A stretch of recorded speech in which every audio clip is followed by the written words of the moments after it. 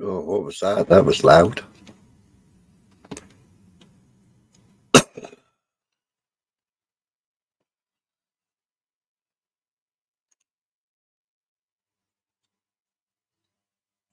Hello, hello, hello.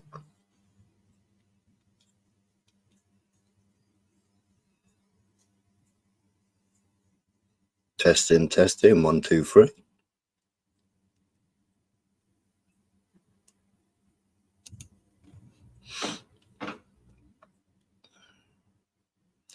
Din, din, din, din, din, din, din, din, din, din, din, din, din, din. Hiya, J&K. Oi, oi, Michael.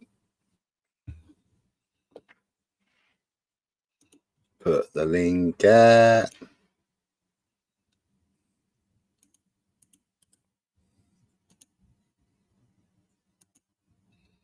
Hey, you guys.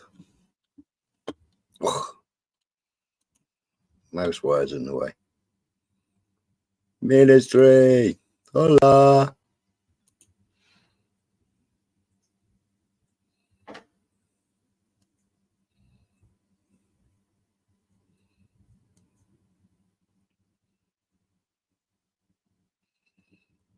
I thought nobody else was live, so I thought it'd be rude not to. Don't know where everybody is. I've got fireworks going off next to me. You can see them out the window.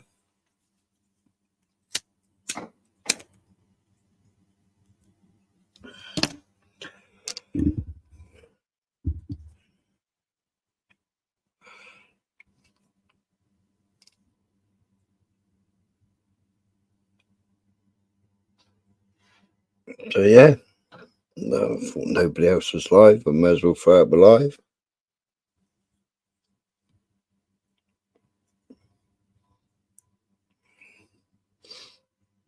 Just watched Maverick's video on Auschwitz because he went to Auschwitz a couple of days ago.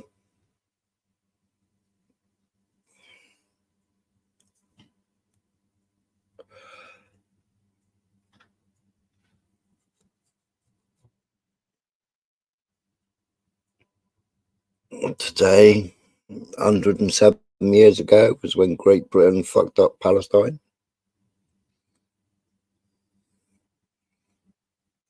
I'm surprised there haven't been any videos about it today.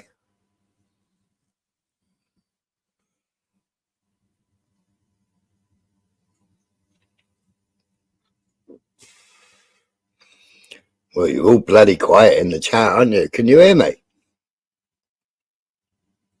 Was my mic working? Yeah, Kemi Budnich, or wherever you say her name, she won, didn't she? Did you hear her speech? I don't know how you describe her husband, Michael. Yeah, you can hear me fine. Her husband's a bit strange, isn't he?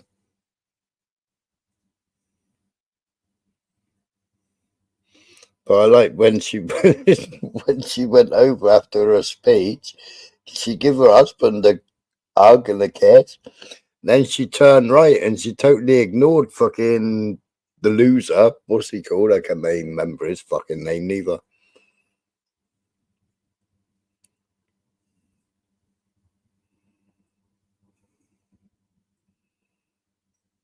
That's all right, Matt. I make jokes about it all the time.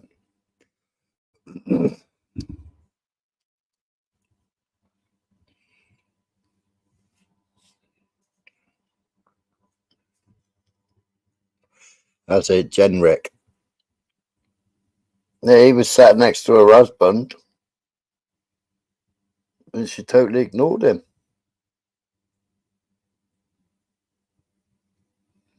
But we knew that she was going to get in. It was forecasted months ago that if Rishi Sunak stepped down, if he resigned, she was going to take over as the unelected leader of the Conservative Party. So why they had to drag it out and drag it out and drag it out and do all this shit, I don't know. I suppose they got paid more money for it, did they?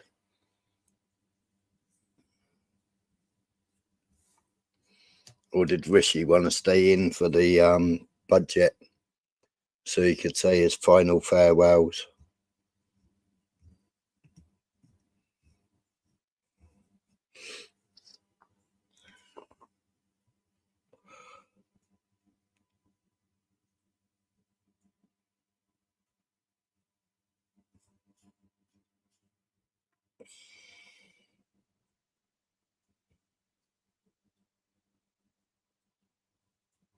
Palestine and Israel is an interplay of competing psychologies. I don't know. Israel's going bankrupt. The BDS is working properly. Loads of companies have stopped investing and opening up factories and what have you over there. But then we're investing in fucking weapons.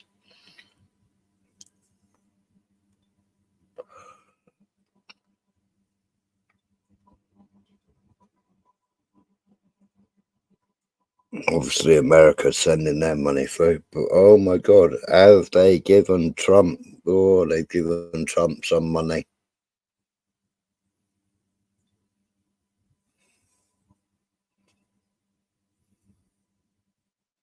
Do you have a list of companies who have stopped investing? Oh, I did have Skyworks. There was an announcement yesterday of another major company. Soon as rail will be no more. Let's hope so. The world can move on as one. Well, what's it called? Announced World War III today.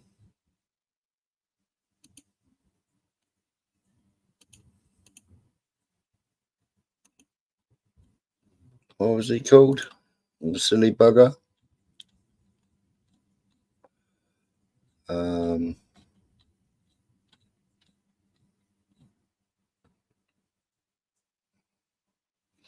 CEO of the largest US bank warns the West's grip is crumbling. World War III has already started.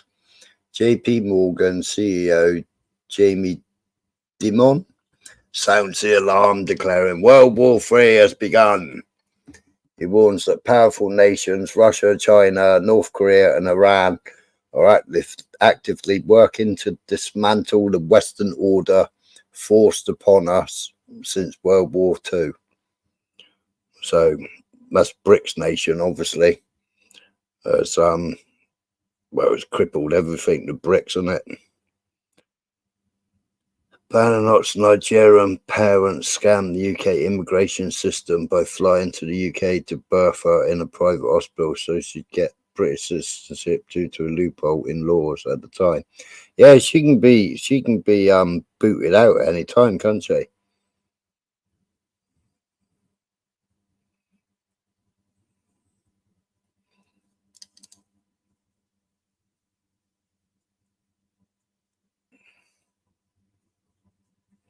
I think. Did I hear it somewhere today that she can be booted out? But anyway. Dimon sees Russia-Ukraine war and Israel genocidal assault on Gaza as flashpoints in a growing global struggle, signaling the West's diminishing control. The risk is extraordinary, he says, noting coordinated battles across multiple countries as these allies push back against Western dominance. Dimon Islands highlights significant human suffering in Palestine and beyond. Iran's nuclear advancements represent a shift in power that could disrupt major cities worldwide, seen by Dimon as a threat to Western capitals more than ever before. The world is changing, and the cracks in Western power have never been more visible. The message is clear: a new order is rising, and the era of resistance is here to stay. Jamie Dimon, CEO of JP Morgan Chase, is one of the most influential voices in global finance. When he warns of risk like World War III and nuclear threats, it signals serious concerns that can impact the world's economy. His statements note that the West needs to secure favorable outcomes in both Ukraine and Palestine to uphold its geopolitical order. Otherwise, it's game over. Even he sees the writing on the wall. That was printed in the Economic Times.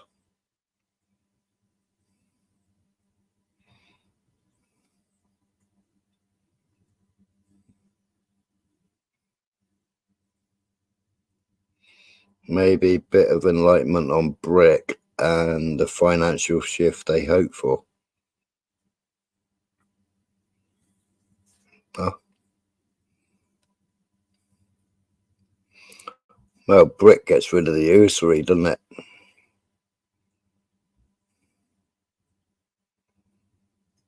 It was oil backed and gold backed.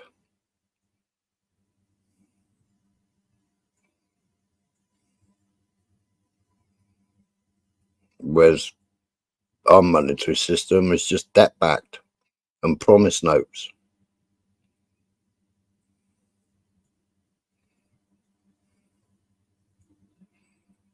And debt sold for debt.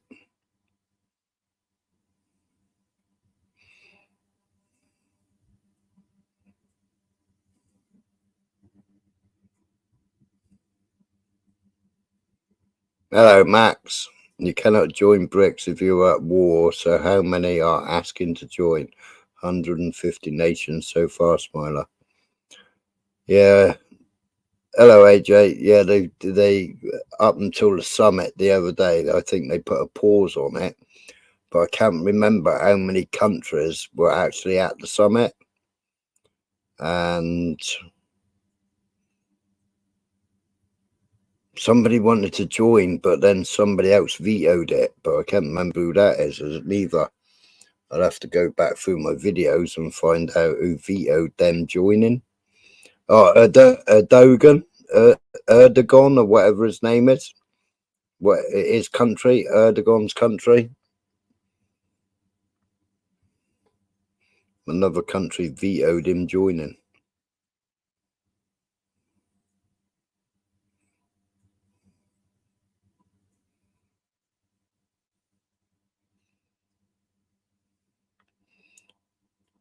Must be suffering from dementia.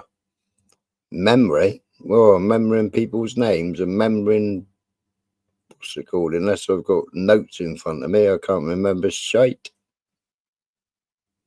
Got senile dementia.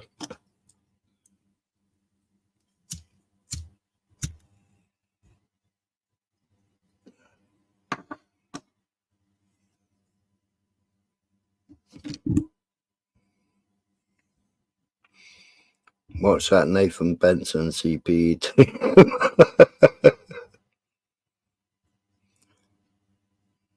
Sorry, Smiler, did not hear you.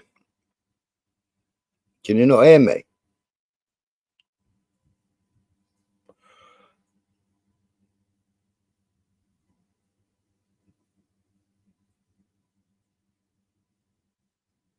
Can you hear me? Nah, you can't hear me. Can anybody else hear me?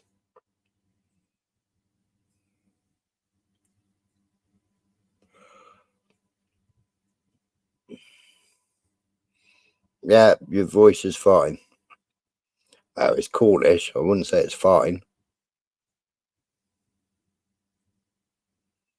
I can, but did not. What? Say it again, Smiler. Fuck off, BP.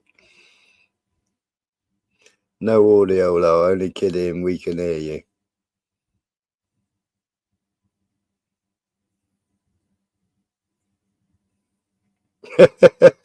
Matt Walker. Poor old AJ's never fucking snatched a bag in his life. Who's this? Nah. Your voice is fine. We can hear you. Okay. Good. How are you? Doing good, thanks. Yeah. What's up in the news today? Oh, usual shit. Different day, innit? Yeah. Iran is kicked off again, and more bombings and more targets, and Israel can't cope with it. Israeli fucking soldiers are fucking dropping like flies, and Yeah, they're all out in the open there like that. yeah, they all stand huddled together. I don't know what's the matter with them. You'd think that, but loads of them. I can't remember what the figure was, but loads of them. There was one fucking battalion. Yeah. Only 6 people turned up. Right, and they still sent those 6 people. They still sent them into Gaza. Oh. Yeah. And I think 2 came back out of the 6. Instead of sending the whole fucking whatever 408th battalion or something stupid like that, they still sent 6 of them in, and they got fucking. Why don't they have drone support? That makes no sense. I don't know. They've got their own drones. It's whether they had to. They didn't have their personal drones, but they got drones with guns on them. I know.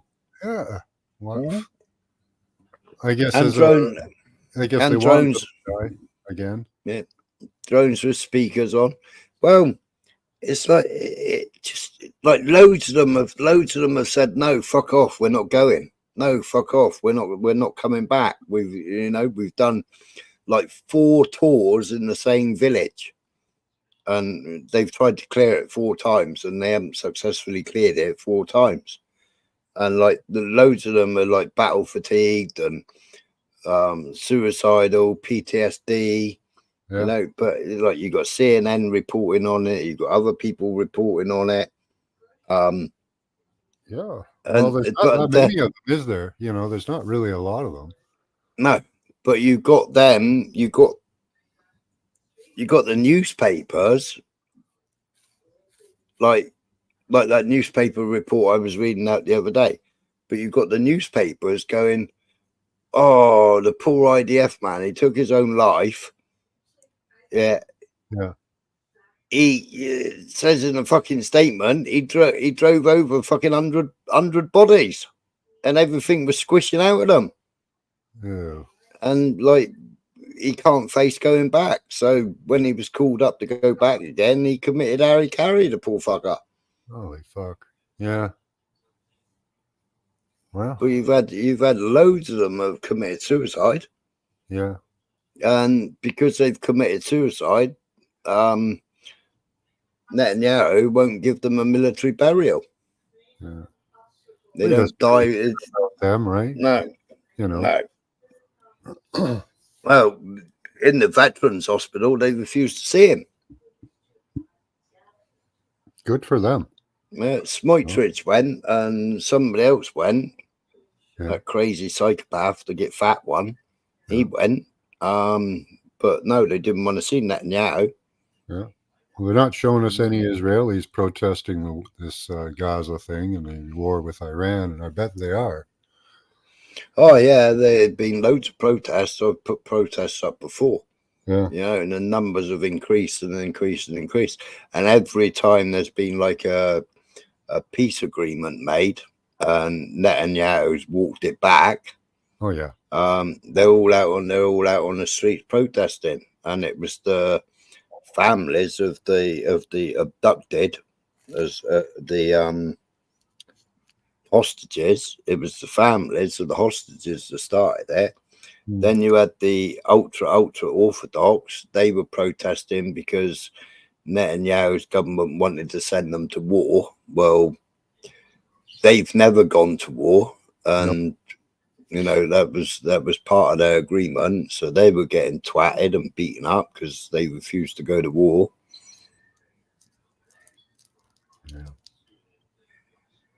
What's Netanyahu up for if he steps down? He's up on, isn't he? Yeah, he's up for fraud and stuff, isn't he? Fraud and corruption. War crimes, corruption. Yeah, a lot of things. Quite a few things. But I believe when he came to UK, I believe that oh no, they put it on hold. They put it on hold.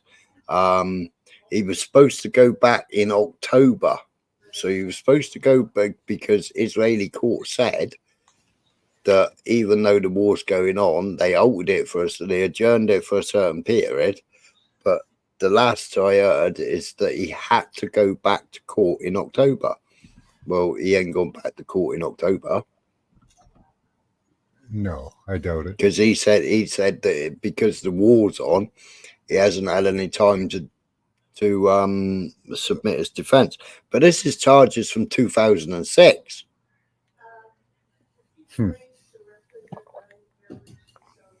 Yeah. And has he got any war crimes against him for, like, I'm pretty sure he does with the... for this time with the ICJ. Yeah. Mm-hmm.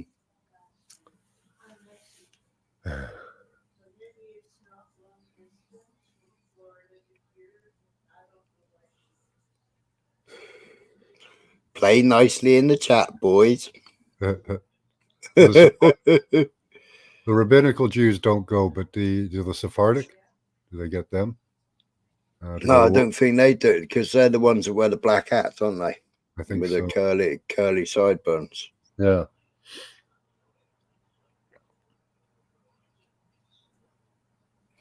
No, AJ lost his spanner ages ago, Matt. Ages ago, when it was World War III with him and fucking Ultra. But he asked me not to give him a spanner back because he's always been welcome to have a spanner. Just don't post all the fucking Ultra links.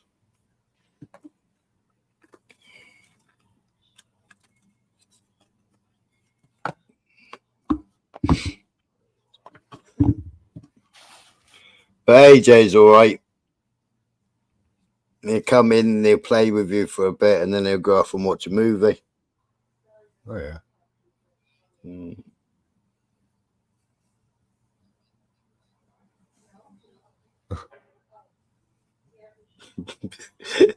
Matt's about to get butt fucked and cloned. AJ, behave yourself.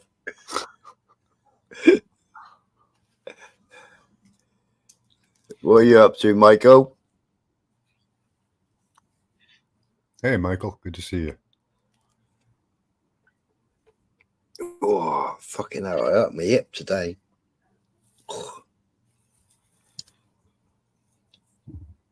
Well, it might have been yesterday.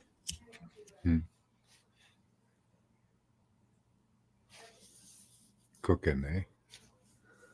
Oi, Maverick. I saw your video earlier. I left you a comment.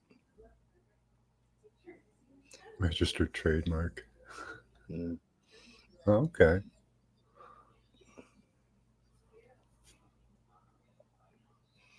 Yeah, I think you could have gone a lot deeper, though. My God, it hadn't have changed a lot. All right, Bojo, I got you. Do you want to flick your camera off?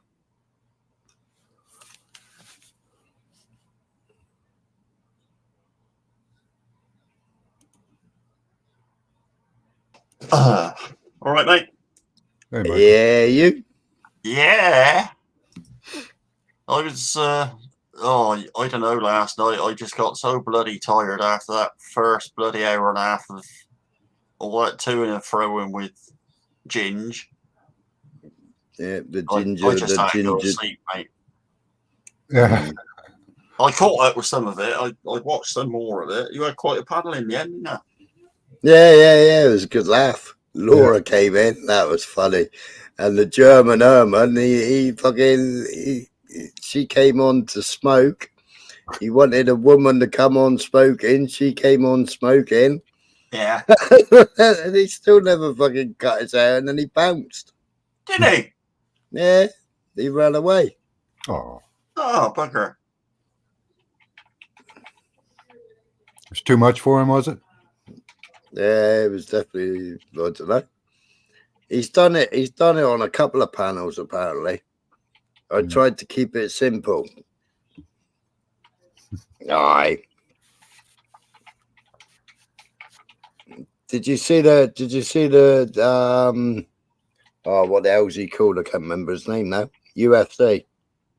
Manchester UFC was he called? I can't know. What the hell's his name? Johnny United. Johnny United. Did you see the Johnny United video I sent you?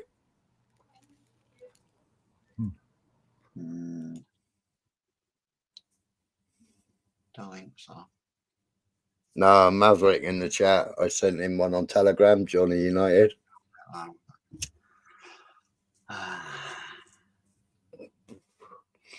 He is kicking right off. I don't know who he is. He just came up in my feed, and obviously, it doesn't give me a date on when he made the video. Yeah, but he'd obviously seen decapitated babies and other things. Well, I'll play it. Do you want me to play it? He's going mad. Mad, he's going.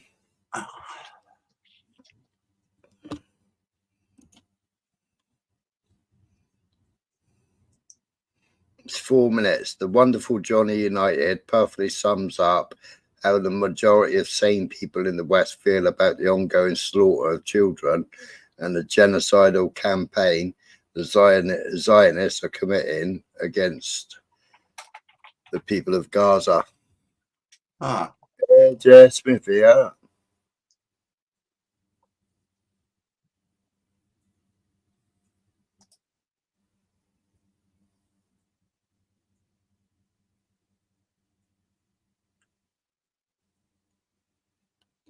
Yeah, I just seen the message. Is that AJ? Why has he got a different avatar?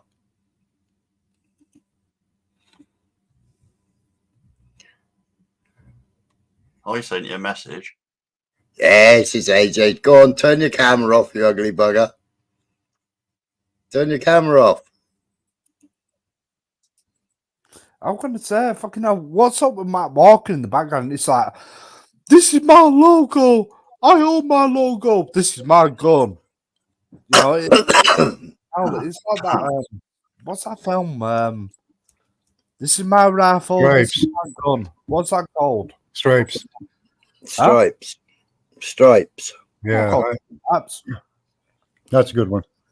What the fuck have you got on your foot? A tag or something? All right, AJ. Oh, they're nice shoes, This is mate. for fighting. This is for fun.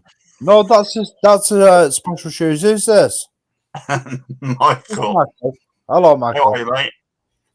Yeah, this is I can't name it now because maybe this paper's gone down malicious routes. It's a special shoe. Yeah, it's a special shoe. Oh, Yeah, it's a caliper. It's caliper. I've got to wear a special shoe, guys. Yeah. Oi, Dickie. That's my special shoe. Is it for flipping? It's for flipping. Yeah. Ionic for kicking ass. Yeah. I've got to behave myself lately because people go to the police lately and go malicious comms. You know. Yeah. Watch yourself, guys. Tim Gus on YouTube. All right, Rich. That'd kill your shins, wouldn't it? Right? Kick somebody in the shins. Now, if anybody does me malicious comms, yeah, right. Definitely I'm getting remanded in custody because I will go online and fucking display that shit if they do that shit. So don't worry about it. I've got special shoes. It's not me. It's not X. Somebody called X. You know, nothing about that. No. Not Jamie then. I think she's called Lauren. Something like that. Oh, AJ. Oh, Lauren Nixon. No. What? I don't give a shit. No. He's about to Behave go to yourself. place. I know that. Oh, she said that about that fake Smiler account. Whoop. This is the sound of the police. You know, 6 YouTubers that we're not talking about anybody, but yeah, 6 YouTubers. She's gone on to the police on about now. So far, I've known her 3 years. 6 YouTubers. She's gone to the police. So be careful, guys. Yeah, but the police will just know it's a nuisance. I mean, they did form malicious communications against her, didn't they? Yeah, but yeah, that's why I'm thinking. Why would they help her when she done what she did to them? She had listen, Smiler, listen. She had to actually be restrained, yeah, in the police station. You know, in the reception room, Mm-hmm. the police station. She had to be restrained in there. You know, she's a mental case. She's an alcoholic. No, I'll prove that. You know, I'm clipping around YouTube, yeah, of her slurring her speech lately. It's funny as fuck.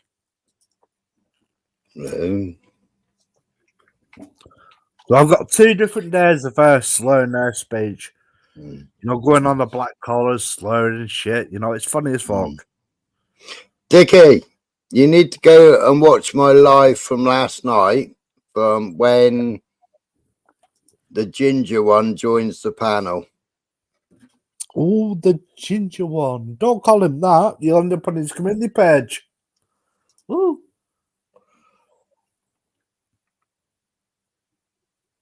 Let's call him the ginger one off Harry Potter. You know, people will think, oh, it's Harry Potter style.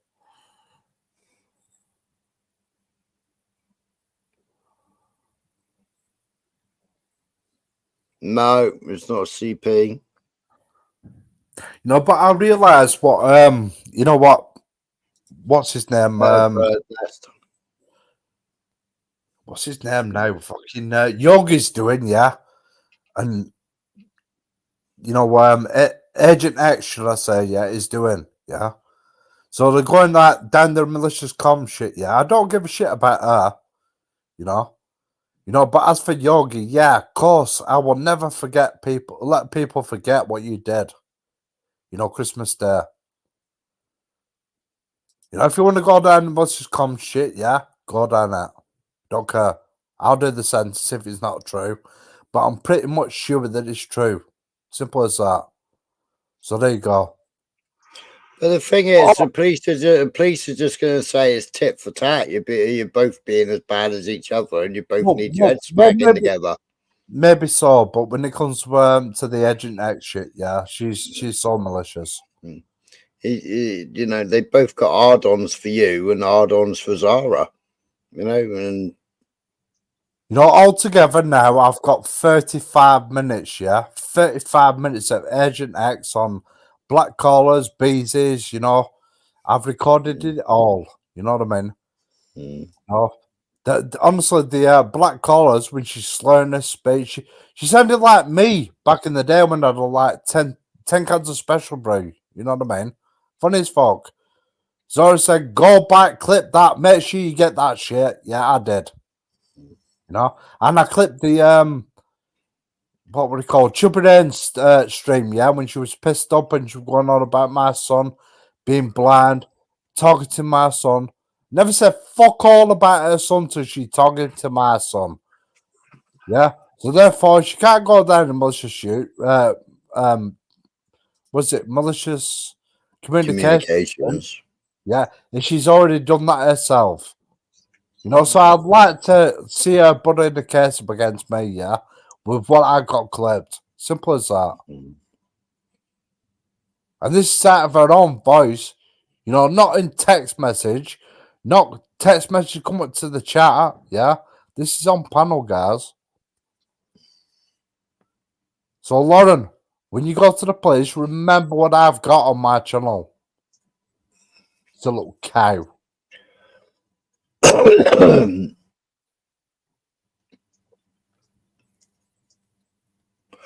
Anyway, Have you had a good day?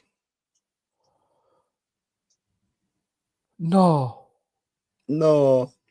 it's been awful. That Michael Castro has been my life of misery. Yeah, he's been up phone to me all day and he's been slagging me off and said that I'm a lesbian. Be careful, Michael. He'll bum you in a minute. AJ, I won.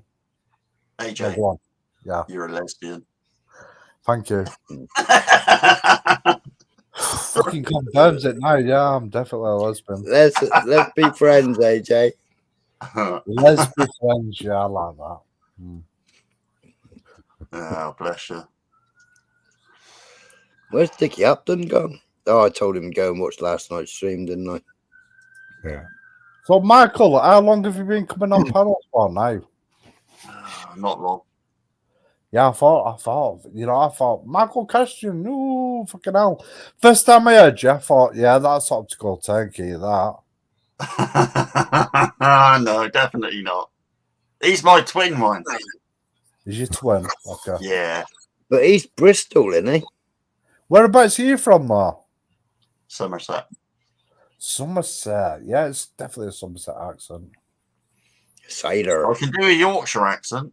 I've got a brand new combine harvester. Just remember that song. But they're Somerset guys. Yeah, Thought they were. yeah. Oh, yeah. So how Definitely. far is Somerset from Bristol? Oh, 40, 45 miles, something like that. Not that far.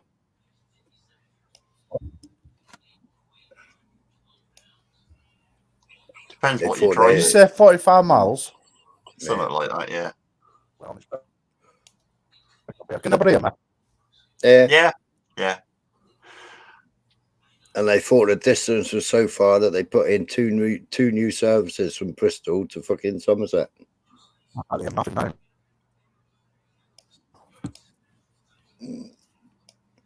Yeah, as for that question in the back, Michael.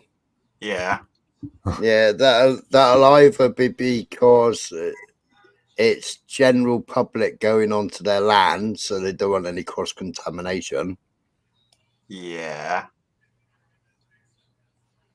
And like some farmers are funny, aren't they? And like if you got loads of like civvies, if you like, coming onto your land, they like to quarantine, or do you know what I mean? Yeah. Yeah. It's a bit strange because I thought if it was used predominantly for animals and stuff, or organics or whatever, and blah blah, you could understand it. But it's not, because they've diversified and they're basically a fucking how do I put this without giving it away? Fun for shooting at people that don't hurt. Ah, right, okay, yeah. Oh, Yeah. that's a bit strange, then, isn't it? Yeah, because they got people on it all the time then, haven't they? Yeah. Which I thought just a little bit strange, unless they got a whiff that there's something going round in neighbourhood farms or something, or they've had a TB outbreak or something. But if there was a TB outbreak local, surely all the farms would be shut down. Yeah. I just thought it was a fucking strange request, that's all. It's, you know, we'll abide by it, obviously, but just a bit weird. Or if they reinvented the cough again. Well, you never know, do you? Just very strange, I thought it was, but yeah.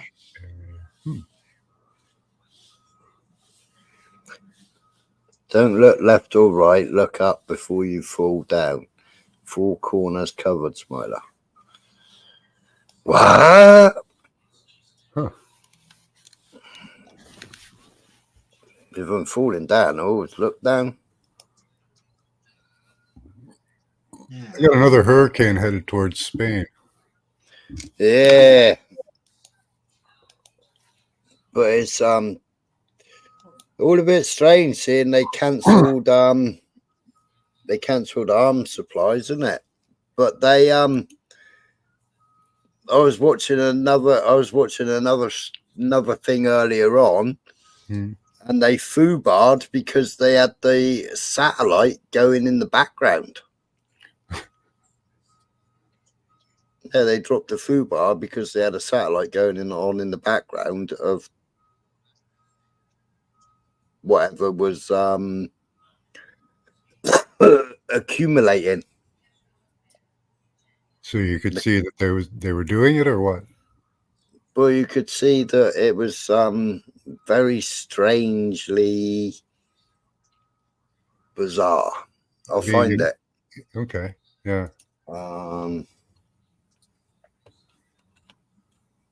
Like Hurricane Ian, BB Earthwatch tracked it as it came up, because they chemtrailed and harped that one into existence all the way up. I think that one hit Texas. Not sure. But yeah, they entirely fabricated that. All these hurricanes, they seem to be, well, they're not that they're entirely fabricated, but they amplify storms, it seems. They'll take something that's pretty much a nothing burger and make it into something. At least that's what it seems like.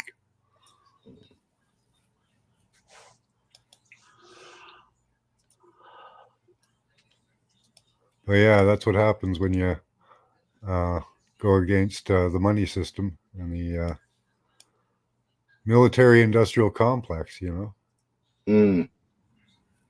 You're not playing the game they want, so they're going to attack you. This seems to be the new way to do it, too. You know, and it's much more devastating, because if you hit somebody 2-3 storms like Florida's due for another storm on the 5th, election day in the U.S. Yeah. In middle of Florida, when that last one hit, Oscar, I think, or this one might be Oscar. Well, this is the one from the flood the other day, but I've had to mute it because they've got a pop song. So present, but I think it's on this link.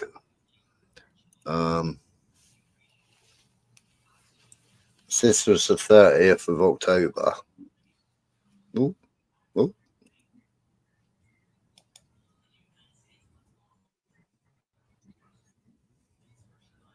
So you got all the rain there.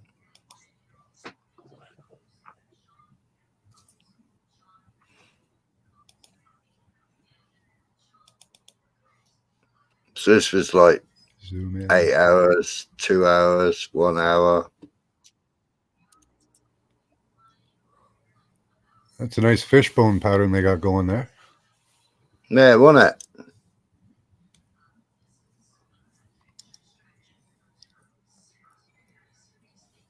Oh, yeah, look at that forming right above. Yeah, isn't it?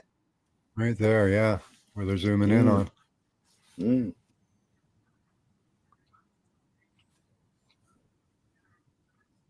It's neat how it just stays in one spot as the clouds move on through it, too.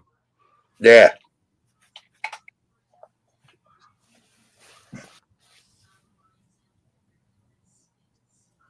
So this is where they just dumped a bunch of water? Yeah. And then I got the more people wake up to the lies we are fed, the more extreme they seem to get, like punishment. Yeah, that's right, SR. Well, yeah, once they're exposed, they're going to go full bore with it. Yeah. Like, might as well, right? If we're exposed, we might as well use it for whatever we can at the moment. That's what I think they're doing. So anybody who steps out of line, they're going to get hammered with weather wars. Much easier than invading somebody, right? Much cheaper, too. So this was aim it radar, but then they're moaning about, I think they said Russia. I'm sure they said Russia, or did they say Iran? I can't remember who they said now. Have shot down one of the HARP satellites. Oh, They got a satellite that is HARP in the sky. I was wondering that the other day if Russia would do that for defense, because HARP pretty much can reach anywhere on the planet. And, if they want to shake Russia up, that would be one of the ways to do it, So you've got AMIT radar in the background of them, and they forgot to turn it off. Well, the radar beam, yeah. That's a HARP installation, probably. The next rad, they put out like a bubble of energy. Yeah.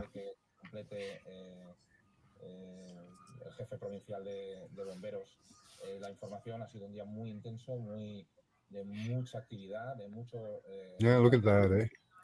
Yeah. Yeah, I think they're going to go full bore with it now. But it's kind of being, at least for a good section of the population, becoming a reality of weather wars,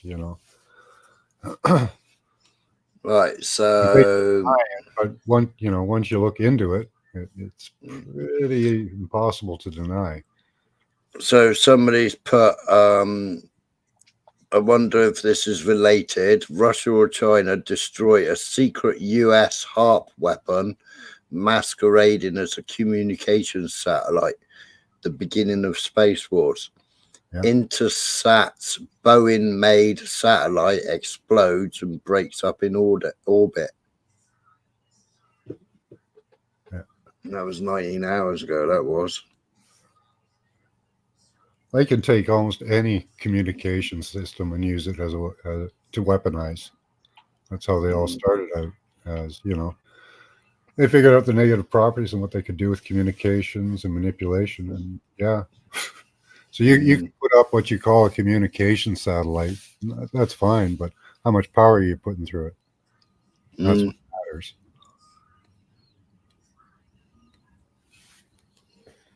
If you're pumping a few kilowatts or terawatts through it, yeah, that's it's a weapon. They must be able to tell. Like, I'm sure they've got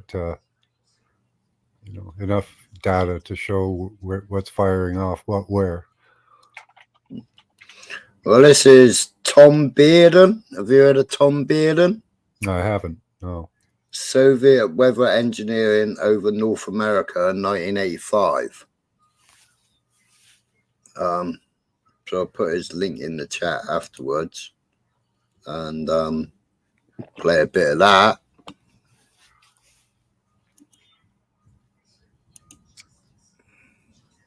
I think I might have heard the name before, but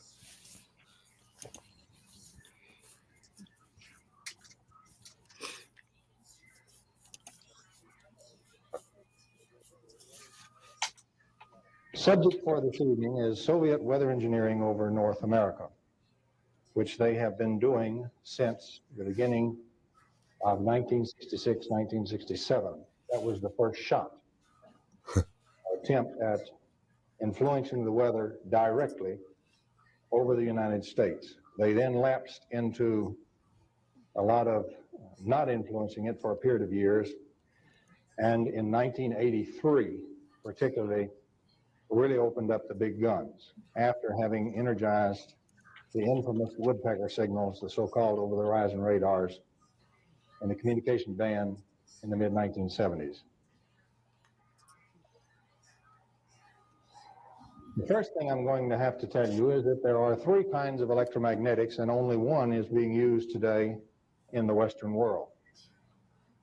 The first kind is the kind we all study as electrical engineers, and even us nuclear engineers study a little bit of it. And it's classical electromagnetics. The foundations of that go back before the Civil War. It's quite old, and there are serious flaws and many errors in it, as is quite well known in a few circles. The second kind, first of all, let me characterize the first kind of electromagnetics. Oh, yeah, Robert. But this is like really, really old technology. This is that they're talking about.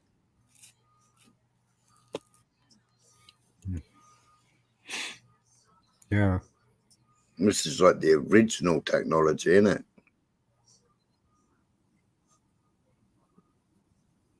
See where he's going. everything is due to the force fields, the so-called electric field, magnetic field. If that reduces to zero in an area, you don't have any more electromagnetics going on in there. The potential Hi, Administrate. are Hi, considered to be Robert. mathematical figments. Now, I'm going to be giving you a little background. I'm going real fast through it, but you'll need this to understand what I'm talking about in the weather engineering and understand it. So please bear with me during the first part. We're going to have a little quick sledding. The second kind of electromagnetics came from quantum mechanics, and it's exactly opposed. The primary and real things are the potentials, and the force fields, so-called, are totally derived by differentiating operations. So you see a flip-flop of 180 degrees about how the two approaches regard electromagnetics. Further, in quantum mechanics, when the electric field and the magnetic field reduce to zero in an area, you still may have the potentials. And if these potentials, which are the real things going on, interfere with each other, you can have real effects still produced in charged particle systems, real physical systems. As a matter of fact, in 1959, a classic paper by Aronoff and Baum in Physical Review pointed this out very strongly. And since then, part of that has come to be called the Baum-Aronoff effect, or sometimes the Aronoff-Baum effect. It had been in physics 30 years at that point, pointed out by Richard Feynman, the Nobel Prize winner, and ignored. It has continued to be ignored in the nearly 30 years since 1959, when it was strongly pointed out by Baum and Aronoff. What we are saying, ladies and gentlemen, is... Ooh, where you stopped? Microworld. We can get action at a distance. That's no longer a dirty word. And we can get action even when there's no ordinary electromagnetics going on. And I'm going to show you how to do that. And in the process, I'm going to show you how to change the mass and inertia of an object, affect its rate of flow through time, affect the gravitational field, and so forth. Now, the third kind of electromagnetics is the mechanism by means of which you do those things. In other words, you reduce the ordinary electromagnetics to zero, the electric field and magnetic field, deliberately. You do this by making a zero system. You oppose the vectors so that they sum to zero, but they are still there in the substructure. Hey, when we studied electromagnetics, they forgot to tell us that a zero vector was not nothing. It can be a system of very active forces, each of which is time varying, and yet the system will not be detectable by any ordinary instrument. It turned out that the unorthodox scientific community in the United States had been using this for some years, but not expressing it quite that succinctly. See, in 67 to mid-70s, was it? That was the Vietnam War, but they used silver iodine.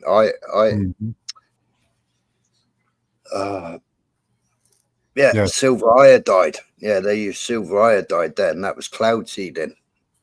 Hi, Robert. Good to see you too. This is early HARP stuff, this, isn't it? Yeah. And CERN's involved with the magnetics too. HARP, Yeah. 10,000 times more powerful than the Earth's magnetic field. So, you know, I wonder if that'll be on the target list as well. Because if he goes after, I don't know if they'll tell us if he takes out any of the ones like the Antarctic system or any others. I don't know. He's quite a lot. He's 47 minutes. He is. For example, the Hooper patents. What we are saying now is that if we do this, if we make deliberate zeros, but we make them with vectors which are still there and active, we have a new kind of electromagnetics, a third kind, and I have dubbed that scalar electromagnetics, and I hope the reason for the name will become clear a little later. I won't bother to read that thing. We simply have a zero vector envelope, but it's the substructure that we have placed within a zero that is fantastic. In terms of modern physics, we have reached into the virtual world, what happens before physical change occurs, and we now can deliberately engineer it. Let me say that again in case it went by you. With this simple mechanism, with few coils and transistors and so forth, by making deliberate zeros, we can deliberately engineer the Schrodinger equation, and we can deliberately affect the probabilities of quantum mechanics. The hidden variable theory now becomes directly engineerable in all the implications of what I have said. What had been statistical before now becomes at least partly deterministic.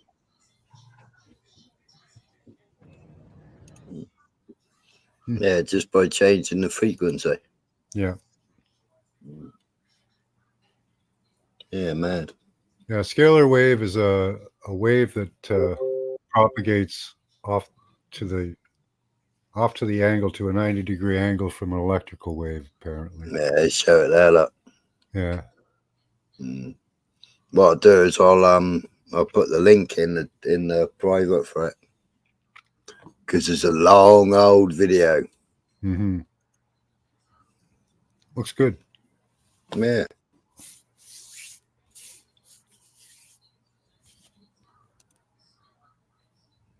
Yeah, they set up Spain all right. They got another one coming at them, Bird's Nest. What was it called?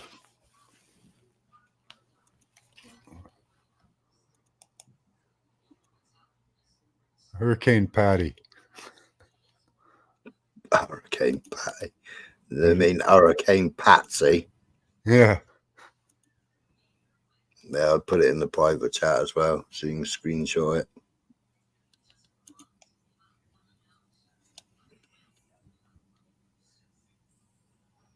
Yeah, I was trying to figure out if they were going to attack either Egypt or some of the areas around Israel there.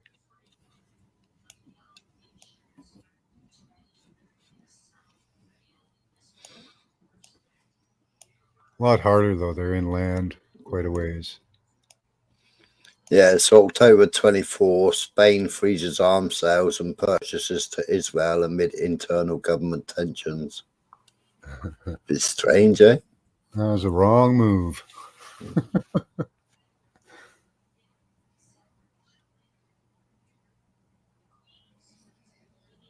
This is a very simplistic by Decoding Babylon.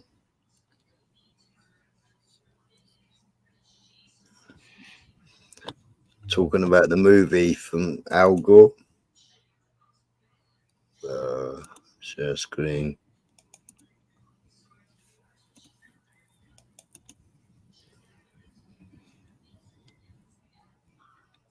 Do you remember that Al Gore movie back in the day, Aaron?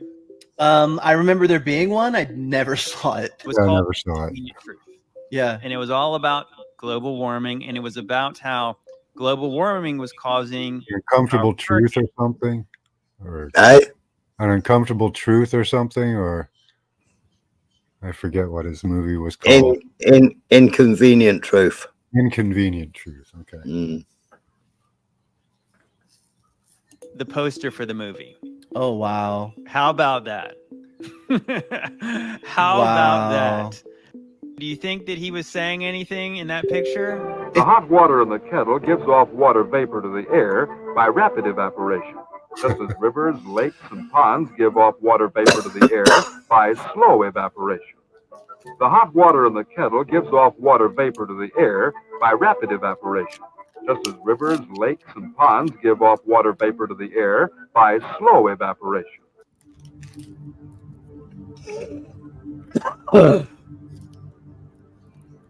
Okay, you guys see what you're looking at now. You're seeing these wet surface air coolers, or I think that's what they're called. And yeah, this is a satellite image on the right, and you're obviously seeing them in real time on the left, and then that's what a satellite it looks like from the sky.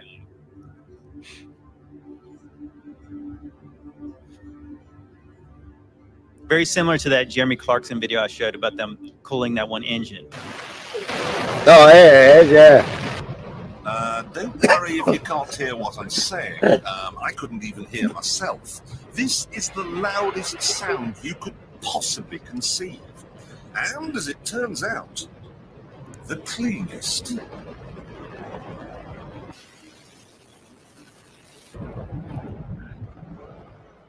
So these are like electric power plants, and they're cooling whatever, forming this. And okay, so look, so this is in This is Hurricane Irma before it was a hurricane.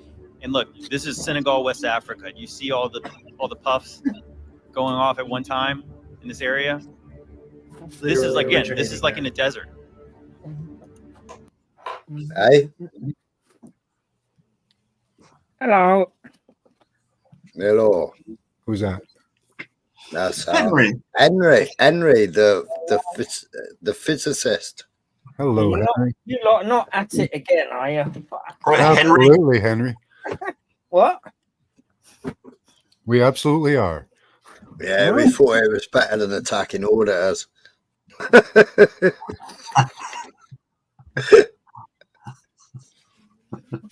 Right? Joe Biden said weather manipulation is a conspiracy theory.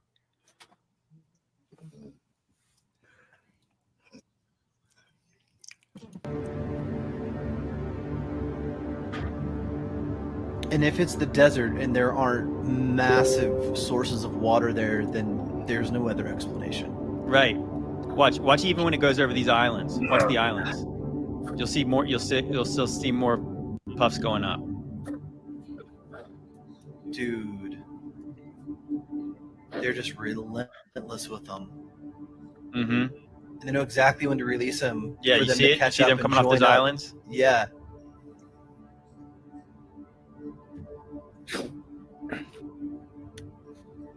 Like more. See more of them. And look at the bottom right. There's a whole new cluster coming to the islands, and the islands are making more again.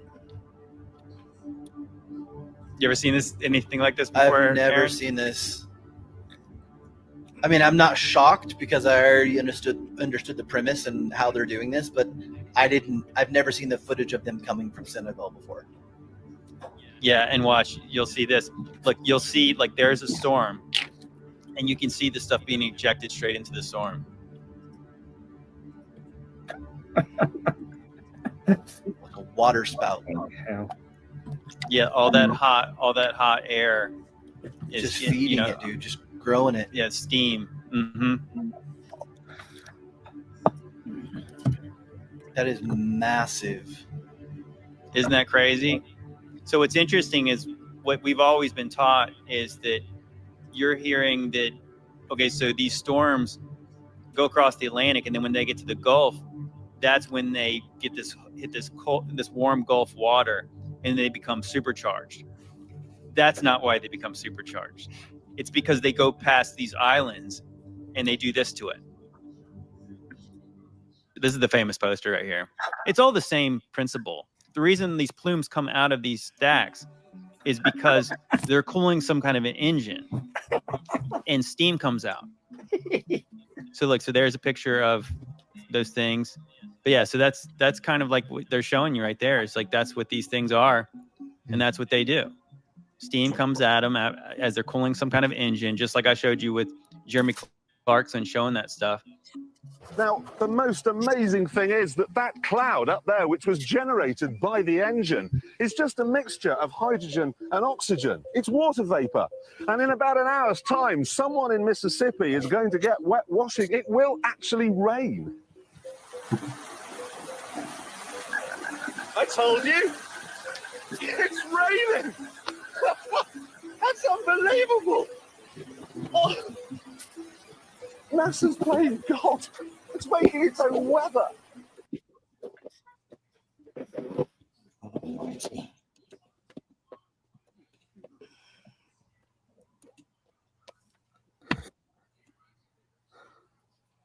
Nope. Henry's dropped off. Yeah. You can come up, Maverick.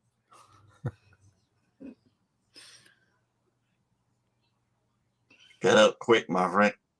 Yeah, get up quick, Mav. Slip in.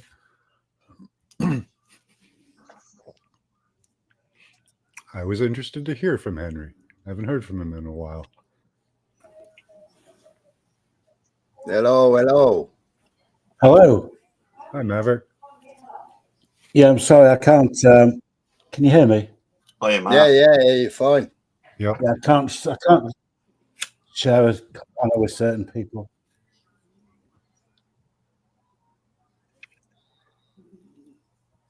I haven't dropped off you backstage, mate. I am backstage you. I was clicking on the fucking video, stopping the video.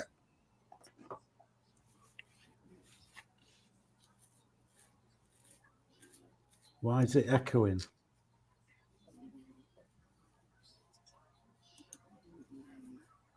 Have you got an echo your end, Maverick? Yeah, it's like repeating, like a few seconds later. Oh, hang on, it's because I've got Close You got YouTube. your page open. yeah, I've had YouTube open. I've not been on StreamYard for about a year, so.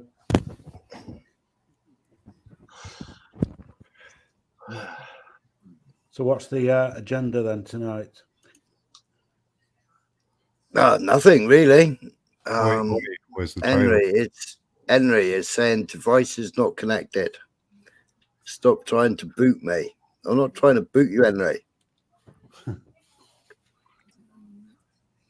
What You was need that to stop video playing you with were your playing? mic. Is that about cloud seeding? Yeah. Yeah. They do that in Thailand, you know. They've been doing it for quite since about 1950, I think, something like that. Yeah, they've been doing it in Wales as well. I'll post a list of patents in also- the chat there that people can look Yeah, at. they also did it in Cornwall, and they caused massive great flood in Cornwall. In Boscastle, sorry. They completely flooded Boscastle. That looked Was like that Spain, you? Boscastle. Yeah. Because that was weather modification. And there was somewhere else in Devon that they did it. And that was using the boat. They used the boat and they used the plane. I think the boat was called Rubber Duck or something stupid like that. And also they were doing seeding because they nearly killed half the village. And they were doing spores and seeing, and it was next to the Royal Enfield factory. And the Royal Enfield factory shared the same ventilation because it was all underground, wasn't it? And it shared the same ventilation system as was it Portland Down? I can't remember if it was Portland Down or not, but they shared, and they nearly killed half the village with whatever they were putting in the. Because there was a thing going around whether the Linton and Lynmouth flood was in the 50s. That's right, Yeah, no, that was it. Yeah, Linton and Lynmouth. Yeah, Lynmouth. Yeah, where they carried the boat all the way for 30 odd miles or whatever. And there was 35 people killed in it. Yeah, that's right. Yeah. They put that. Yeah, that was Go on, Maverick. There was flooding in Dubai, wasn't there, a few months ago? They put that down to cloud seeding. Yeah. Yeah, but it's like Palestine yesterday, right? They had fucking hailstones, the big as fucking fists in Palestine. How the fucking hell? I don't understand how they actually do it. I was trying to watch that video. I mean, how do they, in simple terms, how do they? Well, all the time I've been alive, I've been told stuff like that is basically freak weather. But when you think about it, how do you get freak weather when you got hailstones the size of tennis balls? Summer ain't right, is it? Is it a chemical that they put into there? Well, they use different metals. Here you can buy cloud seeding products, cloud seeding services. Before any of this tech you claim to be behind it. Skywaterventures.com. They'll sell you stuff. So is it anything like Starseed?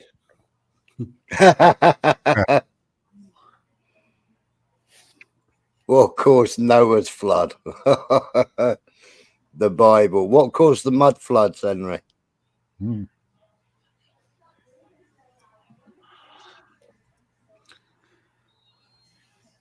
So where's all this money going for the Smiler, for the, as regards to my video from this Auschwitz Foundation? Most of it goes to Israel, but then you got portions of it that go to families. You got portions of it goes to school for education. You got portions of it where they can apply for a grant for book writing and what have you. They've got millions in shares. That they make about £5 million a year in dividends, whatever you call it. Yeah, but it's all investors that are earning money out of it, and some of the money goes to cool one. The people that carry on pushing it. Look at that. Let's see what else they have. I didn't come on shouting, but you're still backstage, mate. I didn't backstage you, Henry. Huh. But I'm not going to sit there and have an argument with you when you claim to have knowledge, but have you really got knowledge? I know you're backstage.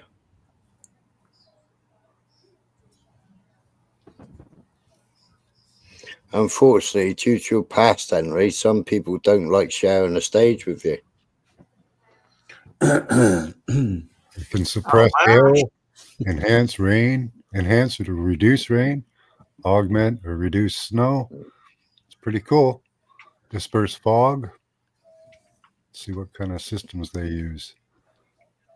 Let's see. Oh, they have consulting services. How is anybody claiming scientific bullshit when it's actually scientists actually telling you? It's actually scientists showing you. So what you're claiming is bullshit, Henry. Your argument is futile because you're not a scientist. Do you know? Airborne cloud seeding generator. That's the kind we like to look at. There you go. Yeah. That probably costs a lot.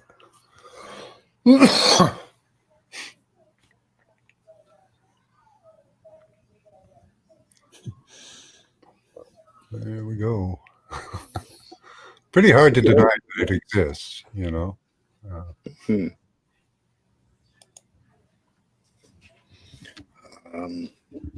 Vistas. Well,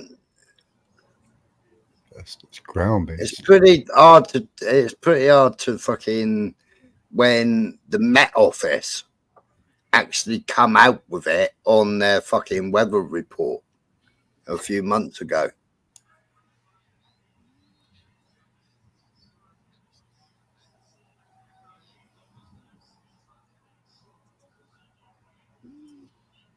Oh, what's that? Somebody's going to debunk you, apparently. Icarus ejectable flares. Nice. Cool. Their product range.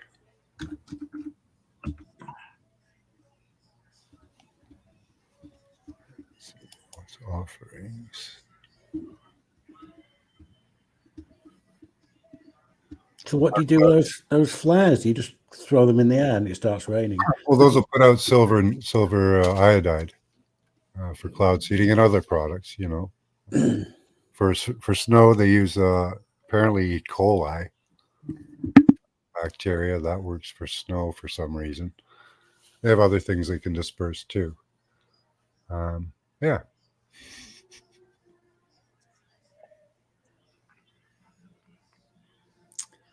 Okay, so they have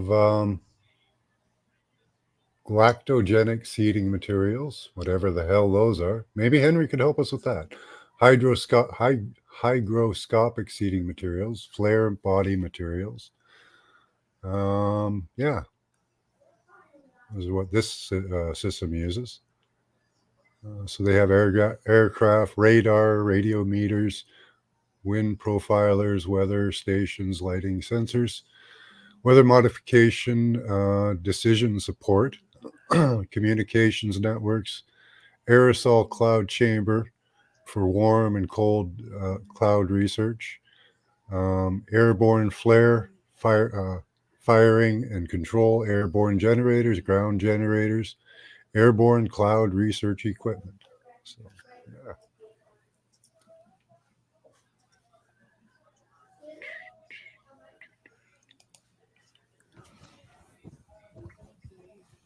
Can you hear the TV in the other room on this? Only a Very little bit. minimally.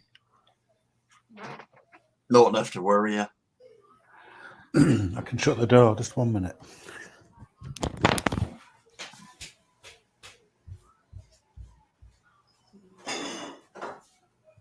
There you go. See, good little representation of how they modify the weather there. That's pretty cool. So that's a small area. They'll do like your area. That's nice. Oh, sorry about that. I had a phone call. Right, UK Project Cumulus. Yeah, a UK government initiative that ran from 1949 to 1952 to investigate weather manipulation through cloud seeding. Project Cyrus, a General Electric project that ran from 1947 to 1952 to modify the weather by creating snowstorms and seeding hurricanes. UAE cloud seeding. UAE has been cloud seeding since 2000s to increase rainfall by 15 to 30% per year. The UAE uses hydroscopic flares filled with a mixture of potassium chloride, sodium chloride, magnesium, and other materials. Mexican cloud seeding. Mexico has been cloud seeding at least once a year since 2020 to combat drought in rural areas and refill aquifers. The Mexican government claims the project is 98% effective, but cloud physicists doubt its viability. Cloud seeding is a method used to increase snowfall and mountain snowpack, which supplements the natural water supply for surrounding communities. It's used in many countries, including the United States, China, India, and Russia. Cloud seeding works by releasing particles into the cloud that act as nuclei for water droplets to form around. The frozen clusters of water droplets eventually become too heavy to stay in the air and fall to the ground as snow. Generated reply by AI.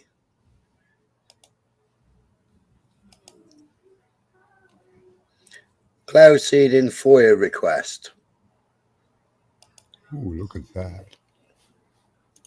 Gov.uk.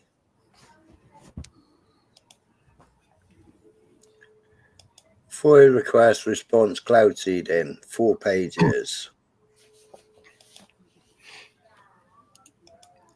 Hydroscopic flares. Cool. Yeah, that's what that AI just came out with, wasn't it? Hydroscopic flares. Dry ice pellets. Nice.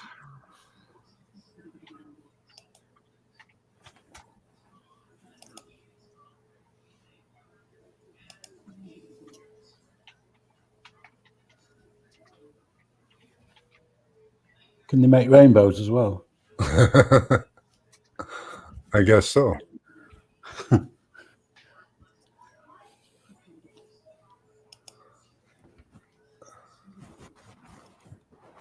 Here's another one. There's plenty of companies selling the equipment, willing to do it for you. Oh, I've got a different... UK government funded cloud seeding experiments in the 1950s. Please reveal how much of each chemical has been sprayed annually. DECC does not hold information on the amount of chemicals.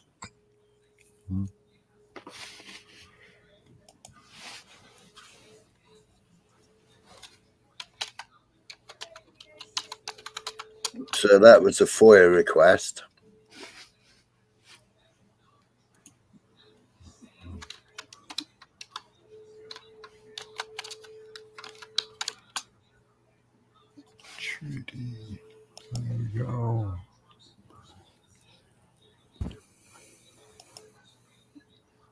Got an unbeliever in the chat.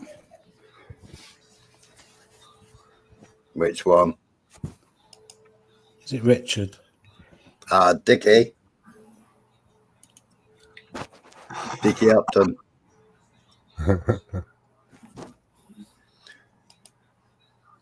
So there's the act number. They don't really, apparently they don't really report that well, but they do it, but they don't report very often what they do. Does I'll put this in the back for obvious reasons. AJ's backstage. Hello, AJ. Hello. I'm just telling people it's been 7 years. Yeah, I've been waiting for my special shoes, but they finally arrived. Hello. You nutcase. Nice.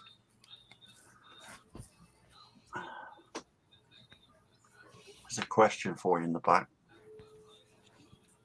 Damn it.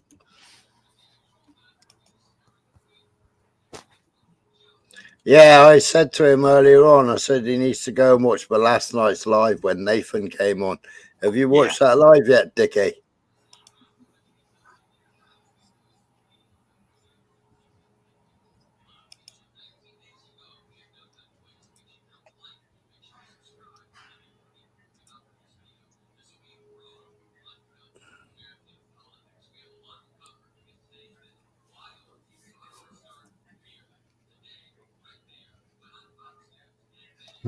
Not a very long agreement, but yeah. Yeah, my life from last night, Dickie, when Nathan Benson, basically, he's talking about what he brought up on Ministries panel. The reason why you left the UK and moved to Spain.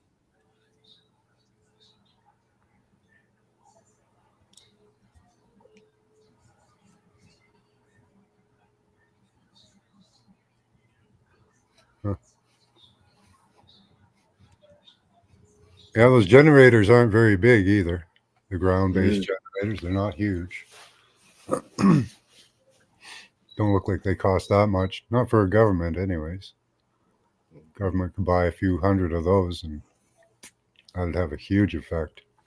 Well, I got a old boy with a ground-based silver iodide generator in Colorado, United States here, on Wikipedia. These guys specialize in ice crystals. So, it's pretty hard to say that this doesn't exist. Most common chemicals used for cloud seeding: silver iodide, potassium iodide, and dry ice. Solid carbon dioxide, liquid propane, which expand into a gas, has also been used. It can produce ice crystals at higher temperature than silver iodide. After promising research, the use of hygroscopic materials such as table salt is becoming more popular. When cloud seeding increased snowfall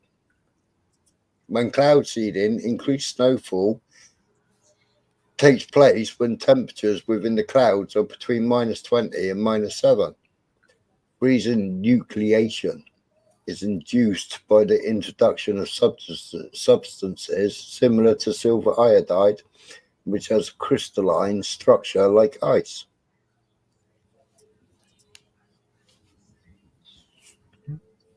You can get into the market on cloud seeding. You can get into the market on cloud seeding. I bet these ski resorts use it. Yeah. They obviously need the snow, don't they? Specialists with silver iodide, Meditech. Many, many companies.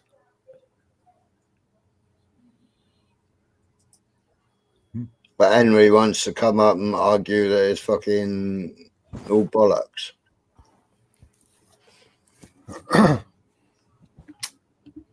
Interesting. Yeah. But even his own fucking Google AI gives you the answers. Let me find this. I've got a list of patents. They're all searchable. Yeah. You know, it's there it is. Starting back in 1891. Method of producing rainfall goes all the way up to today. And with the patent numbers, you can search them out. I wonder what kind of area you can cover accurately. You know, can you do like a small area or? Well, then what they do is they do it and then they use HARP to alter its course. Yeah, they'll create more moisture and heat in an area, and they can steer it with heat bubbles and pressure zones. You know, so what you do is you find like a place that's going to form a small storm, and you amplify it. You dump silver iodide in it, you heat it up, and then you send it on its way. You know, but in small, you can do it from small scale without HARP. You can do it on the big scale with HARP. So the particles they put in it, they charge, don't they? Well, they do different things, yeah. Like they can stop a hurricane if they want to. Apparently, you dump dry ice on the outer wall and it dissipates it. They have methods for, here's a hurricane abatement system. Look up that, and they figured out how much material they would need to dump in to have that effect. Right. You know, so. And when they would have to do it, like the timing of it. A lot of these things, like along with like the systems, have to do with like the timing of release of particles as well, you know. Right. There's some really interesting ones in here that I haven't looked up them all. I've looked up several of them to make sure that it's real. But yeah, method of removing aerosols from the atmosphere. That's cool. They've got a lot of good stuff in here that could do a lot of good. You know, it could do a lot of good. But, you know, unless they admit that they've got it, you know. Hurricane mitigation by combined seeding with condensation and freezing nuclei, you know. Yeah. Hurricane modification method and apparatus. It's all out there. It's not... I don't know why this is supposed to be some conspiracy theory. It makes no sense.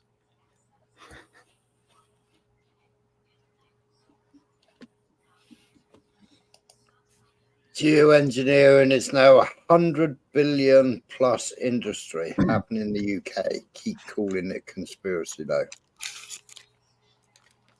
Yeah, it's a marketable thing, you know. Misses 58 seconds.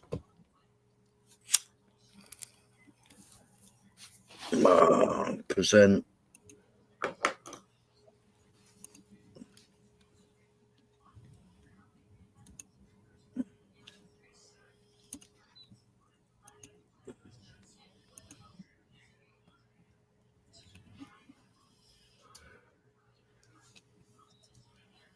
Just so I know.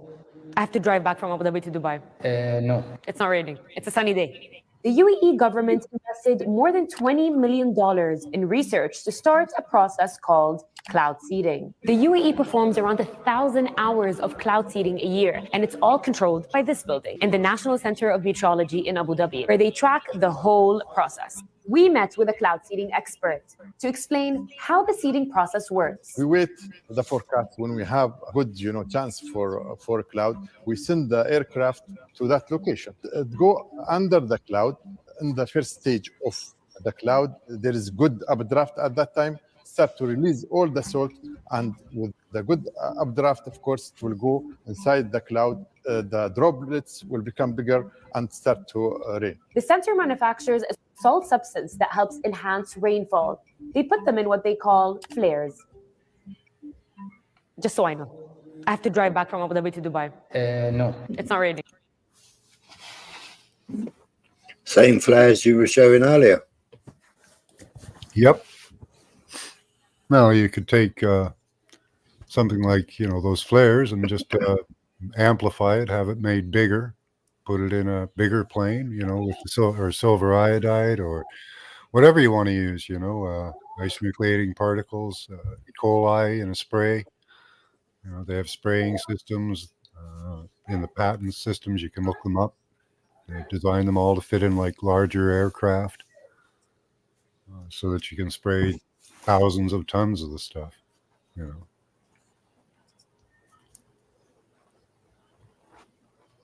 Yeah, it is. It's almost the ultimate weapon. Like, you know, like if you can get it to a point where nobody can see, like they're trying to work on invisible chemtrails, but that hasn't worked so far. The best I've seen is one that's blue.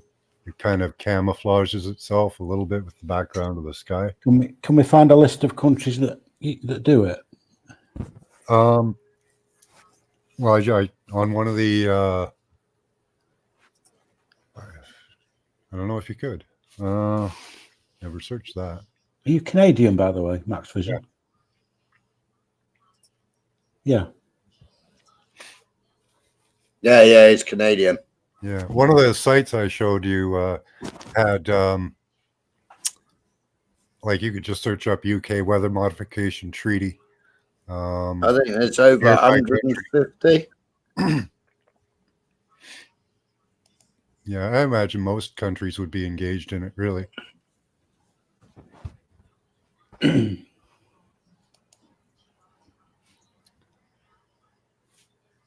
One of the sites I showed had a country that they were a country list that they were operating in on a map. I think it was blue and purple. But anyways, if you go back, I don't know which one it was. They showed worldwide what countries they operate in: UK, large parts of Europe, Africa, all over North America. So I imagine it's pretty much allowed worldwide.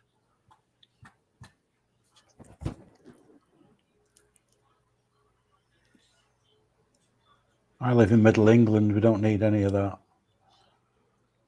Well, you've got it. We need less. We need less rain, not more. But Wales has got a massive, great big harp. Yeah. Well, they can also dry you out too. Like they can cause a drought. So they don't. They can cause the temperature to go down and temperature to go up. Well, they can stop it raining. Yeah. Yeah. You can tell I know nothing about this subject, can't you? Yeah, they've got complete control of the weather, really. Like most of our weather at this point is side effects of shit they're doing to countries they're mad at. That's what our weather is. Because we get up here because they're attacking the States right now heavily, the South and mid U.S. I live up above them, so I get all these swings in weathers. It goes hot, cold, and then rainy, you know. And it happens every time they put one of their damn hurricanes through.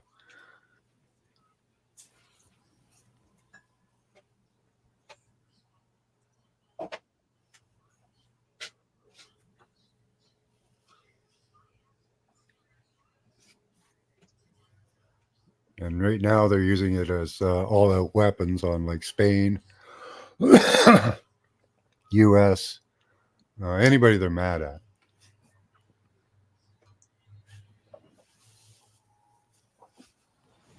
I was talking to a Canadian friend of mine earlier on today, funnily enough. He was talking about the ongoing state of the politics in Canada.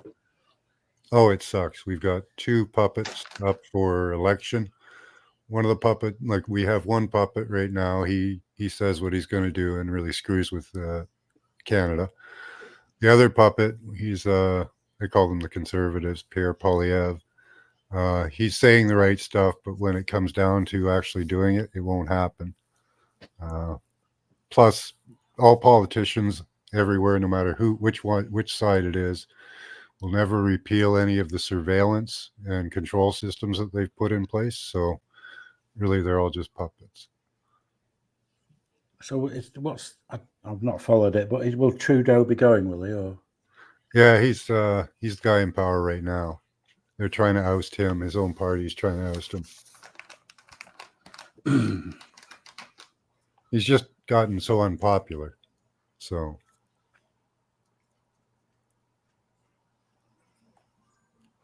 they need a new face.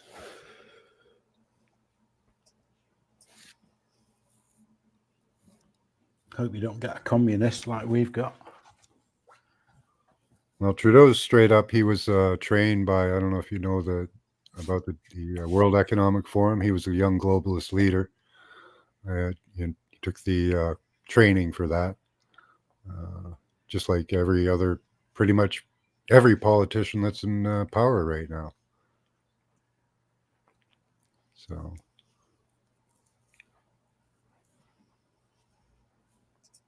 Is he the one that tried to tell everybody that he's not a small hat? He's not a what? Sorry? A Jew. Oh, I think his mother was. So he's probably Jewish. His father was Castro. That we're sure of.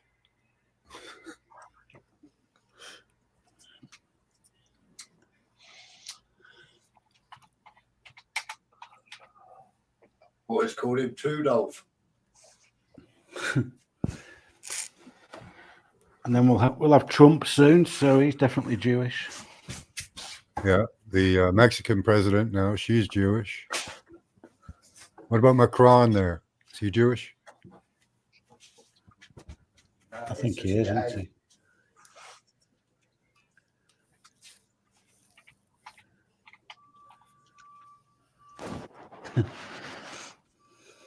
We're talking about Schindler's List the other day, and I said we've not got Schindler's List, we've got Smiler's List. Yeah.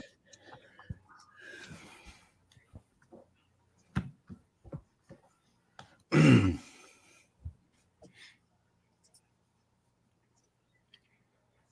you want to let Henry present how it's not a real thing?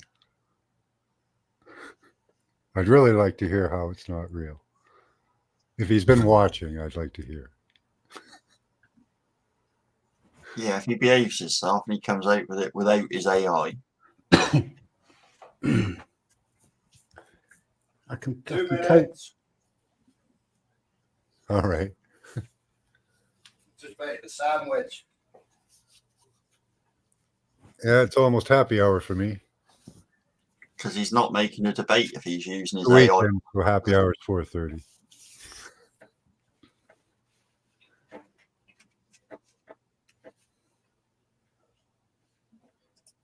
Oh, he's on whose? Parky's live now. Okay.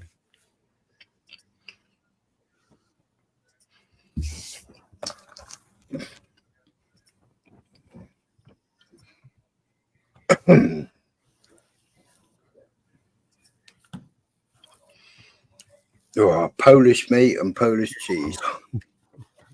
Oh, those Polish sausages I had in Krakow. Oh.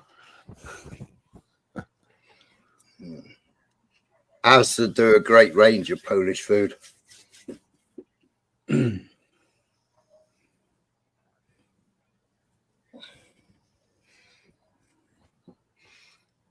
I've had Polish people feed me. That was really good.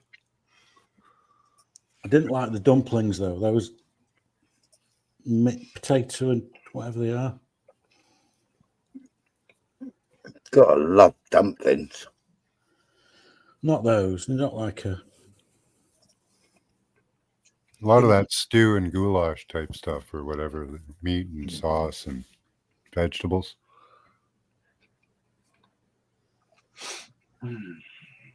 I had I had a sausage and mash thing, and it had some pickle, not pickles. What they call like pickled gherkin and pickled cabbage. Yeah, that was nice, and a mustard, like a mustardy sauce. Yeah, but in Poland, see, all the cucumbers are proper cucumbers, not like the man-made things that we've got. Oh, the gherkins were lovely. I like gherkins.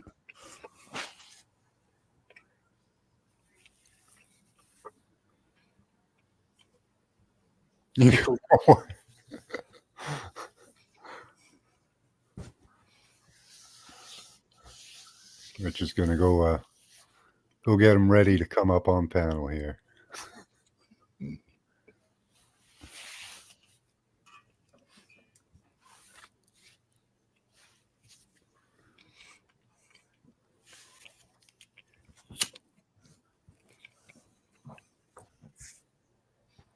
Yeah, I was having a conversation earlier on.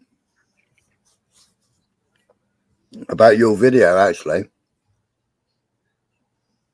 Who? About your Auschwitz video. All right. And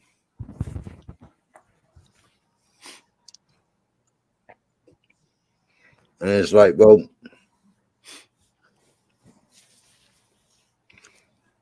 he was debunking what I was saying, and it was like, well, if that's the case, why have YouTube left half of my videos up, but I've decided to leave up, that show them playing football, show them swimming pool, show them boxing, show the money that the prisoners were using to buy products, making curtains, stage curtains, painting walls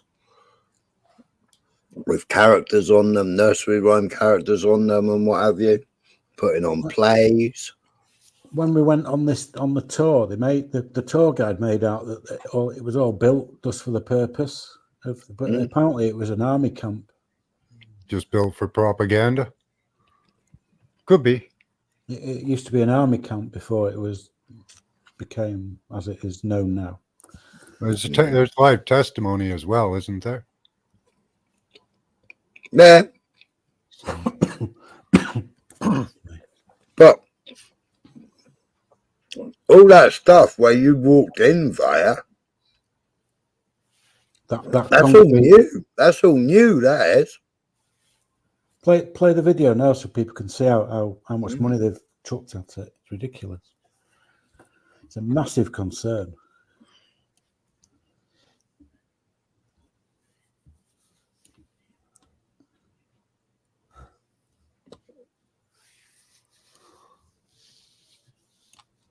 Yeah, I mean, all that there was new. But it's like Wikipedia. How come Wikipedia hasn't updated its figures? But Auschwitz has. You never took a photograph of the plaque. Which one? Where they've changed the number from 6 million to 1.5. I think I did. It's not in your video, though. Yeah, let me have a look. Well, it was never 6 million at Auschwitz. It was 6 million altogether, wasn't it? No, they had a plaque up at Auschwitz saying 6 million on it. Let me try and find it. I think I took loads of pictures I've not used.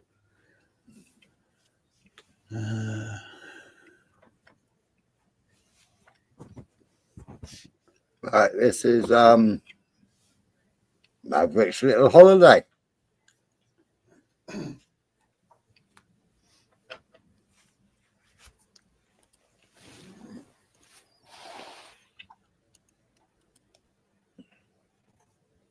That's his link. If people haven't subbed up to it before.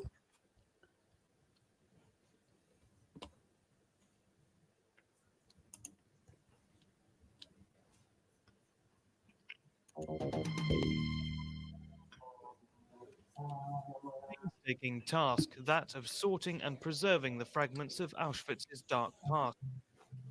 At the conservation department of the museum at the former Nazi camp, a team of 40 tried to save every last shred of evidence. As the documents are covered in writing which can dissolve in water, we need to protect them before we can clean them. This is the first stage of that process, using a sort of bath. The buildings too are crumbling. In all, there are 300 ruins at the Auschwitz-Birkenau site. Prisoner blocks are in a particularly bad way. Built on marshy ground, they were never meant to last. That wasn't a picture of a prisoner block outside then with all the chimneys. That was a bakery.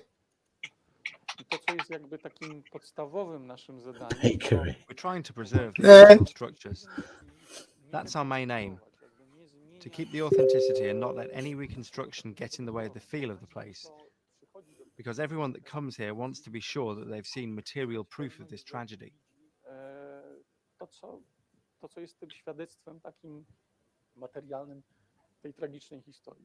But of course, restoring this number of buildings requires money, and government funds and visitor ticket sales just aren't enough. It's thought 4 to 5 million euros a year is needed to save them. Every time the decision to invest is set back, the harder and more expensive the conservation work becomes. At the moment, the brick-built blocks of Birkenau are the most at risk. We need to get all the conservation and foundation work done in the next 10 to 12 years. So we need to start within 3 years at the latest. The museum is now appealing to the European Union. It estimates 120 million euros is needed to retain Auschwitz as a permanent reminder of Hitler's final solution.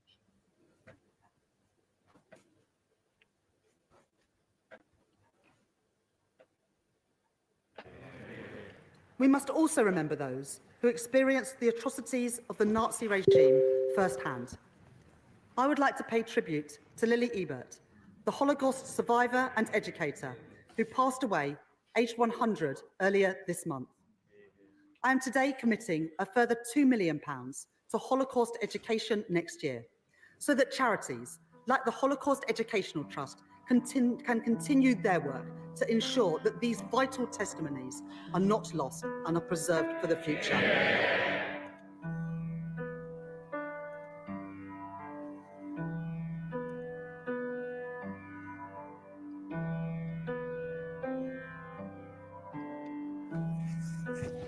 Germany, 120 million.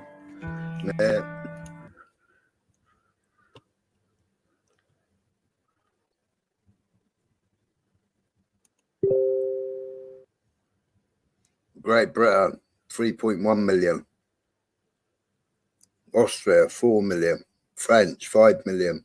Poland, 10 million. United States, 17 million. Mental.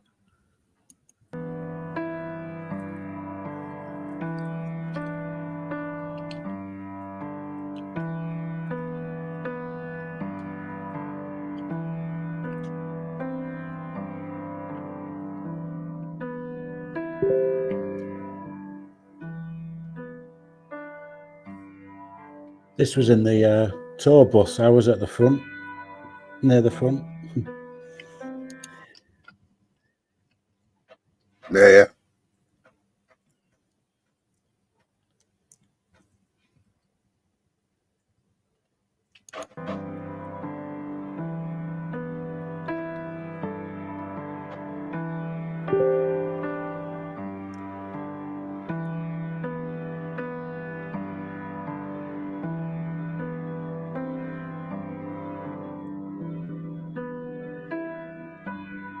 Well, this is what you don't see, this huge complex, this huge, absolutely massive. That's it. I didn't go for any of this lot. I was looking at it and thinking, where the fuck's he gone?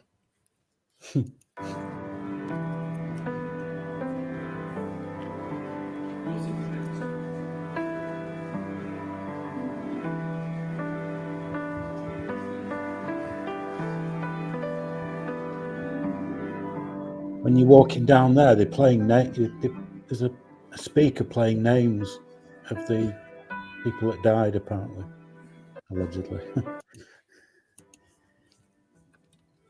Say that again.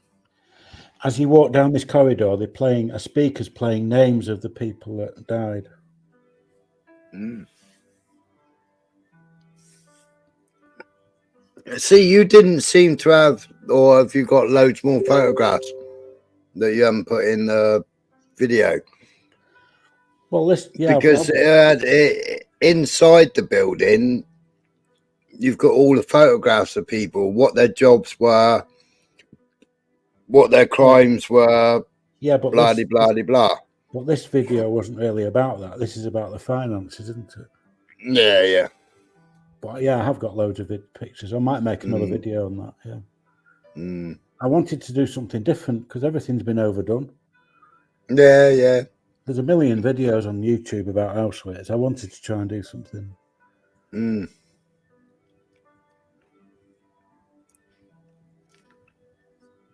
want to know where all this money's going.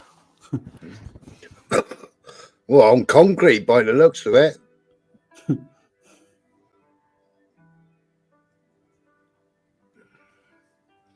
What are they trying to do? Replicate Gaza. This is walking up to the entrance now, the famous entrance.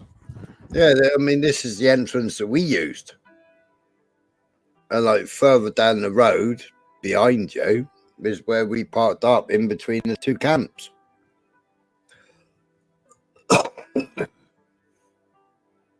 See that on the right? I think that on the right. I think that's part of the bakery. Yeah, that's part of the bakery. That is on the right.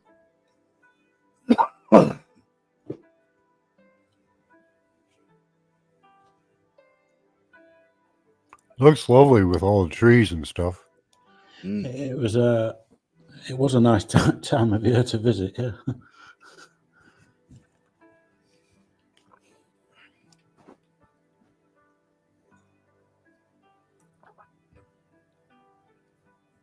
That was all the shares they've got. They've got like shares in all the major companies.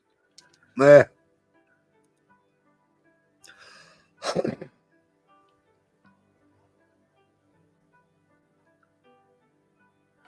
I was trying to convert this 40 million Polish the profit. I was trying to convert it to English, but just times it by 5. Divide it or times. Sorry, divide it. Yeah.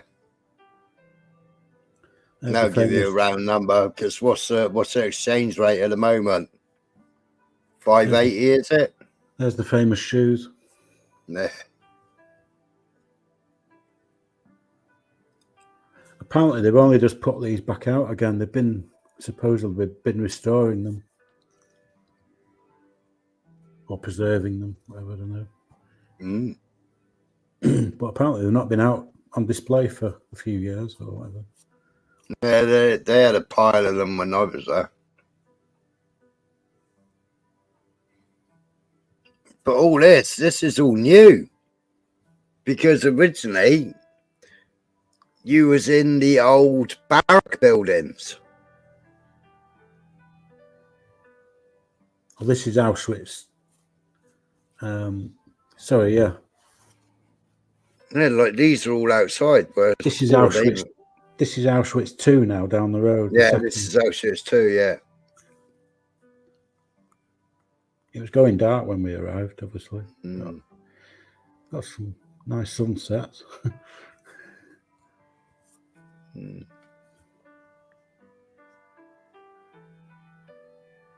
This is the picture I got of the sunset. The iconic photo. Yeah.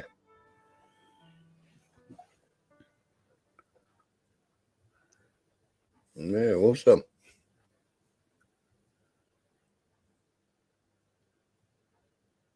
So if they're making X million pounds on share dividends and they're getting donations left, right and centre or everything else, why do they need donations? Plus what they're making on entrance fees, 1.6 million people, times that by £20.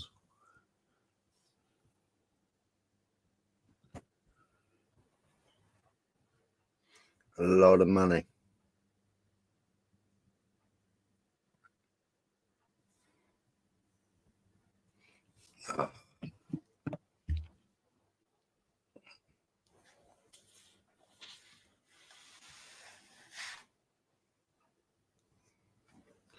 Manny, most of these are a scam, aren't they? These like charities and that. It's like the RNLI, isn't it? Half of their money goes to bloody Africa.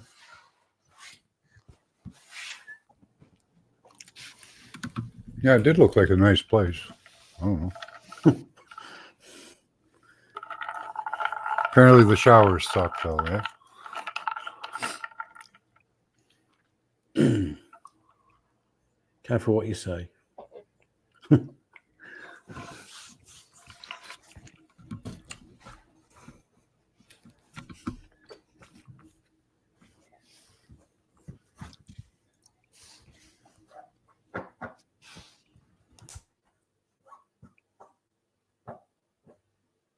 That is good.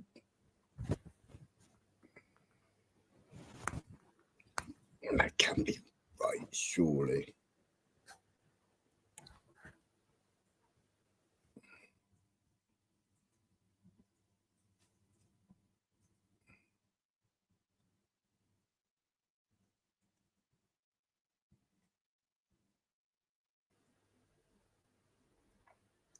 It's really somber. You need to get a crinkle on to liven it up. Yeah, £1 is 5.2 Polish zloty at the moment, but that'll go back up again at Christmas. That well, it always goes back up at Christmas. So did you ever live in Poland? No, I've got a property in Poland. Right. But I mean, every half term, every holiday, we was straight in the car and drove over.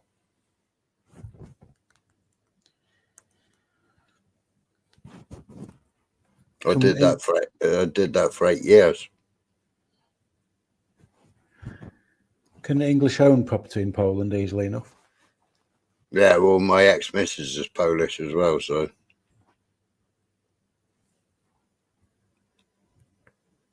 Do you have to be married to one to own the property? No. You got to go and see the officials. I mean, I was in the midst of doing my citizenship.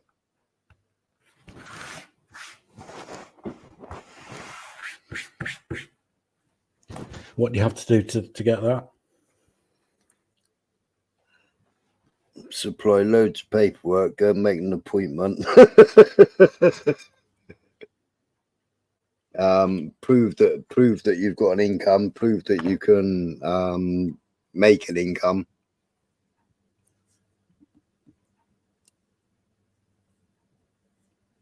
And then having an understanding of the language. But I mean, most of them speak fucking English anyway.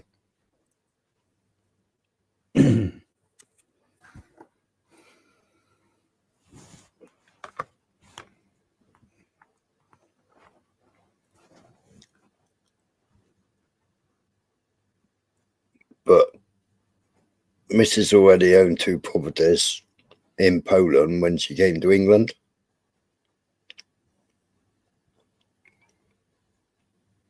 One of the properties is rented to a private bank, and the other property we bought it in Sri Lanka. Needs finishing. Got to go over there and finish it.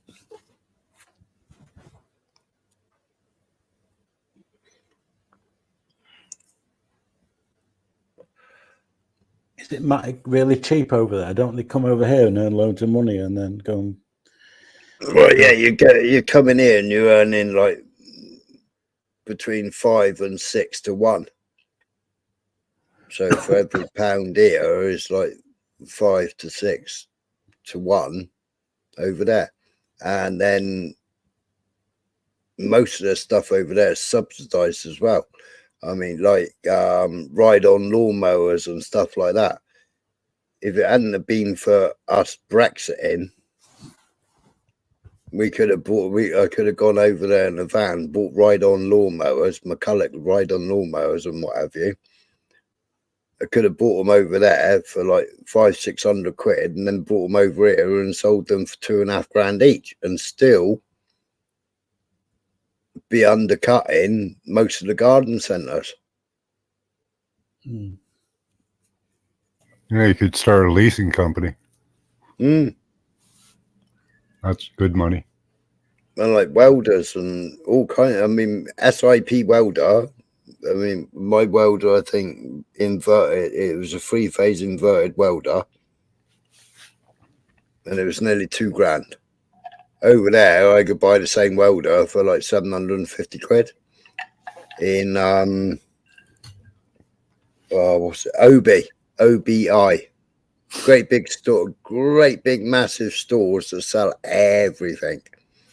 And the signage is a bit like B&Q. But they've got, like in Canada, Max, where you've got all the biomass boilers. So you can feed them with wood pellets, and they'll heat your house, and they'll heat your water and all that lot. Yeah. You know, you buy those biomass, fucking great big biomass thing that'll run coal, it'll run pellets, it'll run waste. Yeah, you can burn all your waste in it and everything else. They got no laws about that over there. That was where like mother and father's all their recycling went in that. Anything that burned went in that, especially in the factory, in the workshop, because they used to make kitchens and furniture and what have you. So all the wood went into the one that was in the workshop and heated all the workshop. And then the one in the house, you know, but it's like their house was 4 stories tall, you know, and had a balcony on the first floor, the second floor. The only thing that didn't have a balcony was obviously the ground floor. A friend of mine's got a farmhouse. We're in the Peak District, and right. And he has a farmhouse, and he's got 2 holiday lets. And then there's another building which has got one of those pellet, you know, those that you're talking about, the burner things. Yeah. And it's that efficient that he actually gets paid off the. I don't know who pays him, the bloody government somehow. He gets like a subsidy, so he actually makes money. It don't cost him anything. My mate makes the pellet sausages. Yeah. Out of waste cardboard and waste paper. Yeah, that's good business. Yeah, and he's got a press, and it basically makes a paper mache. Yeah. Chops it all up and then feeds it into the press, and then it just hydraulically presses it, comes out as a sausage. Yeah. And then he just lays it all there to dry, and he then bags it up into paper bags, seals the paper bags. They got a clear thing and his logo and all on it. Yeah. And then he sells them at all the petrol stations or what have you. Yeah. Yeah, it's cheap stuff. It's easy, you know. We used to have these rollers. He's literally driving around collecting people's waste paper. Yeah. And he's getting it all for free. Just make it into soup and press it out. Yeah. Yeah, and he's just got somebody there. He's got somebody there that's just got like a drill with a like choppers on it, you know, like a plasterers, but it's actually blades on it. Yeah. And they just in and out of this big bucket trough, just chopping everything up. Does he not have to treat it though? Surely you can't burn all the inks and the coatings and the. Oh, I don't know what process. I don't know if it goes through bleaching or whatever like that. But I mean, he's been doing it for ages. Betray stairs, and then they also do the sawdust.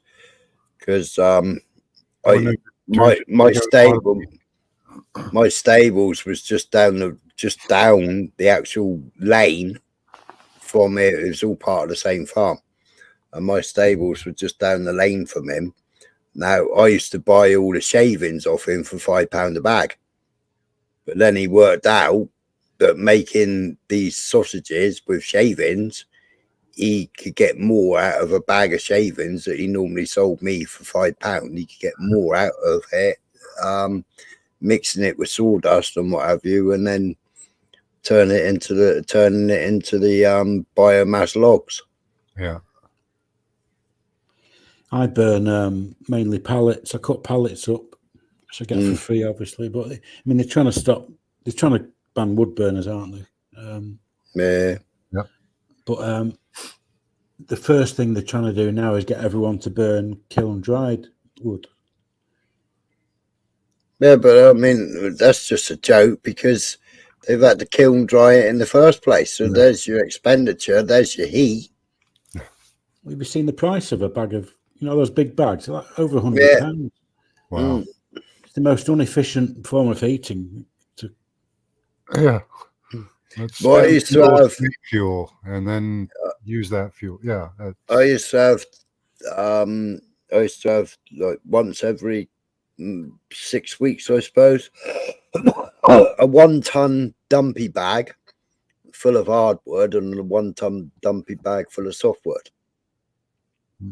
And I just used to mix and match it, and then you like have a couple of sacks of kindling. Yep. If you couldn't be bothered to kindle it yourself. Where I am, they cut the peat, out the peat, Yeah, my mate's business in Wales was peat. If you can just get Google images up, and if you can see how big how big it is in the Peak District. It's quite an impressive satellite picture. You can see it.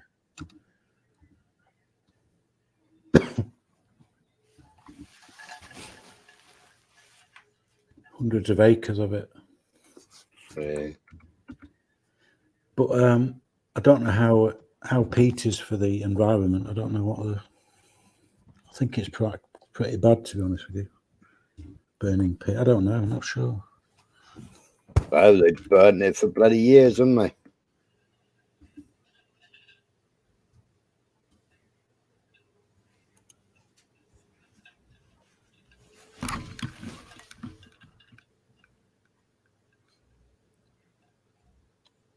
I did buy some once. I can't remember how much it cost.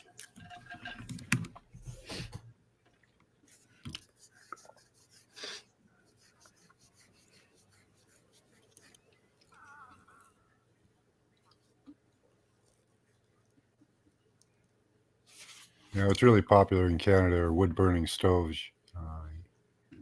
They're pretty efficient. My wood store it can be seen from the road, and it's just full of pallet wood. So one day someone's going to knock on my door, and so you can't burn that. I can't wait till somebody knocks on my door. Yeah, but it's like we had waste oil burners in the workshop. And then they were going to make us start paying for burning waste oil. Really? Yeah. It's like the smokeless zone. How can the police smokeless? What are they going to do? Get on your roof and test what's coming out your chimney? Yeah.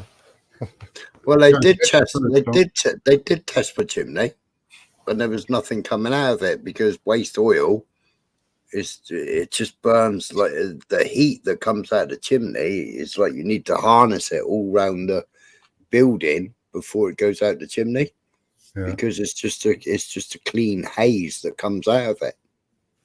There's nothing in it. It burns that hot because you got air blowing and you got the oil dripping.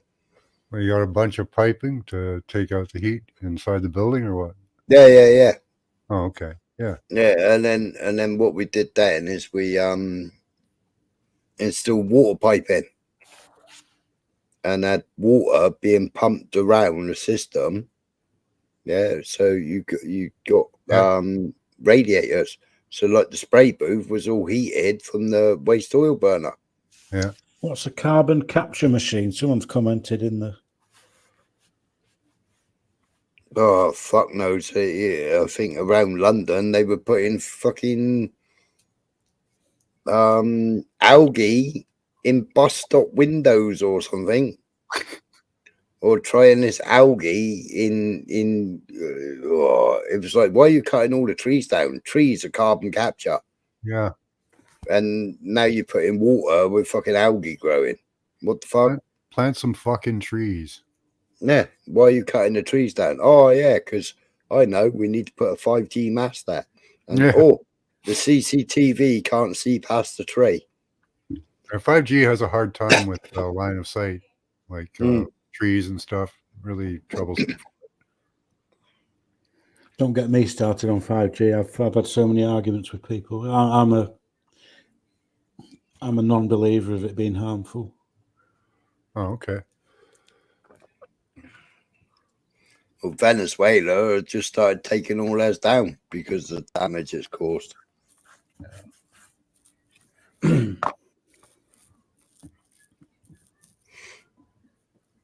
Well, the bird's dying. Well, like people, very wealthy people. There's actually a city in the U.S. that a lot of wealthy politicians own property in that doesn't have 5G. They won't allow any of the cell technology near that place.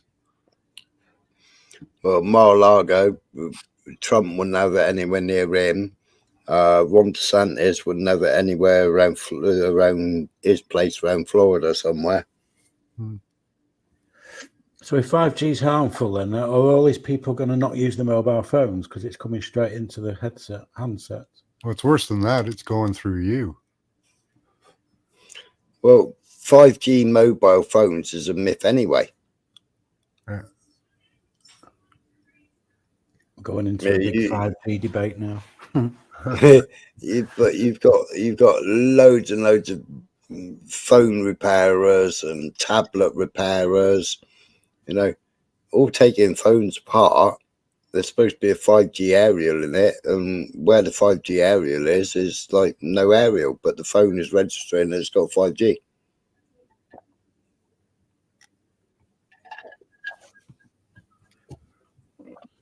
Let me see. Hold on.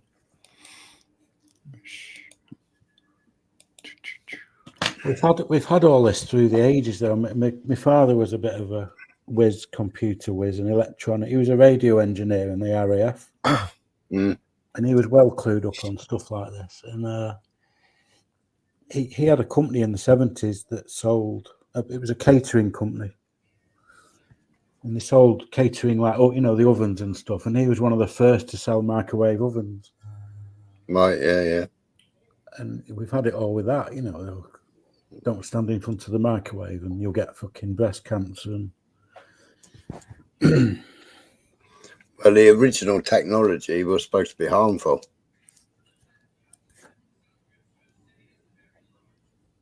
There we go.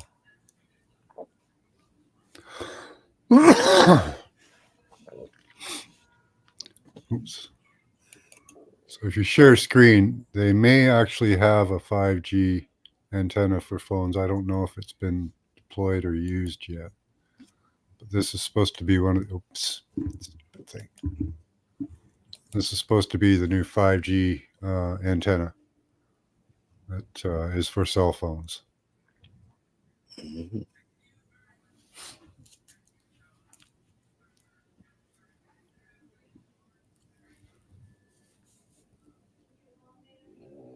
have you heard of Mark Steele, Smiler? Yeah. He's been debunked. We had a guy in our, because I come from the nationalist background. We had a Scottish guy, or we have, he was an engineer in the RAF, and he absolutely blitzed Mark Steele, completely debunked the 5G thing. What, that it's harmful? That it's not. He The Mark Steele is the guy that will tell everybody it's harmful, but the guy I'm talking about, the ex-RAF guy, he totally debunked it all. It's all been debunked.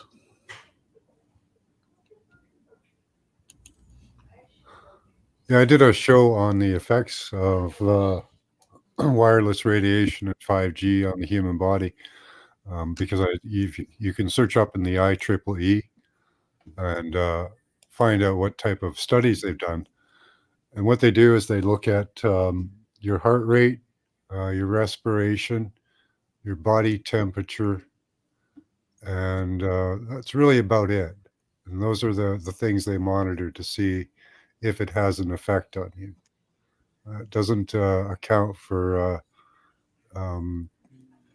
altering your genes or cells of your body, which is actually some of the main study that they've done. I have documents from them talking about gene encoding with with wireless technology. So they actually write little messages on people's DNA to each other, because what they do is they link that with part of the system, right? Because you run a channel through your body, and it links up all the nodes in your body, and those nodes are connected with cells that have data and different things on them. It's really interesting. But what they do for checking whether it has an effect on your body, damaging effect, is woefully inadequate. But it's strange. It's strange that the 5G towers actually have a radiation sign on them as well, doesn't it? I haven't seen that, but yeah, they got a warning sign on them. The same as the blue lights that when COVID hit and they were changing all the street lighting over to the blue LEDs. They've got a radiation warning light on them, as a warning sign on them as well. Yeah, in my area, what they do is they just put them up there. They're about 20 feet tall, the 5G poles, and they're about 500 meters apart. And they just surround a neighborhood. They don't go into a neighborhood. So it's more of a perimeter system. And then they supposedly, by what I've read, they put the signal goes through you to transmit to the devices. So you're actually the transmitter for 5G, because we're a huge antenna compared to the little teeny one in your phone. So it's much easier to run it through us and then to a device. I think this in the chat he's talking about that Mark Steele. I think he shot a bouncer. Oh, didn't shoot the bouncer, missed. He did timing. That Mark Steele's a lunatic. Don't know him.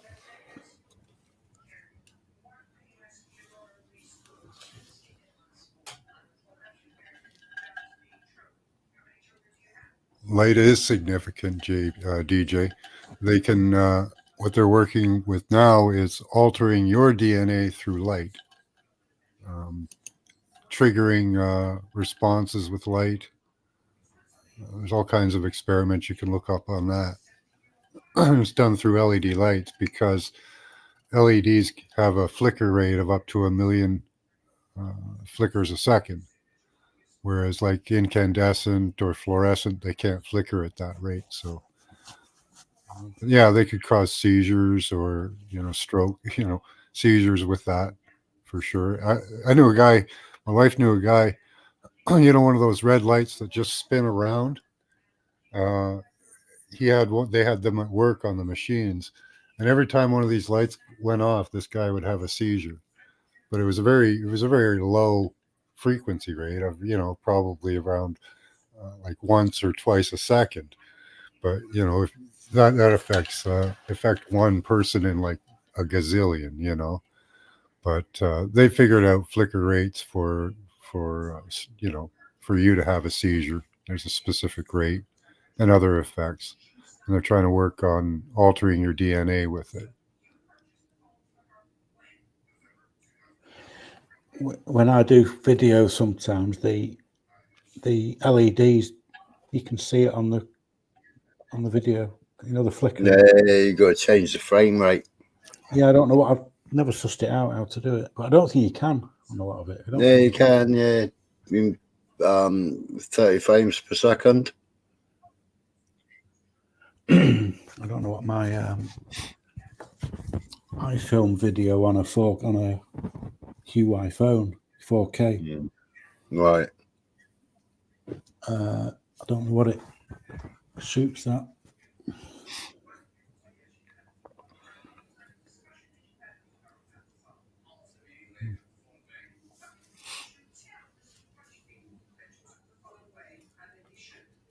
No, Vanis used to be a qualified street lighting engineer for Bedford Borough Council. Got sacked for standing up and telling the truth to top wanklots in charge. Yeah. Yeah, DJ, I had to become knowledgeable on this because it was affecting my health. And it would be in a huge way.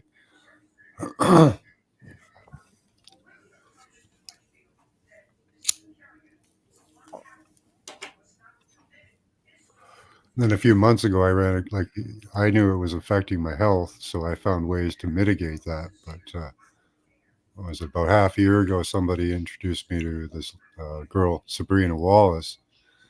She taught me how to search up all the documents, right? So you can actually find out what they're doing and how it's affecting you and shit.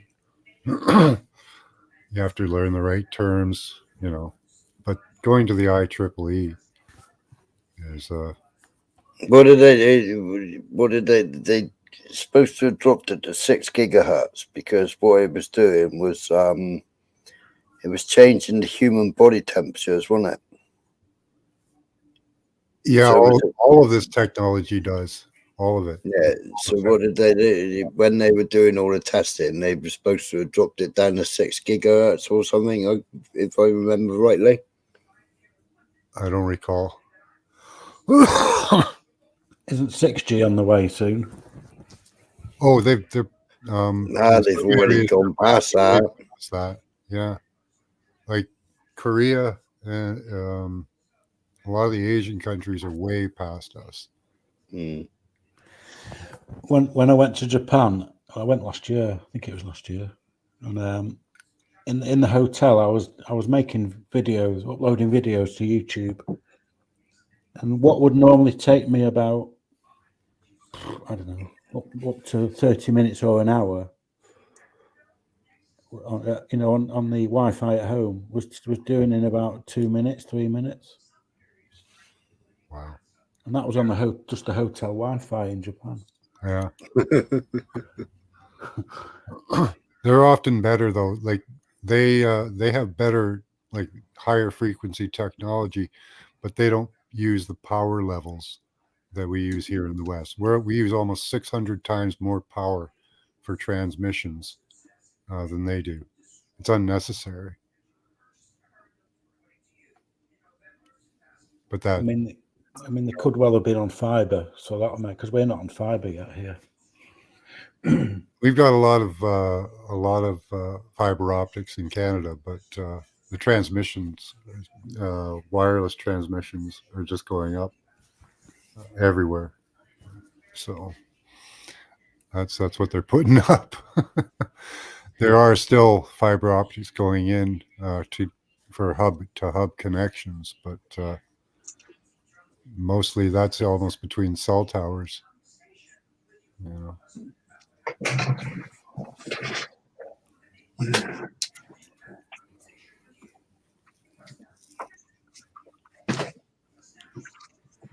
They're trying to sell us, because they're connecting up fiber now in the area, and they're trying to sell us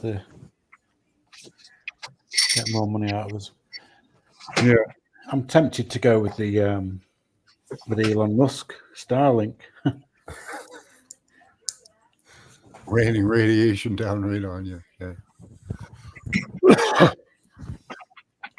Isn't he trying to bring out a mobile phone that can Yeah, it's actually it's a pretty decent idea. It's got components instead of being one sealed unit. He's offering like a component switch out, so you can upgrade or change, modify it to specific functions. Which is a really good idea.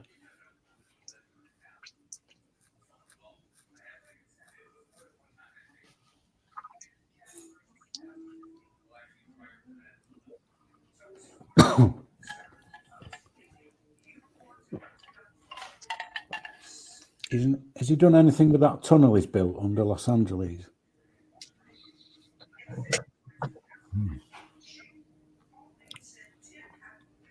I hadn't heard that. Where is he building a tunnel from? He's built a tunnel. There's a film about it. He's got like a very like a railway line, like a railway track with a car on it, and it goes under the city. He's trying to.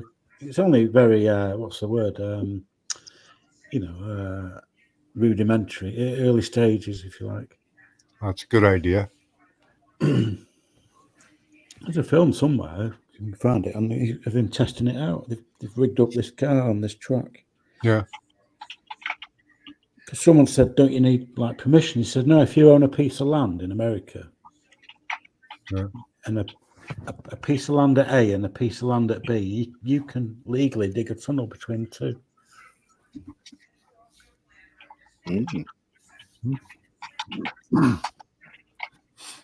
Now, I never understood when I was young why there weren't more rails everywhere.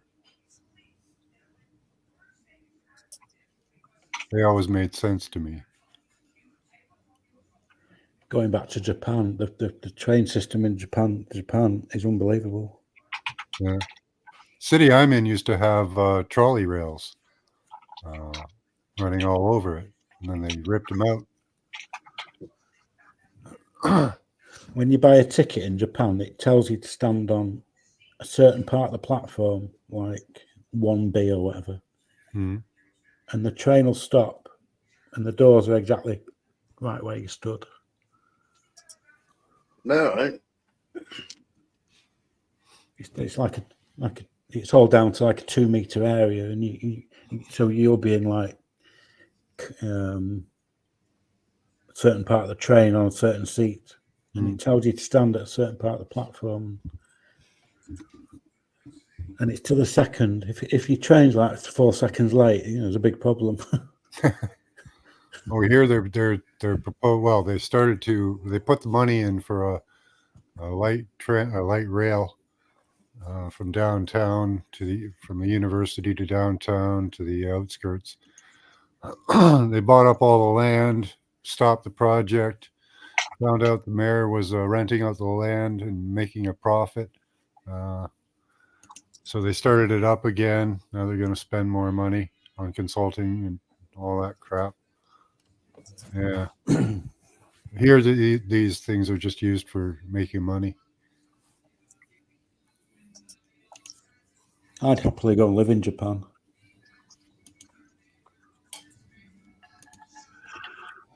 Apart from I won't say the people, but they're not as friendly as we are. No, they're xenophobic. They don't usually like people coming and living there. Mm.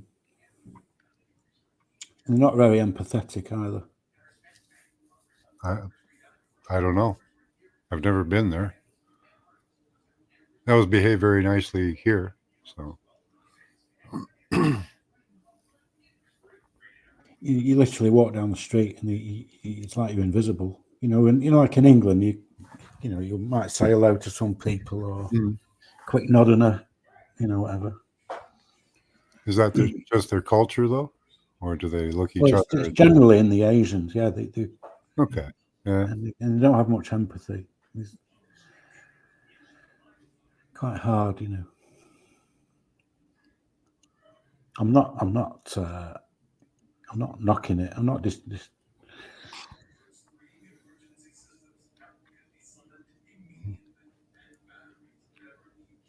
Elon Musk is up on charges now too, eh? All over the place for his. What for? Eh? What Well, for? he's not censoring X enough. All right.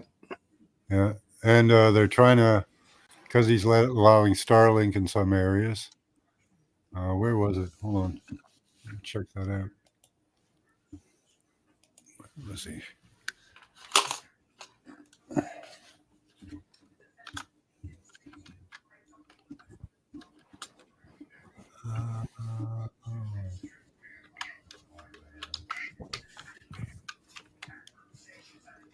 Lawsuit filed against Elon Musk claimed he was running an illegal lottery.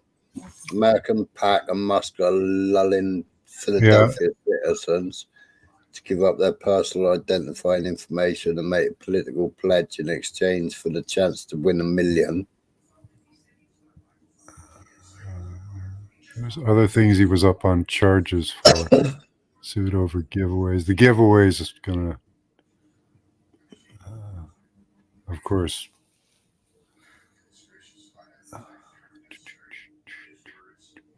Oh, Maverick's devices aren't connected.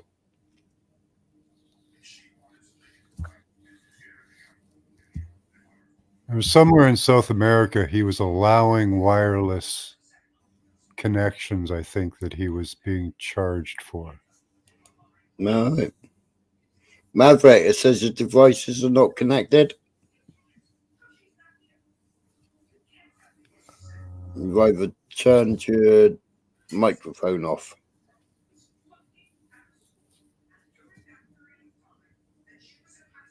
There you go.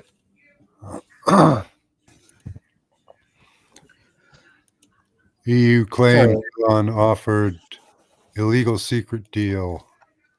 I went to the fridge just to get a drink and unplug my thing. I didn't know it kicked you out when you unplug your headphones. I've got earplugs in. Right. I just unplugged it so I could hear you from the other side of the kitchen.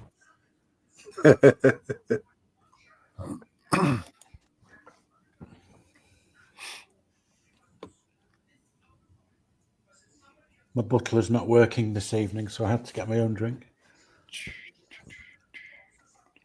Sacrilege. Tried to make an illegal secret deal with X over compliance with new EU rules to prevent online misinformation. It comes as the Commission announces on Friday that Musk's social media platform, formerly known as Twitter, had breached elements of the EU's Digital Service Act. Let's see.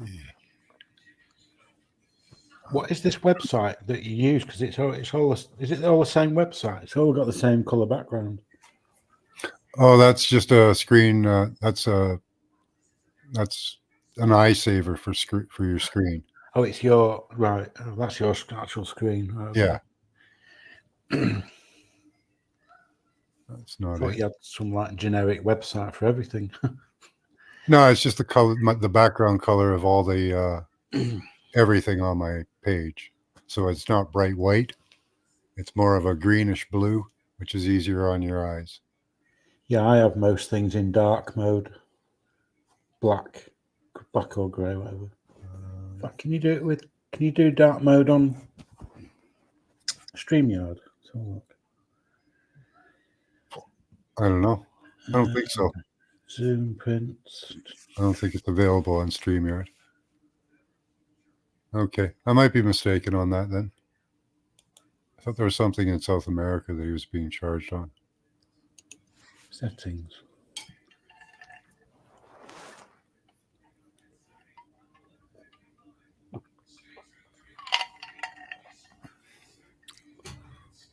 Elon Musk Starlink charges Hurricane Helene survivors.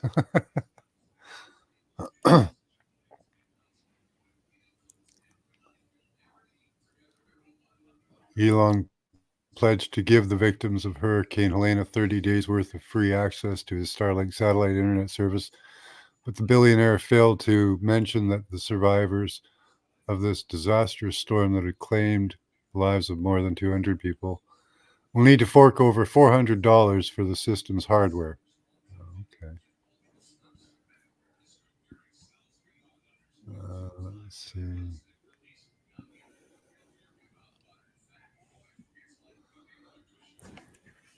Let's see. So Starlink, a division of Musk rocket building and space exploration firm SpaceX, announced on its official X page last week that the service is now free for 30 days for survivors of Helena who live in the area where phone and fiber cables were cut off, denying them internet access.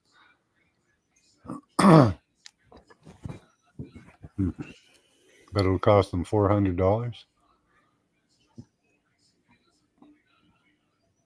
Oh, well. He's in trouble every week for something different. Yeah. Yeah. Because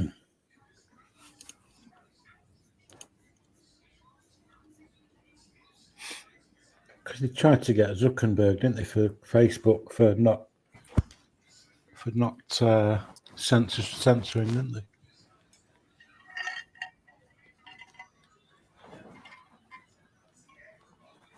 Yeah, well, he came out and admitted that he interfered with the election, right? So now he's probably on the chopping block as well.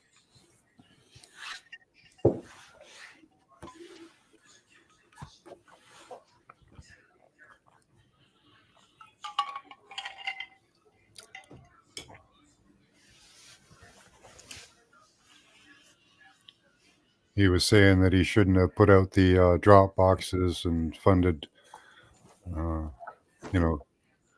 election in the way he did.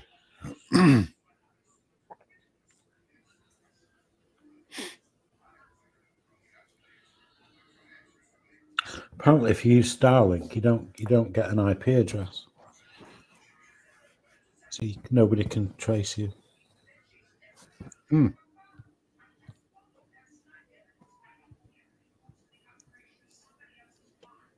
Sorry, I flicked back then. I went back to the previous conversation. Yeah, no, that's interesting. He could run it by MAC address, so it could be. They did the Internet of Things years ago. And they applied a MAC address to every plant, animal, thing on the planet, so he could run it by MAC address.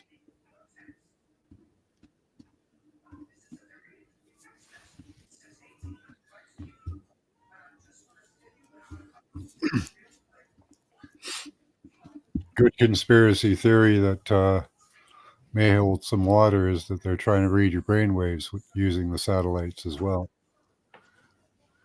Yeah,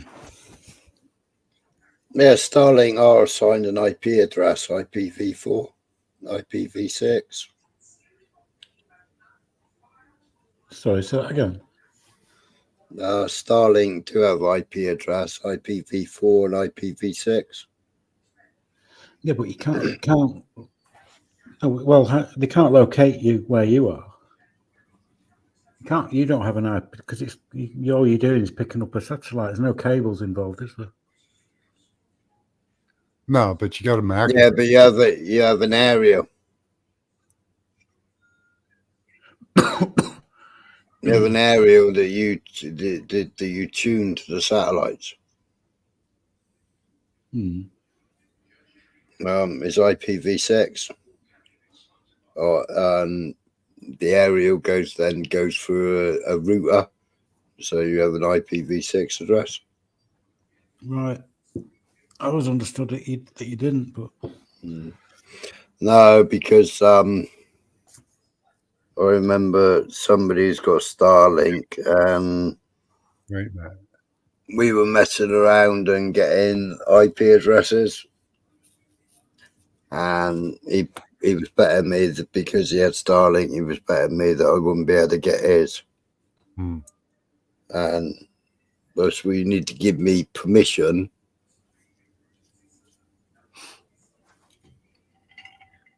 before I do a hack. You need to give me permission to be able to try and get you first.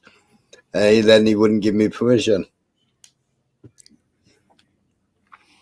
Yeah, Matt's right. You need an address. You have to have some type of an address. You can spoof an address, though. Like, you could do that, but So is he saying that once it gets to Starlink, your address is spoofed for you? Because No, you still couldn't receive messages that way. no, yeah.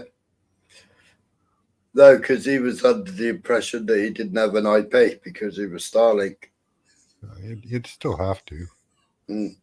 Yeah, but it's the same. But it's the same as what's it called? Not firewalls. The fucking stupid fucking things so you can watch Russian TV and what have you. VPN. Yeah, VPN. Yeah. No, well, I know somebody uses 2 VPNs. Hmm.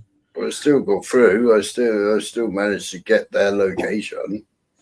Apparently, they are quite hackable. Mm. Yeah, but half the VPNs are owned by fucking government entities anyway. Well, yeah, they're made into the phones pretty much, right? You've got a VPN option on your phone, whether to use a VPN, right? So maybe you're somewhat hidden from, I don't know, people out there, but from the government or the cellular, the phone company that sold. Doesn't the VPN just change your server? Yeah, you just choose what country you want to be in. Yeah, so you still use the same IP, but you just use a different server. Yeah, you're just piggybacking off somebody else's. Yeah, yeah, it's like when you do speed test. You know, you can become an IP for people to ping your IP to check your speed. Yeah, or check their speed rather. And Oopla. Speedtest.oopla.com. They every time you test your speed test, they ask you if you want to become, one of their local ping stations, basically. Yeah. My mobile's on a VPN because all the time because I use it for Telegram a lot. I used to go in a lot of Telegram chats and stuff. Yeah, it might help stop hackers, but I'm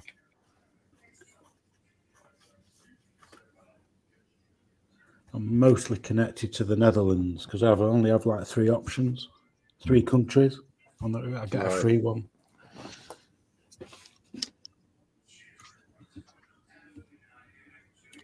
I think if you pay, you can have like a choice of anything really.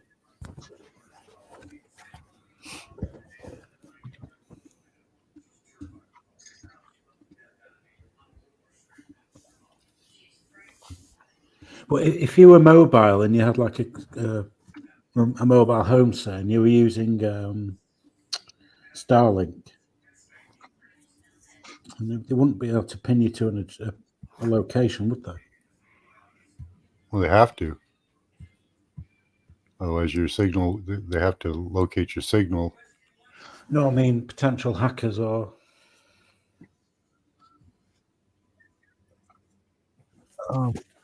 Maybe I don't fully understand it enough. I don't know. Well, they could, because if most hackers use like an open option where you open up or respond to something, and that's their in. So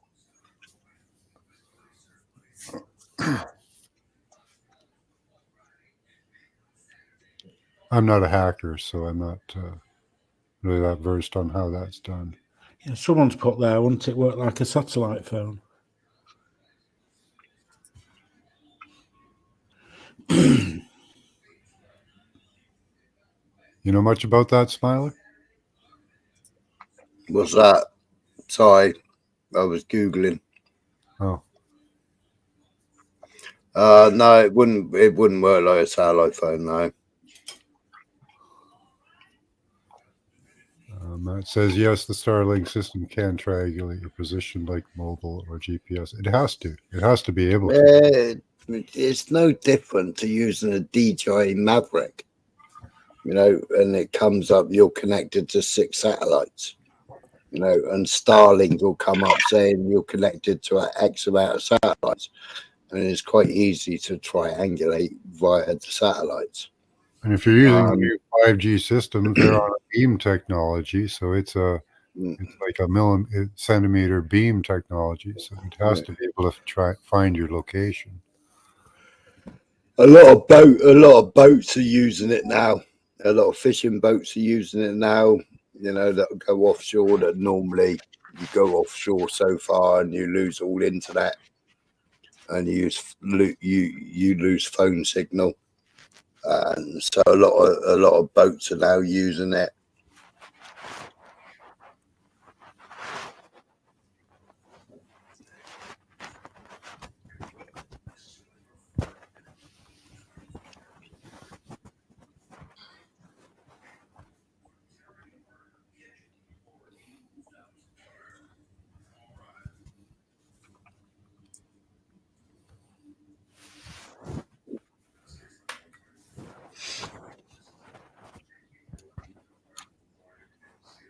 Oh, excuse me. I can't stay up all night like you guys do.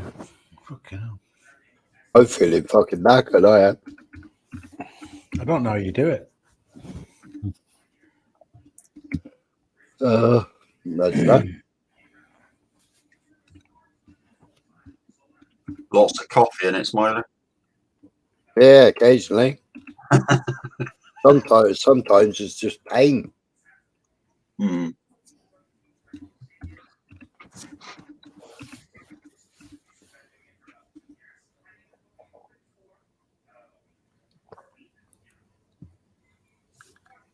Yeah, it's no problem here. It's almost dinner time.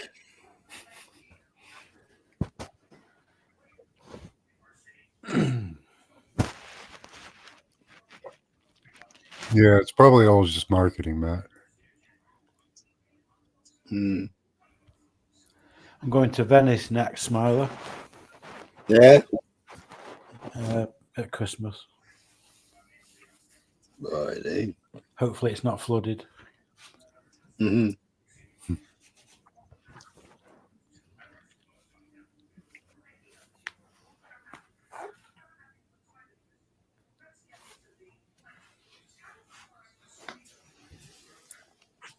Apparently you don't get much of a phone signal in, for in Venice. Right. Between all the buildings and that, I think. Like, for like satellite, for the maps and stuff. Right. Someone said you can get is it called an offline map? So you can download a thing and you can do it offline. Yeah. It still won't know where you are, will it? How does that work?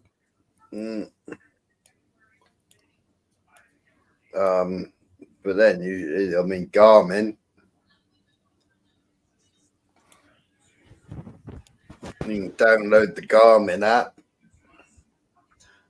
I think you got to pay a subscription to it, but Garmin works off GPS.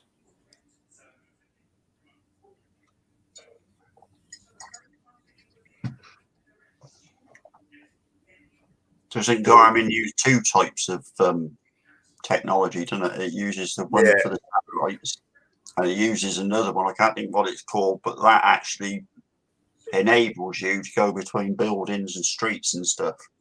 Yeah. It's like a flat wave one, isn't it? Yeah, because they also do the emergency bit like iPub. Yeah. I got a mate in Canada that has got the Garmin, so that if he's got no phone signal or anything else, he's not so bad now because he's got Starlink. But he could still send an emergency text to 5 people. Yeah. He could store 5 numbers and he could just hit a button and it would text 5 different people giving his location. So they got attacked by a bear or what have you, or he was broken down, then he could hit the button and it would text 5 people. What's this walkie-talkie system people are using now? Is it called Botang or something? Yeah, Botang. That bounces basically from different people's mass to mass, doesn't it? What's he called? Was doing what's he called? The e-biker. He used to do a lot of e-bikes. He does drop shipping. So you buy the motor and battery and wheel off of him. I can't remember his fucking name. So But it he uses like a repeater. Yeah. You got Bofang and you got this mobile texting thing. They did it on London Underground. And basically it pings a message. It comes up on a little small screen like a command prompt. A lot of people are going back to CB radio, aren't they? Yeah, making a comeback, isn't it? Is Japan in trouble for something? Don't know why. Well, okay. I was going over my weather map here, and they have Kongray, or Typhoon Leon, tropical storm. It's called a super typhoon. Wow. Yeah. I wonder who they've upset lately then. Oh,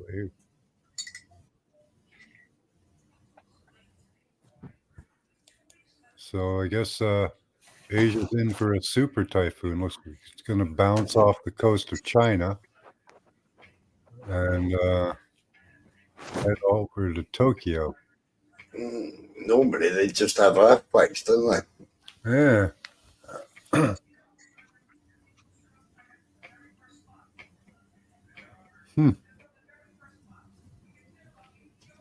Interesting. I only found out the other day how those what's-its work. You know, those air tags, those Apple air tag things. They rely on, they work off signal from other people's mobile phones. Yeah. Bit like a Yeah, that's how other people can find them. Yeah, no, but I didn't know. I never knew how they work, but that's. Yeah, they set up, like all of our devices are set up in a web. It's like, you know, when you mesh. Yeah. Meshing. Yeah. Yeah. That's how they work it. It's the same as when you got motorbike intercom and you're riding in like say 10 of you, when you've all got the same intercom so you can all speak to each other. Then it just works off a mesh system. Yeah. Let's see if I can find something on that.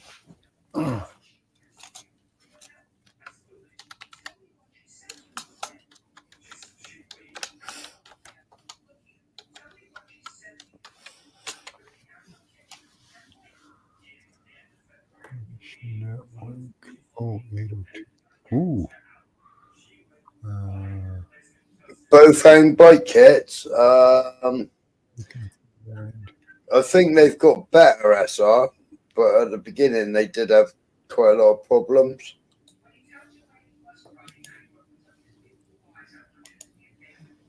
The center drive and a little bit harder to install than just installing the back wheel. Didn't some of the old ham radio, or doesn't some of the ham radio work off repeaters? Yeah, it's Is it 2 meter or something it's called? Yeah.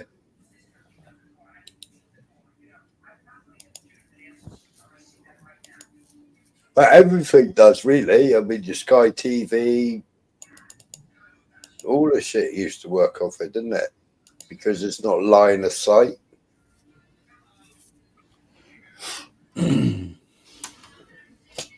Yeah, lots of webs, lots of nets they set up. There's a YouTube channel called Ringway something. He does a lot of dead interesting. He does all this stuff, radios, anything to do with radio signal. Let me see if I can find him what he's called. Open another tab. Yeah, George Soros bought up 200 radio stations.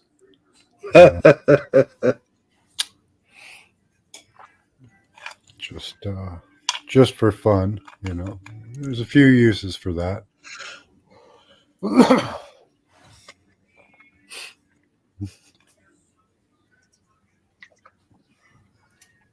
Wonder if he's going to.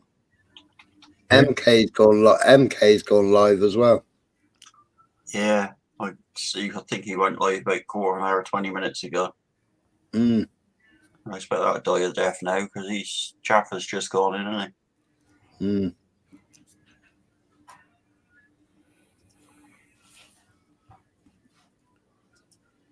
Yeah, they used radio towers along with purple mist they sprayed over a couple of villages in Africa to get them to go at each other with machetes.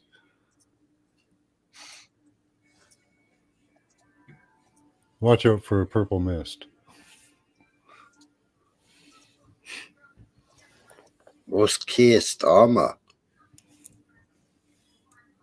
Keir Starmer just shocked the nation with shocking decision. Someone said he was abdicating, whatever the word is. Stepping down. Stepping down, yeah. Yeah. Well, This is not a protest, it's organised. Online streets, online camera has shocked. Such statements and decisions that have ended up ruining lives of those he came to serve, and matters have become far worse after a piece of shocking hurtful news that came from a UK prison grandfather who's jailed for taking part in the so it's over Peter Lynch. Well, is there some sort of riot going on over Peter Lynch, is there? Wouldn't surprise me. It's 5 hours ago. Yeah, it was. No, that's the hotel when they smashed into the hotel, being reported by LBC News. They're still crying about Tommy Robinson being moved to a different prison.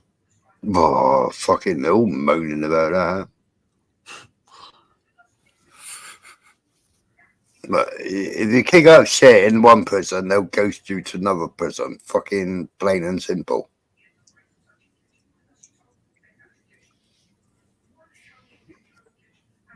Why people moan about it, I don't know. Or why people are moaning about it, I don't know, rather.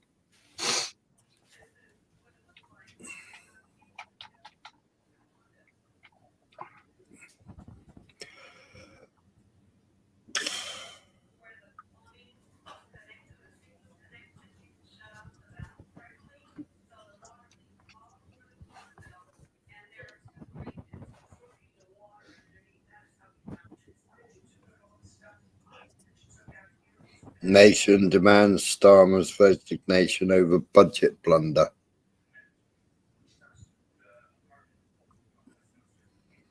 No, fucking Mayor Tusi going on about fucking Iran plans to take over Europe. Fucking idiot. They're definitely trying to kill off the farmers, aren't they? Oh, yeah. The Amish farmers in Canada have gotten, what is it, $60,000 fine each time they went across the border, I think. Or up, I don't know. They're being charged a lot for not having the Arrive can it passed on their phones. Well, this. So these Amish farmers that don't have cell phones didn't have the Arrive can app on their cell phones, so they're being charged, $60,000 plus. Oh yeah, the Arrive app. It was like all these old bidders going, "What the fuck are you going on about? I ain't even got a mobile phone." Yeah.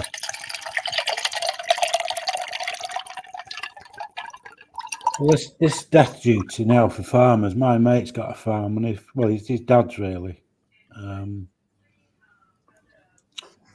and his dad's not young. And if his dad dies, he reckons he'll have to stump up about 400 grand.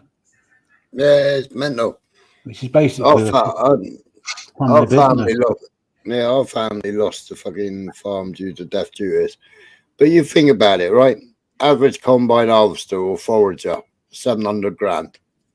Tractor, anything from 50 grand to 200 grand. What, they were exempt before, though? I thought it's just changed to. Your machinery, everything that's on the farm comes into your fucking death duties, inheritance. It's all an asset, isn't it? No, but weren't farmers exempt? Is that not what the uproar is about?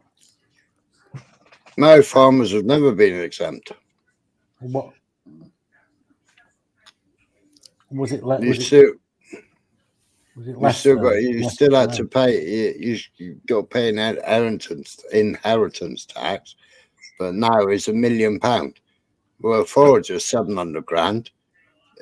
Your farm, most farmland is most arable farmland or whatever.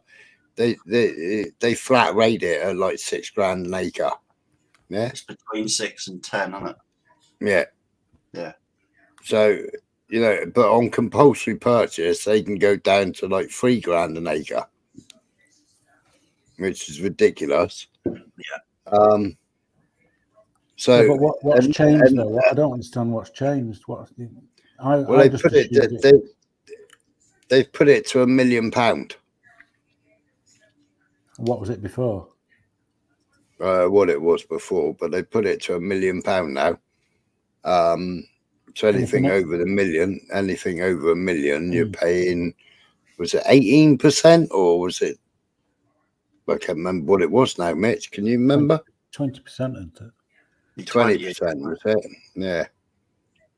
I don't know the way she fucking waffled it out. I'm surprised anybody could make head or fucking tail of it. But yeah, I've listened to a couple on YouTube, a couple of the farmers, and they're absolutely spitting fucking feathers about it. Mm. They said there's no way that they can pass their farm down to their children that they've had a farm for 202 years. Because if they try and pass it down, the child will have to find nearly half of the value of the fucking farm to inherit it. Yeah.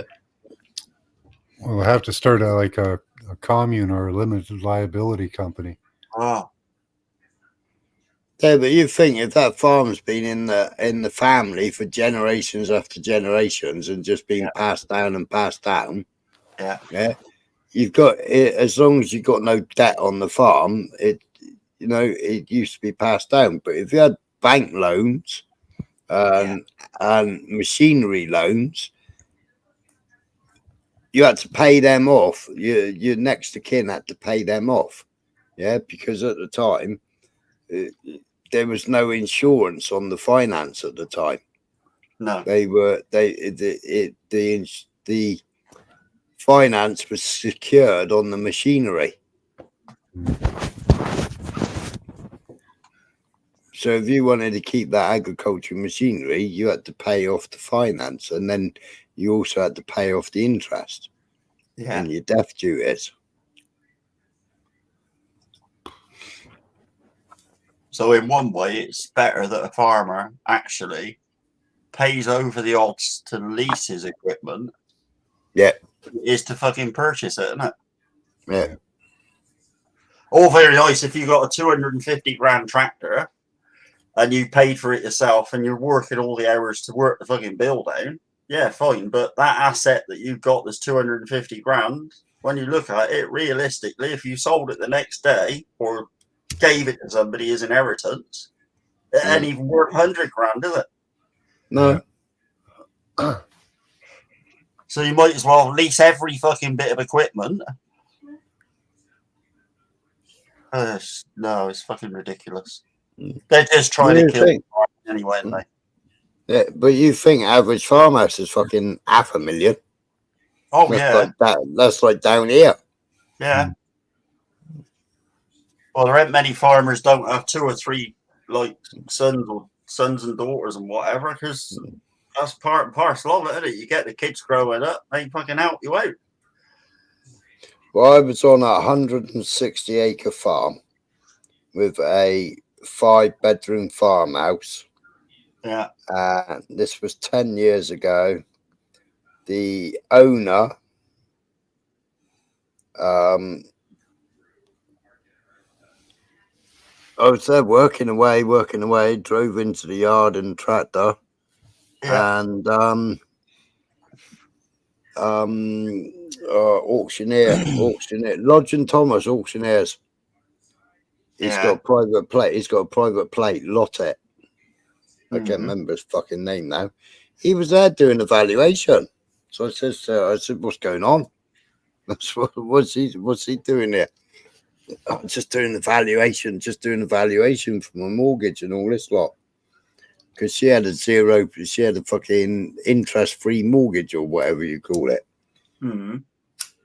So after so many years, she'd have to pay all the mortgage and interest off. Yeah. And she couldn't secure it. So she said, I'm gonna have to put the farm up for sale. I want 1.2 million for it. Mm-hmm. So I was like, all right then. So you had from Lodge and Thomas, I had the landman, and then I had what's he called? It was the property man. Where he gave me the valuations on some of the buildings. So some of the buildings I had planning permission. Yeah. Well, I had two of my liveries. They wanted to buy the 2 plots, right? So I was going to sell the 2 plots to them, right? Yeah. The 160 acres, some of it was $4,000 and some of it was $6,000. Right? Yeah. So I phoned my mate up, Steve, who buys a lot of land, right? I phoned him up. Yeah, he was interested in the land straight away. So basically, if we all exchanged contracts on the same day, I would have kept the farmhouse, kept the stables, yeah, and not had to pay a penny myself because everybody else paid my fee. Yeah. So I would have owned all that, but sold 2 plots and then sold the land and then leased back what land I needed to lease back. Yeah, I got you. Yeah. Yeah. So she turned around and she said, I'm fucking selling it to you. Huh. And I was like, what? And she said, I'm not selling it to you. I said, what do you mean you're not selling it to me? I ain't going to sell it to you. That's just fucking rude, that is. I said, what do you mean, rude? Well, you've just worked out how to own my house, how to own all the stables without actually spending a penny. Yeah. I said, yeah, and that's called business. Yeah.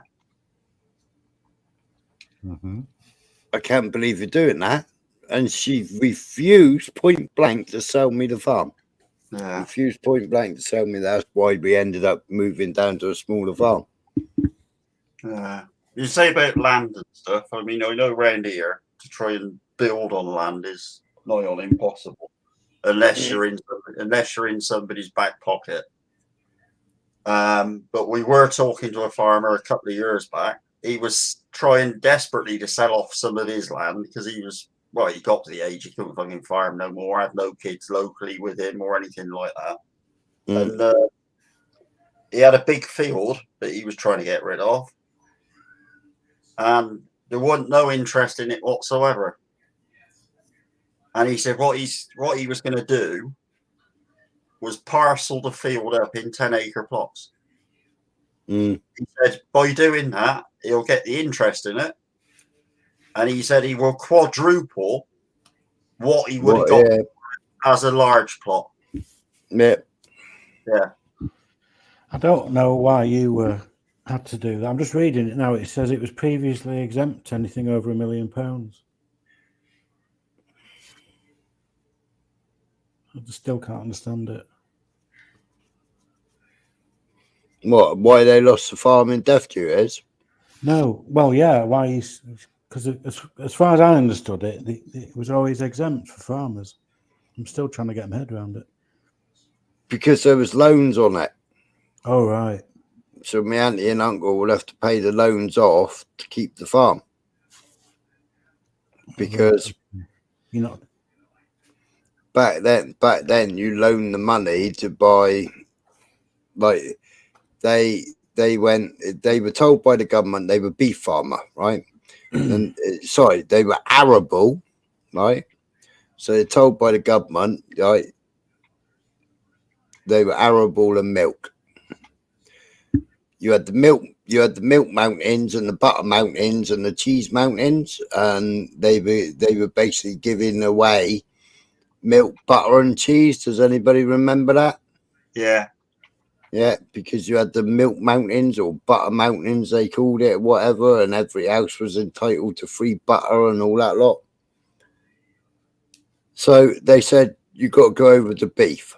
Right, they had a brand new fucking all state of the art stainless steel fucking milking parlor, right? All refrigerated units, everything. When a cow walked through the gate, it ding donged on the board. It told them how much milk they produced, so how much cattle cake would drop into the fucking hopper while they're standing there getting milked. Right, it was all electronic. It was. As they came into the parlour to be milked. All you had to do was wash their teats and stick the suckers on.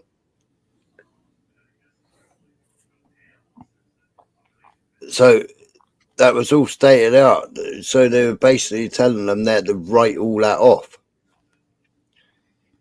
Then they said, you got to go beef. So then it was like, well, we got to get rid of the cows and buy beef. So then you got to go to the bank then to buy a new herd. Because they weren't giving grants to buy, change, so you take your Frisian cows to market, sell your Frisian cows off to somebody else, and then buy beef cattle. Change most of the farm over from fucking arable to grass. Yeah. Then different equipment, because then you need to start cutting silage. Yeah. I think what you'll find on the on this actual topic is it was before it was inheritance tax reliefs, right? Which consisted of property relief, etc., which reduced the tax, the amount of tax farmers and landowners have to pay when farmland is passed down, right? But they've just gone blasé about that and done away with that and basically set it at £1 million cap. Well, as you just said, I mean, by the time you got a combine harvester and a decent fucking tractor, that's nigh on £1 million on its own. Isn't it? Yeah. Without implements. No. I mean, yeah, as you say, you start buying implements for the fucking tractors. They're even trying to get you on capital gains now. If you buy like antiques and stuff, or you got antiques given to you or bought years ago, and you sell them for a profit, they're trying to fucking get you on that now. Oh, they want tax on everything, don't they? They want to know exactly what everybody got, and they want people to have less and less and less. That's the whole idea. You will have nothing and you'll be happy. That's basically what it is, isn't it?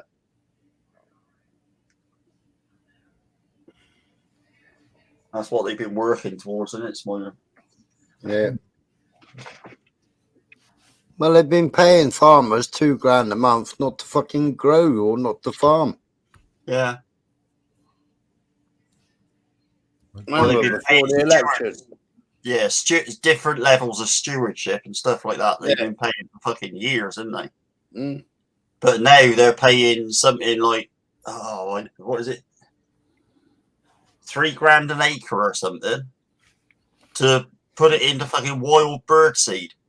Yeah. And all the edges of fields, if you do that, you're on a fucking money maker. That you do 3 meters or something all around the edge. If that's Yeah, done in 12 foot. yeah, if that's done in wild bird seed and stuff like that, and not actually arrowboard or anything like that, you're making fucking mega money on it. Yeah, but I mean, we planted corn, right? Now, when we planted the corn, it was before the laws changed, because you've got to leave 8 foot ditch all around on the outside of the field. Now, we fucking ploughed right up to the fucking hedge, right? And then the farmer next door, because he didn't like the farmer that I work for. Farmer next door fucking reported Steve, and out come Mr. fucking Defra, right? Yeah. We had to go around with the tractor and fucking plough in all the field and then plant fucking wild seed. Yeah. Because obviously we've killed off all the fucking brambles, killed off all the ditch and everything. Oh, and So the other thing, we had to make a new ditch. Yeah. The other thing that they have been pushing for is 20% of all farmland got to be trees, isn't it? So if you got rid of trees or whatever, If you have a row of trees around the perimeter, it helps stop erosion. Yeah, but they were paying farmers, 5 years ago, 6 years ago, they were paying farmers to fucking cut trees down and then fucking plant saplings. Yeah. Yeah. Oh, yeah. It was like, what the fuck's going on? My mate was a fucking tree surgeon. Yeah. And like, he's cutting all these fucking, like, really fucking nice, big, fucking decent sized trees, because I was going and collecting all the wood off of him with a tractor and trailer, because I was putting in a cross country course. Yeah, so I was buying wood off of him, and dragging it back to the farm and putting in a cross country course. Yeah. Around here, you can't, if a tree's over 10 centimeters diameter, you can't cut it down. Yeah, it used to be like that in the UK though. Yeah. And the next minute, they're all out there fucking paying fucking X amount each. Wow. To plant a fucking forest. Yeah. It's like, what the fuck? You've just cut all the fucking trees down that are like fucking 60, 70 years old, and now you're all in the field planting fucking trees. What the fuck's going on? Bill Gates wants to bury them, doesn't he? That's his new plan. Bury the trees. Carbon capture, right?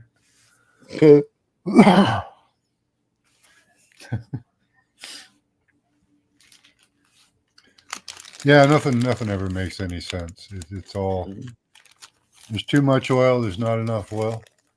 You know, that was a good one. I like that.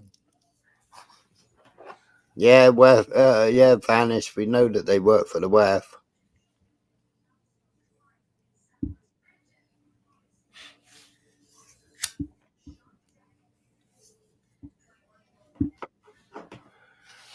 But then Charles owns the biggest amount of farmland in Cornwall.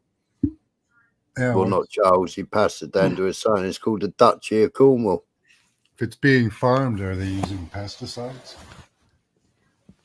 And quite a lot of his farms down here where they rented out or leased out, they're organic. Cool, that's good. Yeah, he stipulates organic. It's all a load of bollocks, though. Yeah. Yeah. My mate next door to my stables, but my mate next door, I'm out fucking spraying niter fertilizer. Yeah. I'm out spreading that, and he's like, "Oh, you couldn't buy a couple of tons for me, could you? And go up into my field and fucking spread it for me." I'm like, "What?" He said, "Buy a couple of tons for me and go up and spread it in the field for me." Which will you buy it and I'll spread it for you. Yeah. He said, "No," he said, "I can't buy it. You've got to buy it because it'll be put down as you bought it for your land." He said, I ain't allowed to because we're organic. He said, but I want to push the grass. Well, how much you make for that? How much is he going to give you for that? Well, back then it was £600 a ton. Now it's about £1,200 a ton. Yeah. Because we fucked Russia off, didn't we? And all our fertilizer used to come from Russia before. So fertilizer nearly doubled in price. Nice. And then I used to charge £60 an hour. Yeah. For spreading. I used to charge £60 an hour all round, basically. If I was charge a premium for hush money, you know. Yeah. No, he used to grow other stuff. Yeah, he had a license for hemp. Oh, nice. Yeah.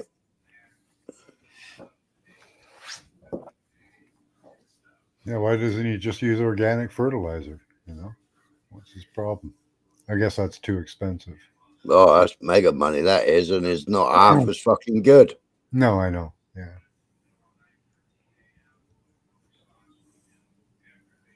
Oh yeah, the Russia fertilizer on the boat. Yeah, they were taking off the boat, weren't they? That's all gone quiet. That is because they thought of Russia with the fertilizer on the boat. They thought that they were going to blow the fucking boat up, didn't they? The daft. Oh yeah, a boatload of fertilizer that'd go off good. Yeah. Bit of niter, throw a bit of peroxide at it, kaboom.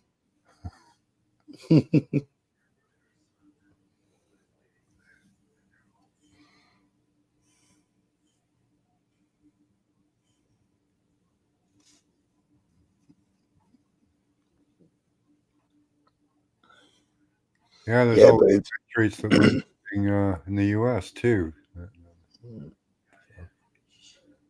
If you wanted free cuts in the season, then you hit it with niter.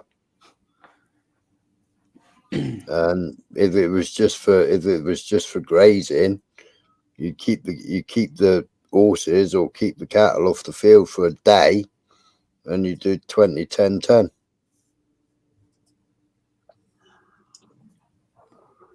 Trying to ban fireworks now, aren't they? Oh God. Fucking hell. And then they changed 20, 10, 10 to 20, 10, 8. I think they changed it to. Fucking retards. Sorry, I went off track then. I'm just reading a thing on fireworks. They say that every year, though, don't they?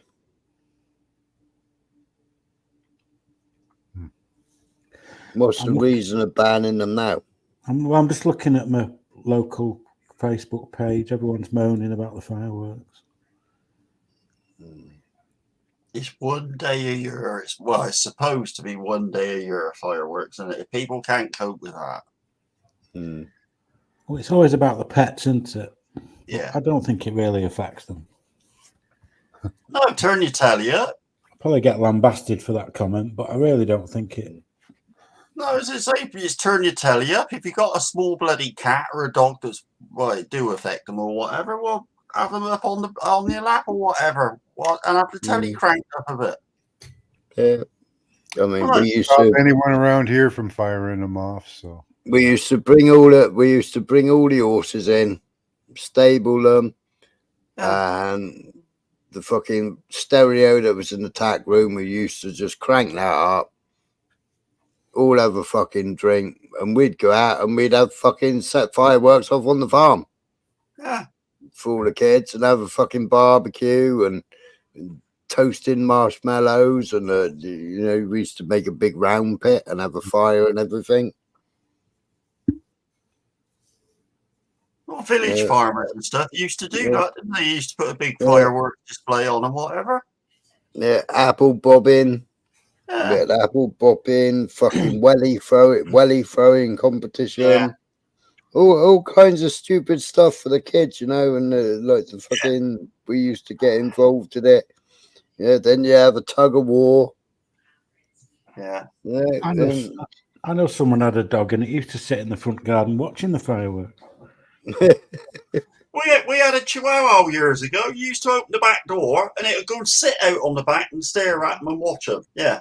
We also had a Jack Russell that was scared shitless of them. The first bang you'd hear towards November the 5th, it would make a beeline for the fucking bath and lay in the bath.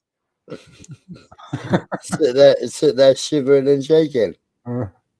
Well, I don't know what sort of comfort it got out of the bath, but it wasn't shivering and shaking. It would just make a beeline for the bath, and that was it. Yeah, I don't want to be involved in this. This is a good spot. Leave me alone. Yeah, but I just don't know. It's fucking wokeness again, isn't it? They just want to take the fucking wind out, half of them. I know someone that bought a gun dog and it was scared of guns. Oh yeah, that's been fucking over and over and over again. That has. Springer Spaniel scared of a fucking gun, but you got to train them to be fucking used to the gun. Yeah, we've got some places around here. They fire off whistling firecrackers every couple of minutes, and it changes pitch and direction and all this kind of shit. That's just to keep the geese off of people's property. Oh yeah, you know.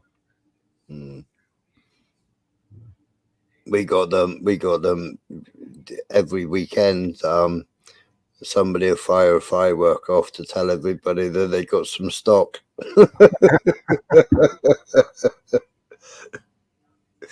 Yeah, you let a big banger go off. I have a look and see. I have a look and I keep thinking like I'm fucking living in my old place and I can see the lifeboat. And it's like, oh, fucking hell, that's it, the flare's gone off.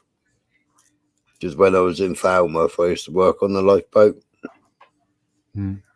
What's a thunder shirt? Someone says put a thunder shirt on your dog or something. What the fuck is one of them?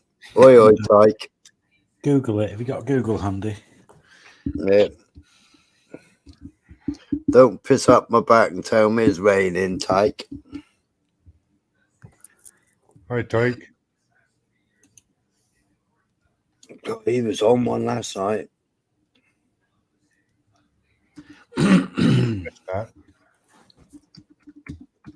All right, Tyke. Michael wound him right up. Thunder shirt, dog calming. Oh my god! It was the night before I did some winding up. Did we lose Henry? Oh yeah, we lost fucking Henry hours ago. Oh. I wasn't going to get into his fake scientist argument. I'll be going shortly. Yeah, like, you know, why do we need to hear about what a molecular scientist thinks about weather modification? Yeah, but he never even qualified because he let his parents down and became a fucking crackhead. Oh. That's a much easier profession. In some ways. In some ways.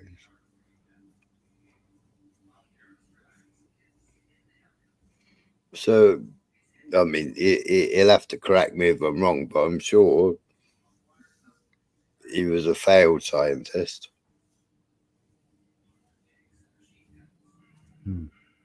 Didn't he claim he did research, cancer research? Oh, he claimed he did fucking everything. He claimed he worked for fucking AstraZeneca fucking all during the pandemic, didn't he? Oh, I never heard that. That's an interesting one. Yeah, you know, the first one that they removed, AstraZeneca, it was fucking banned all around the world, wasn't it? Yeah.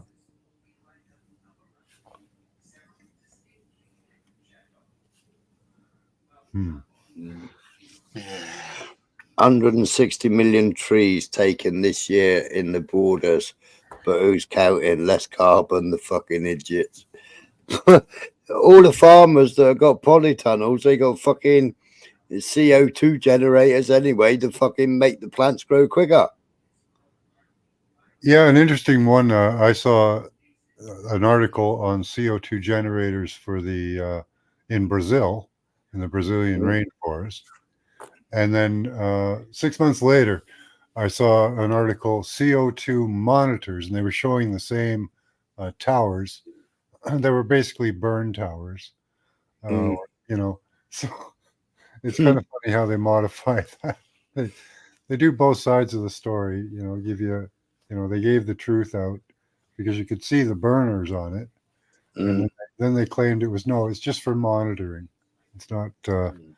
It's not for CO2 production to increase the rainforest. Yeah, but it's mad as poo. My mate owns a petrol station, right? And like where you got your tanks, you got the ventilation pipe that comes up and then it twists back down again, and it vents. So when they're filling the tanks up, it needs to vent. Every time he fills his tanks up, he's paying a fucking vent tax.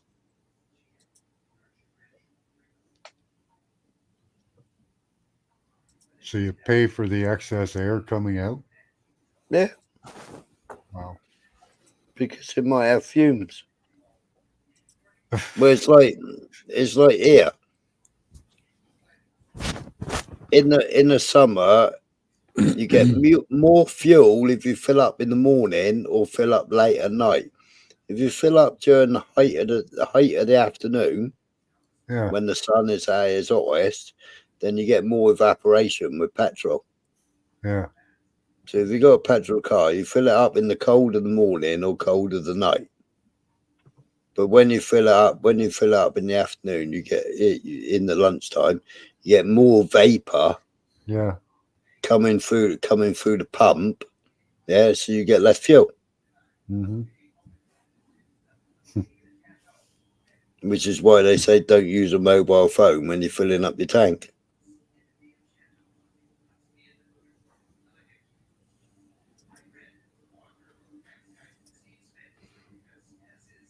How does that work?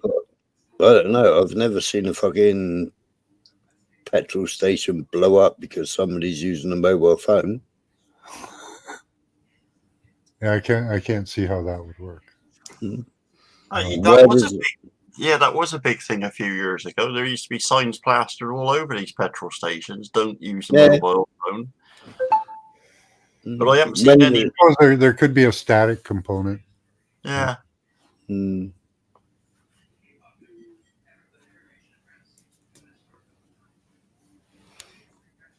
I'd have to ask Nomad Dick.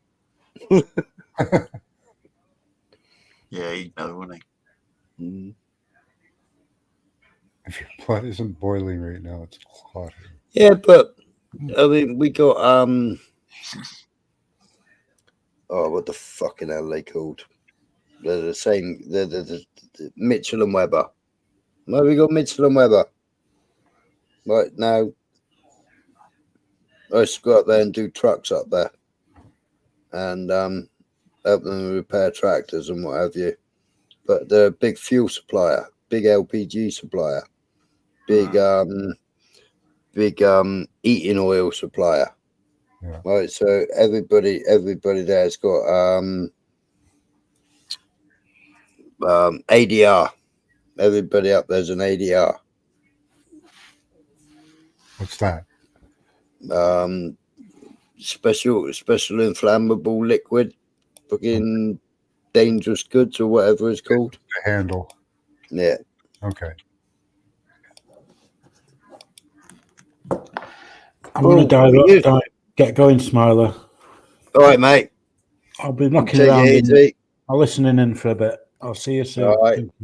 Yeah, no worries, mate. Take it easy. See you, man. Thank you, Max Vision and Bojo. Thank you. Nice talking to you.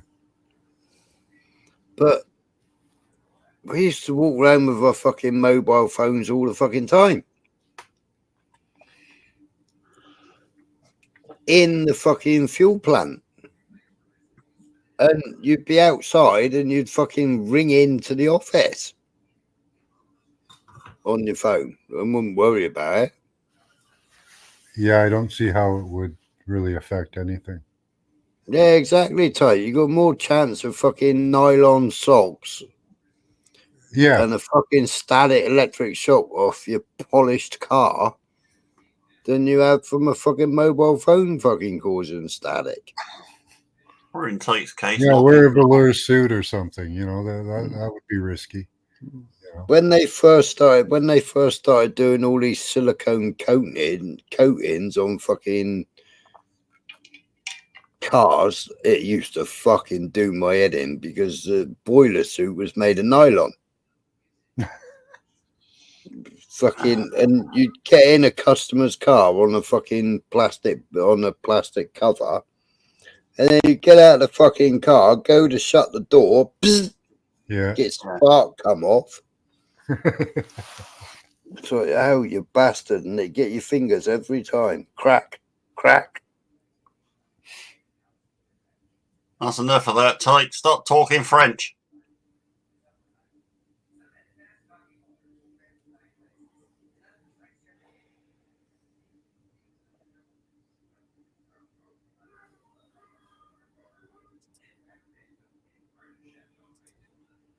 Yeah, they vanished. They tore down a bunch of forests in British Columbia to send to Scotland to burn in. Yeah, they sent it to us for biomass. Yeah. We paid a cunting fortune for it, 3 times as much as what we pay off Russia. And Yeah. when we were buying off Russia, we were buying coal. Yeah, we've got coal in Canada. We've got natural gas. We've got oil. We have all the things that they don't like. Why are they chopping down fucking forests? You know. Just sell it to us. And our fuel comes from Venezuela. Isn't that Yeah. Yeah, and your fuel from Venezuela arrives in your country like fucking tar. Yeah. Yeah.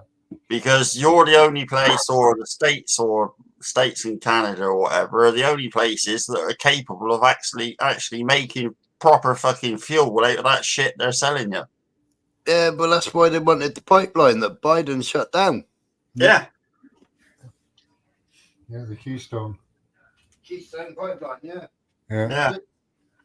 60,000 jobs, was it? So stupid Yeah. like that.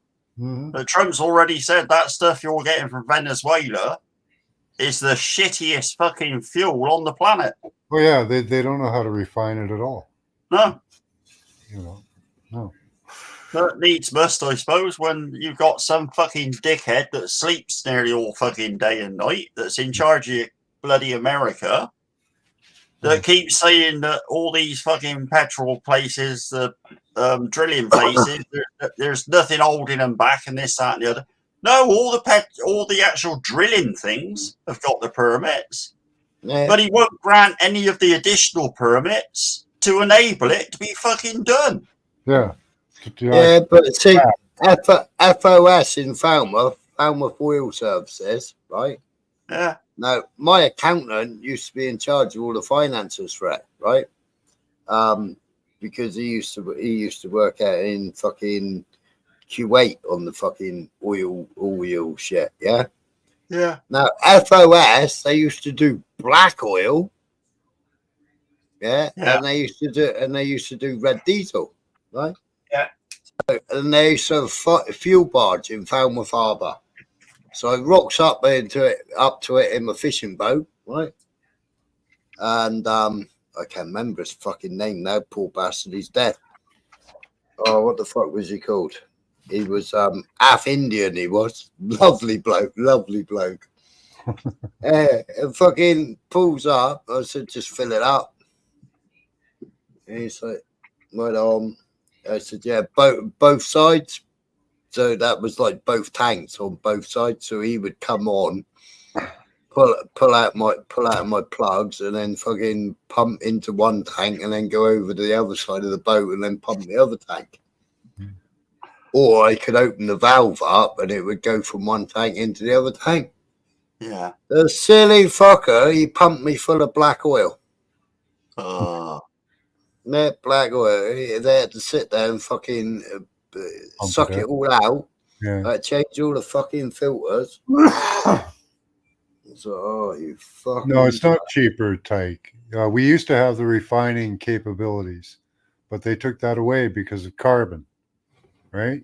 Carbon emissions. So Yeah.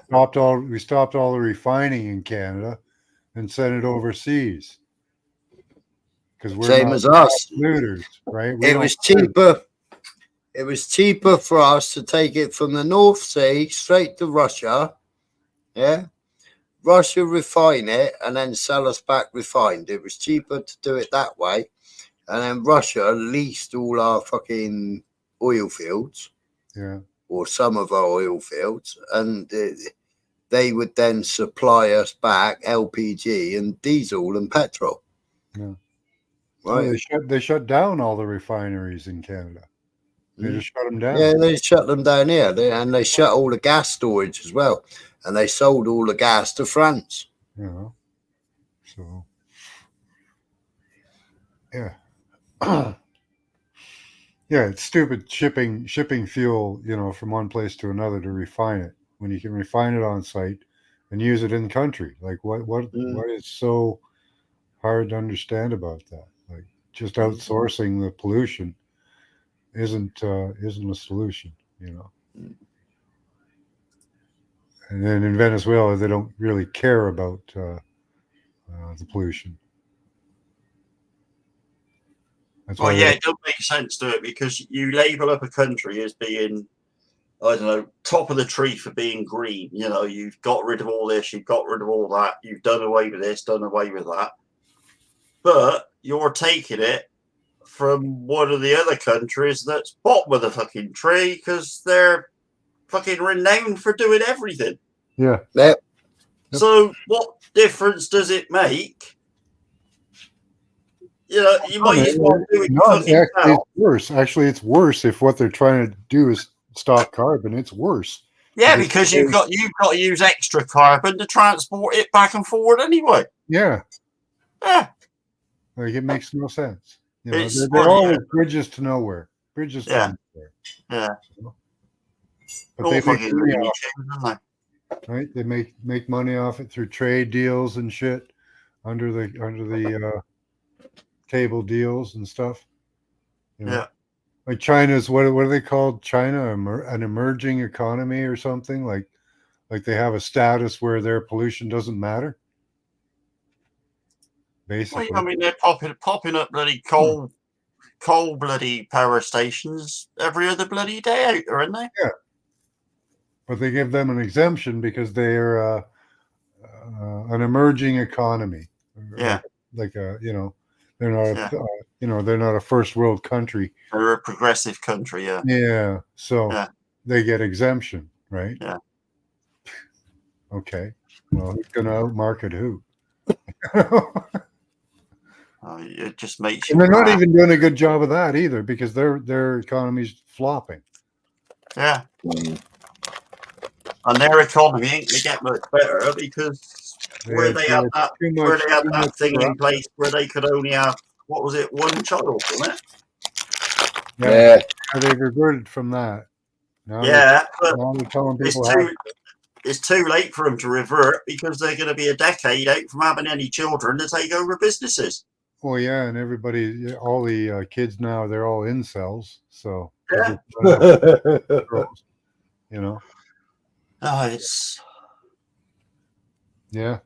The world is a fucking The only strange place they might be able to make it is like in other countries now. Yeah. Like Canada, UK. Yeah. But their population is just going to tank.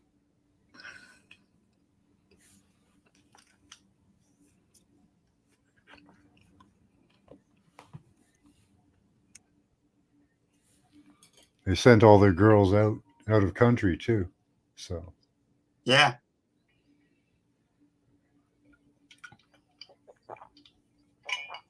A friend of mine adopted one of them back in the 90s.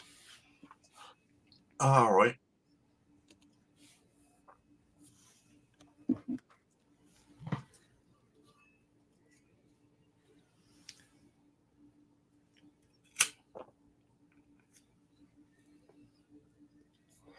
And all their investments now are falling apart. They're e-cars and all that's coming out. They did schemes to sell on investors. Yeah. Oh, that's the latest thing here, and it's Moiler that's going round. What's that? Everybody seems to be so shocked that they're suddenly getting letters from the DVLA about having their electric cars taxed. Yeah. Well, what do they think? Their cars weigh more and do more damage to the fucking roads than what a petrol car does. Yeah. Oh wow. Is that true? So what does it go on your insurance or does it go on your? No, over here, Max, we pay what they call road fund tax. You do it 6 monthly or 12 monthly, and it's gauged on what sort of car you have and what emissions it pumps out, etc., and what the CC engine is. Wow. Yeah. Mine is. Your government is right up your ass, eh? Mine's just under 300 quid a year, but if you go to something like I don't know, say a 3.5 litre car, yeah, with I don't know, weight behind it might be 2.5 ton or something like that. Yeah, sure. Yeah. You'd be looking at probably 600 quid a year. Really? Yeah, that's before putting fuel in your tank.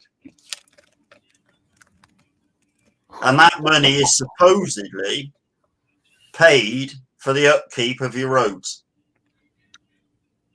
And do you pay a public works tax as well? Yeah, you pay tax on your wages and stuff, yeah. Yeah. Yeah. Holy fuck. Yeah, it's a bit of an eye opener, but no, I can't understand why they're kicking off about suddenly getting these letters, because I mean 3 years now, isn't it, since most people bought the electric cars. They're suddenly getting letters saying that shortly in April they will be receiving a letter with their tax band bracket for the road fund tax. Holy shit. Oh yes. Now that will be fucking fun, won't it? Well, yeah. Because if it's done on power to weight ratio and stuff. Those batteries weigh as much as some cars. Yeah, but if it's done on power to weight ratio as opposed to emissions, a lot of these cars, like you say, weigh so fucking much, but they're so fucking mega quick. Yeah, I wouldn't be surprised if they start regretting buying electric cars because of what the fucking tax comes in at, and they reckon the tires and stuff they go through as well. Oh yeah, electric cars don't have to go through tires and brakes. Yeah, they're an absolute money pit because there's a guy who ran one for 100,000 kilometers. I was watching, and he had to replace, or he ran it a million kilometers. He had to replace the motor 3 times, the battery about 5 times. Yeah. Like to keep this thing going, it was a money pit. Yeah. Absolute money pit. Well, I know somebody put a post up with an invoice to have one of these electric cars repaired. I can't think how long ago it was now. Might have been 6 or 8 months, 10 months ago, something like that. But to have it repaired, it was going to cost 64 grand. Yeah. Yeah. How much? £64,000. Oh my God. Yeah. Yeah, that's for a repair. Yeah. My buddy was that Mac Master on his Porsche Cayenne? I don't think it was. I think it was somebody else that put one up. Well, the batteries last about 2 to 3 years, right? And my buddy was looking into that, and in Canada it would be about $70,000 to buy. Yeah. And so about every 2 to 3 years you'll have to spend about 45,000. Yeah, that's because you're always in fucking minus temperature. That is. Yep, that's just the battery, and it kills, and that kills the lithium batteries. Yep. Yeah. But even in normal temperature, they reckon that the life of the batteries is only about 3 years before they start diminishing so many percent every year. You might get 5 out of it, kind of usable. Yeah. But that's really pushing it. That'd be a rare case. The Yes. average would probably be about 3 to 4. Yeah. In So like, worst you know, case not scenario conditions then. like North America. Yeah, worst case scenario then, if you buy an electric car over here and you pay, say, I don't know, if you bought one and paid 100 grand, yeah, Yeah. in 5 years, well, as soon as you buy any new car, you take it off the forecourt, you lose 10%, 15% straight away, right? So there's 85 grand that it's worth, say, yeah? Yeah. So in 5 years' time, when the battery's fucked, you're going to be lucky to get fucking 10 grand for it because it's going to cost you nearly 40 or 50 grand to have another battery put in it. Yeah, I wouldn't buy a used electric car. It wouldn't make any sense. No, I wouldn't buy a brand new one. Yeah. Neither would I. No. Wouldn't make any sense. The cost of the battery is just too much. Well, they've already said, haven't they? To produce the batteries for these electric cars uses a bigger carbon footprint than the whole life cycle of a petrol car. Yeah. That sounds about right. Yeah. 7 And when years. you work out, some petrol cars are still on the road 50, 60 years. Yeah. Yeah, I mean, it doesn't make any sense whatsoever. Well, bridges to nowhere, right? Yeah. You know. It's like the windmills. They chose the most inefficient design for windmills. Yeah. You know. Everything they're doing is just absolute shit. And where do you get rid of them after? Yeah. Well, you've got to power them with diesel. Yeah. It's like the solar panel thing. And The big then solar once panel the wind place. gets too strong, they don't produce power because you've got to use the power of the diesel to slow them down. Yeah. But the solar panel craze that kicked off over here, what, 5-10 years ago, Smiler? Oh, yeah. My buddy- Everybody was, solar panels, get some money back off your electric and blah, blah, blah, blah, blah. Do the green thing and all this business. And do they realise that those solar panels have only got a life? Because once they come to the end of their life or start playing up, I think somebody estimated it. Yeah. My buddy's There been was going to trying be to such live off a solar. fucking landfill of them. Yeah. My buddy's been trying to do solar. Yeah. They last about 7 years. Yeah. And then So if you work that out then, if everybody goes through and goes solar, or the majority of the streets here have got solar panels on, I mean, probably 50, if not 60% of the houses in the road got solar panels on, yeah? Yeah. So if you work that out, Wishes in over. 7 years' time, they all got to come off and be replaced. You imagine the fucking landfill on that. Well, it depends on the usage. Like if you're just using it to power like an LED light, Yeah. a diminishing solar panel, like it can produce like a low amount of power for a long time, but like to provide full power, like to power a house, you're going to have to replace them about every 7 years. But they'll last for 15, 20 years up on the light standard, producing a very low amount of voltage and decreasing over time. So it might be enough to last that long up there. But it's not being used for any real power draw. No. I mean, we don't get the amount of sunshine that a lot of countries get anyway, do we? Yeah. But yeah, if you have to use them for your house, once they start dropping in power production, you've got to replace them, and that really is only about 7 years. Yeah. Expensive job then, isn't it? Yep.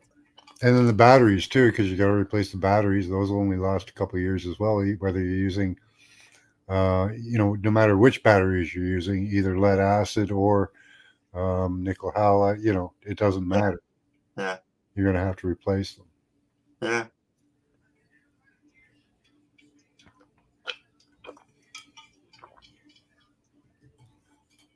So it's always going to be more efficient to go right from a fuel to the power source. Yeah, of course it is.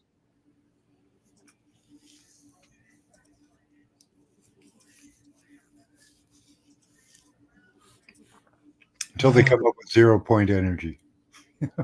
Well, they're never going to do that, are they? Oh, Bill Gates wants to put nuclear power cells on in everybody's neighborhood. Isn't that That's great? nice, isn't it? Isn't that great? Yeah, nice of him, isn't it? He's a well, I won't say it.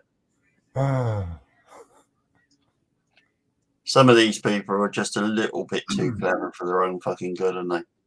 Yeah. I Now, I don't know why they aren't using the depleted uranium as a power source itself, because it does put off heat. Yeah. But we'll pay for storage instead. I mean, we're that far advanced here. We're probably one of the countries in the world with the worst fucking roads.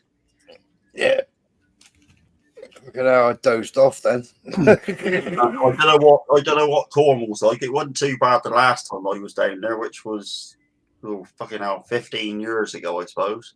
I live next to the road that was the worst Cornwall road in North America. Yeah. Cornwall is terrible. Yeah.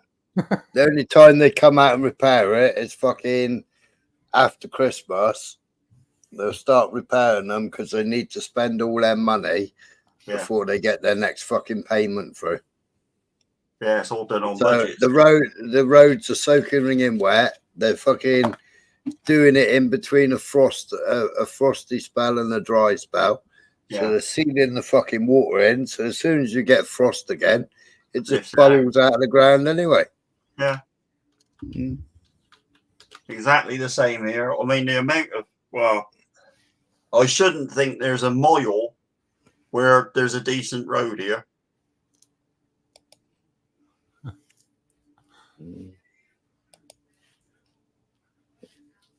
We had a recycled road done in our actual street, right? Yeah. They come along, scooped all the stuff off, and you hear it grinding away, and then they go and stack it down somewhere down the other end of the fucking town or whatever, ready for collecting later on and all this. Yeah. Then they dig it out, and then they fucking hardcore it, then they put a layer of grit on, then they put this stuff on, and then they put the final finishing tarmac on. Well, they did all brand new drains for the drainage as well. Yeah. And yeah, it looked nice. The road was nice and black because it was obviously nice new tarmac and whatever. Well, the first fucking second rainstorm we had, none of the water was running away because the drains wasn't anywhere near fucking level to the road. Yeah. And within 6 weeks of doing it, they had to have all the drains up because they put the wrong fucking drain covers in anyway. Yeah, we don't even get that here. 2 weeks after that, they had to come out and dig up the fucking road because there's a fractured gas pipe. What they do here is they come along, they scratch the surface, right? Yeah. Then a lorry comes along behind them, or a tar machine comes along behind them, pours hot fucking tar down, and then you got a lorry coming behind that just puts fucking small fucking gravel down. Yeah. Right, and then you stuck driving at 10 mile an hour for a couple of days. Yeah, because fucking the grit's getting fucking thrown all over the place. Yeah. It's fucking ridiculous. Yeah. Well, they haven't mastered it, have they? And I mean, my brother lived in France for some time, and he was down towards the southwest, but he was right out in the sticks. And he said there isn't a road in France, even the roads that lead to nowhere, have got potholes in. Yeah. He said the roads over there are absolutely fucking incredible. I mean, compared to over here. Oh, that looks nice. Yeah, that's like Isn't that pretty? Isn't that pretty? That's pretty good compared to Somerset, Max. Is it? Yeah. Oh, fucking hell, that's tiny. That is the potholes in Somerset. If you put a fucking hook in there, you can pull a fish out. Okay. Fucking hell. Yeah, it used to be fucking Drop links galore. Every fucking MOT or every service, we were fitting drop links on cars and fucking shocks or Yeah. shock springs. Oh, there's pothole. Yeah, a lot of people drive like, well, not a lot of people. Some people will drive like a lot of those sports cars around. And yeah, if you drive up Barton Street, which I live next to, it was the worst road in Ontario. They're actually trying to upgrade it. They're very ashamed of it now. So there's a lot of construction going on. We had members of the public buying fucking bags of ready mix and actually going out and filling the fucking holes up. Yeah, and filling the holes up themselves. Yeah. with fucking Postmex. Because Oh. you could buy Postmex in fucking B&Q for about £5 a bag, I think it was. Yeah. Just get some quick mix cement and pour it in there. Why not? But that's our infrastructure. I mean, that shouldn't be in that fucking state. And I mean, surely after having roads like we've got for so long, you would think somebody somewhere would realise that they're doing it wrong and our weather doesn't cope with the way they're doing it. Why don't they go somewhere else, look at what they're doing, and come back with what they're doing to do our roads with? Well, I had two gypsy mates. Yeah, they used to do tarmacking for the council. Right, they used to work for Cormac. Yeah. Right.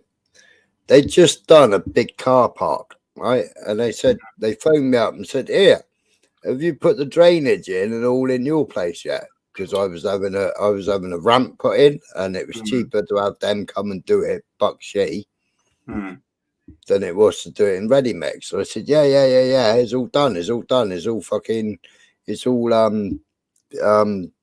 boarded out, ready to fucking do it. Like, right on. We're on the way. We got a fucking hopper full. I was like, what? We got a hopper full. How the fuck have you got a hopper full? We were sent out on the job by the boss, and the job wasn't ready. He said, we can't take it back to the yard because it'll just get fucking emptied out, left in the pile, and then fucking we'll have to break it all up in a couple of days' time and fucking, you know, then scrap it. He said, so I may as well come and do yours. And, you know, it's just a drink to those two because they were only going to take it back to the yard and scrap it. Yeah. So anyway, they come out and did it and everything.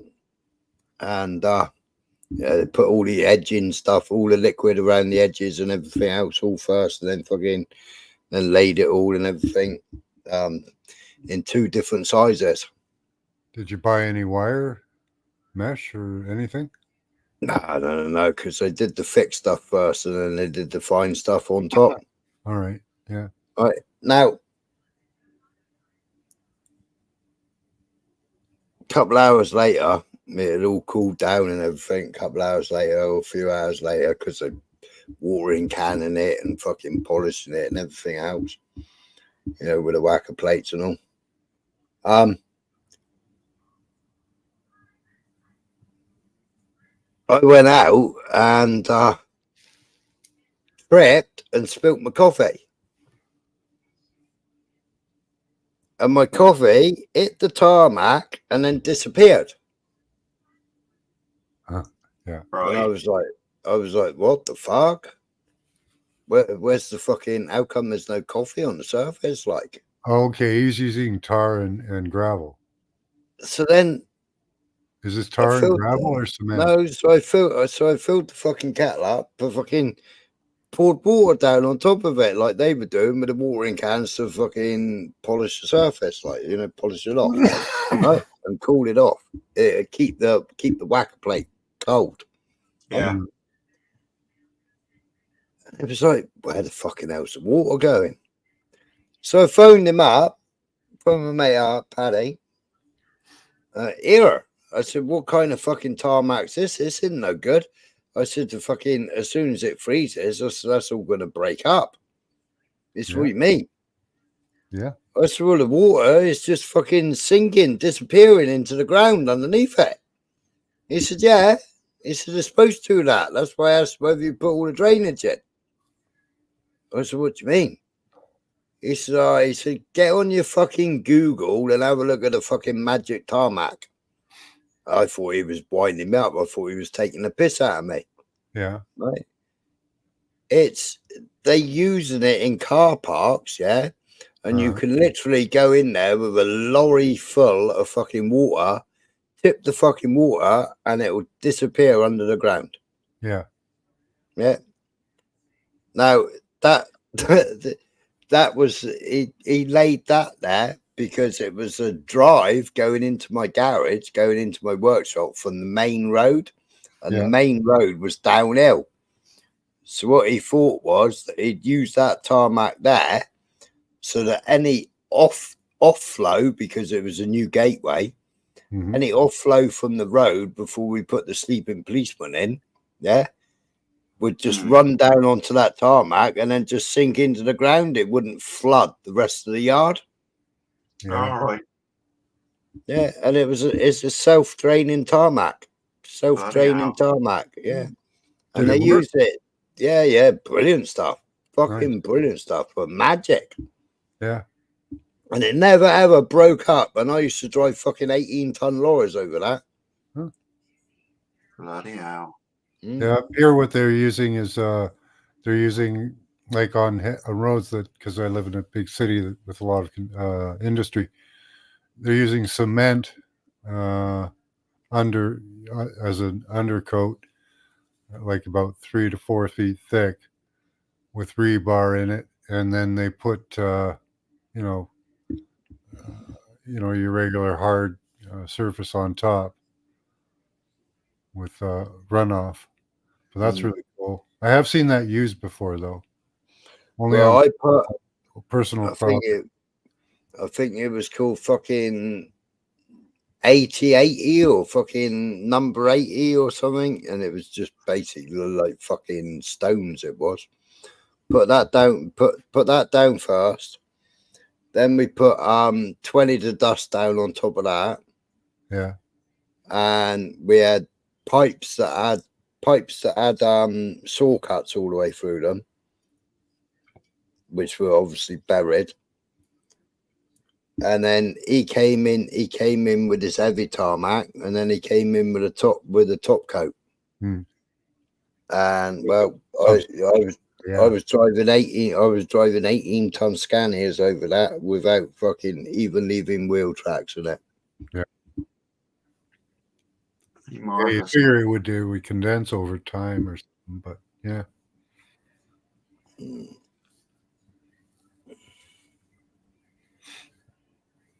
So what were they, like 1/4 centimeter size particles on the top?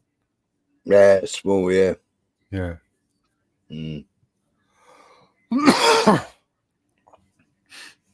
I've seen that laid down. They use a plastic like that in like a plastic composite in parks. That's like that. It just drains itself right into like a sand. Yeah, well, we use like coming up to roundabouts and coming up to junctions, we use recycled glass. Yeah. So like you got the last 100 yards going up to a junction is like a sandy color, but it's recycled glass and it stops skidding.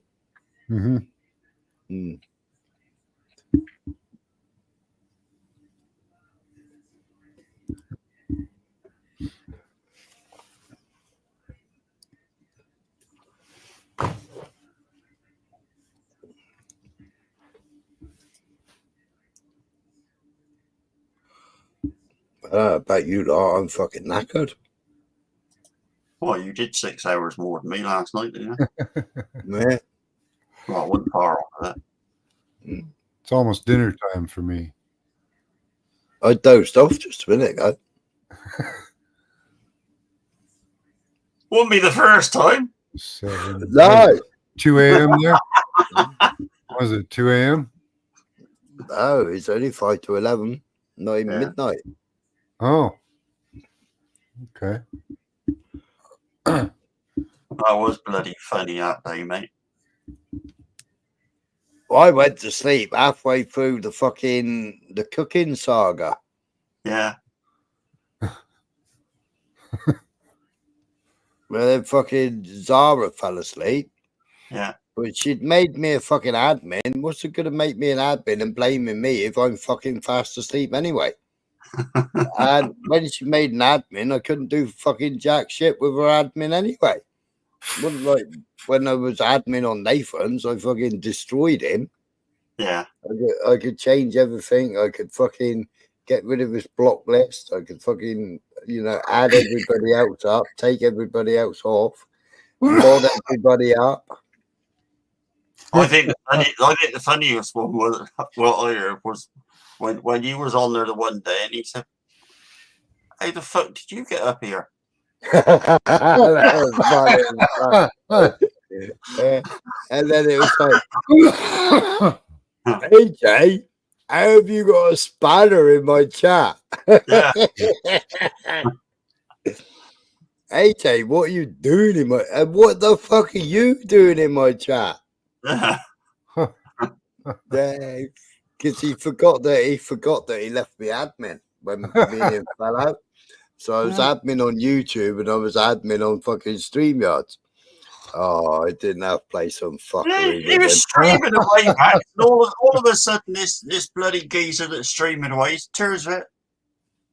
How the fuck did you? What's more? How the fuck did you let yourself on? And then I kicked him off. And every time he come up on the panel, I kicked him off. That was fucking funny. That was. I kept on unblocking everybody in the chat that was blocked, and then he was trying to block them. I was unblocking them. Couldn't happen to a nice bloke, could it? Put him backstage. Oh, the fucking amount of shit people gave me for going and doing that to him. He was like, "Fuck off, you fucking twat." He was fucking around with me, so I went and fucked around with him.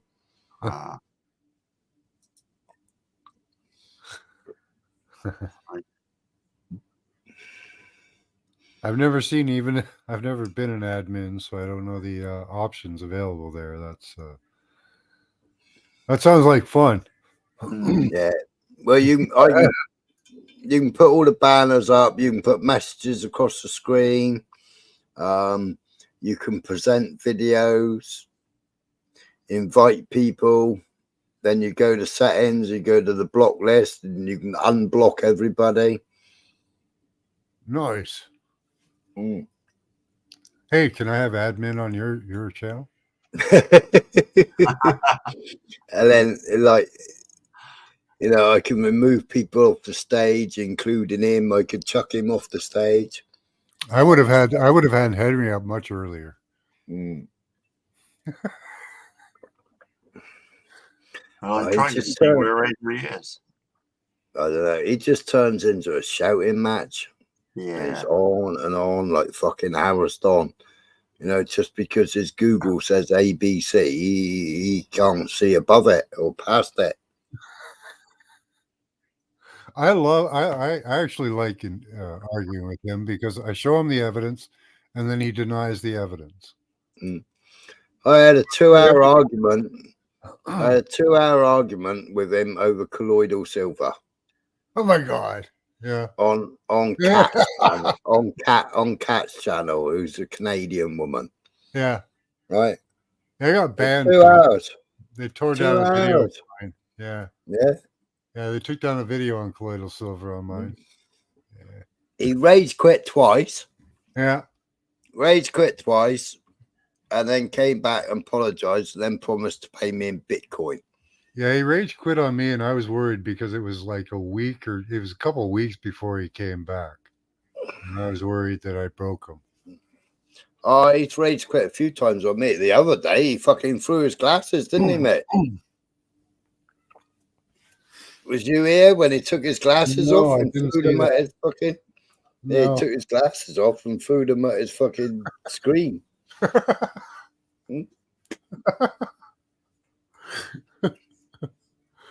But it's called getting your own back for all the times he fucking porn bombed me, the little shit. Yeah.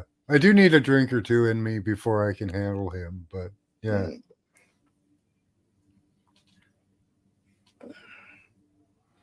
It's when he comes in with fucking Mr. J. And Mr. J sitting there telling him that he's completely fucking wrong.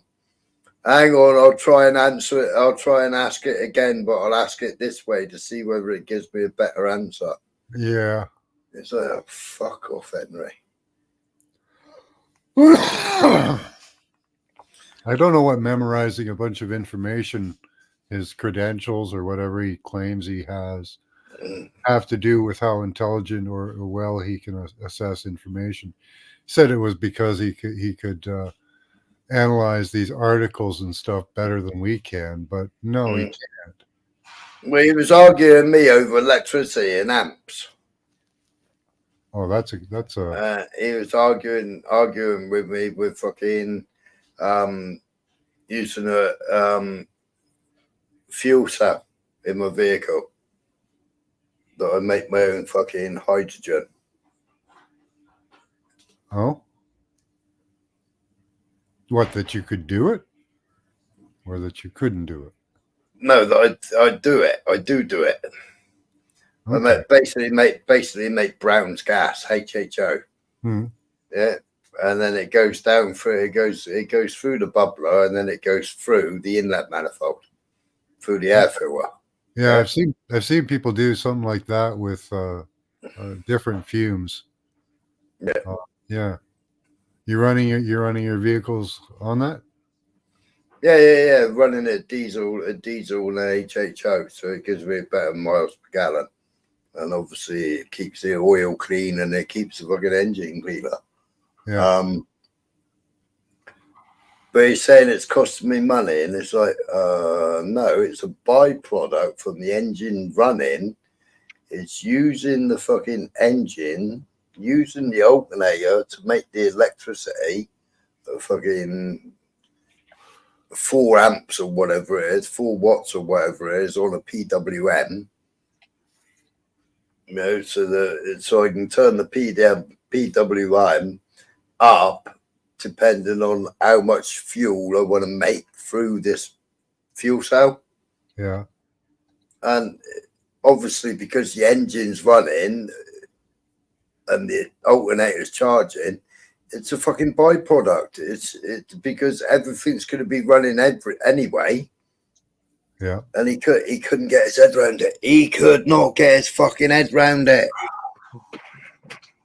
He could not get his head around it. You're getting a much better fuel efficiency. Yeah. Yeah. And producing it was a byproduct of the actual engine running, so it was free. Pretty much. And he couldn't work it out. And he ended up taking his fucking glasses off, throwing all his toys out the pram, throwing his glasses against the fucking monitor. Using like a recirculator. Yeah. Yeah. Basically recirculating it. Yeah. So yeah, you'll get better fuel efficiency. That's okay. What's impossible to understand about that? Well, because he just tries and looks at it too deeply, doesn't he?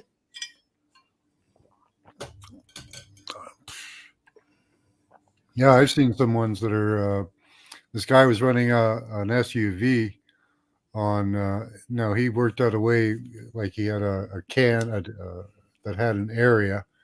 He wouldn't be able to get much power out of it, but he was able to run an SUV just on fumes. You know. Now I don't know if he had an additive. I would have put hydrogen peroxide or something in there to agitate the fuel more. But yeah, he was pretty much running it on fuel. Like he wouldn't have been able to tow any weight or anything. But yeah. But research. Yeah, but I used to run my Range Rover. I used to run it on waste oil. Yeah. Yeah. Fuel. You know, how much power you get out of fuel vary, you know. But yeah, but waste oil is waste oil. I used to run it for a centrifuge. Yeah, you get good combustion out of that. Yeah, and then I used to mix it. Then I used to mix it with petrol. Mm-hmm. Where 10% of petrol. Yeah. Store it in a fucking IBC, to 1,000 litre IBC tank. Yeah. Yeah. Stir it and then pump it straight into my tank. And we used to run, well, quite a few of the diesel vehicles. We used to run on that. Yeah. But you get better miles to the gallon because it was better octane. Yeah.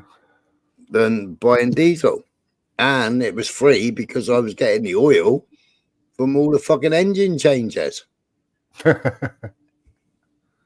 Yeah, that's... And like you use centrifuge to pull out the sludge and to pull out the fucking water. Yeah. Yeah, if you've got the equipment, you can do it. It's easy. Yeah. Oh yeah, it was easy.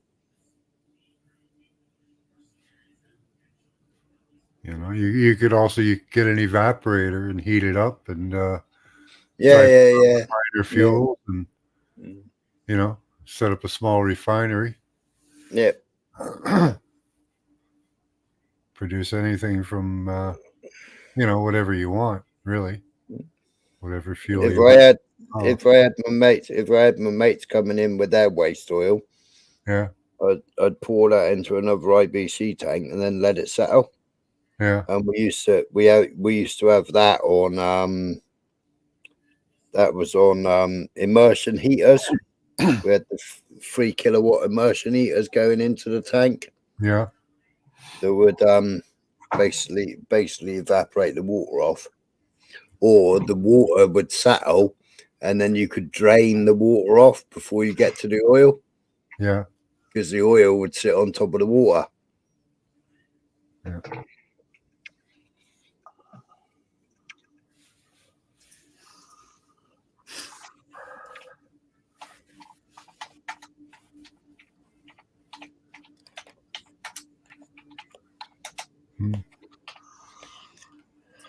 Bojo's typing away.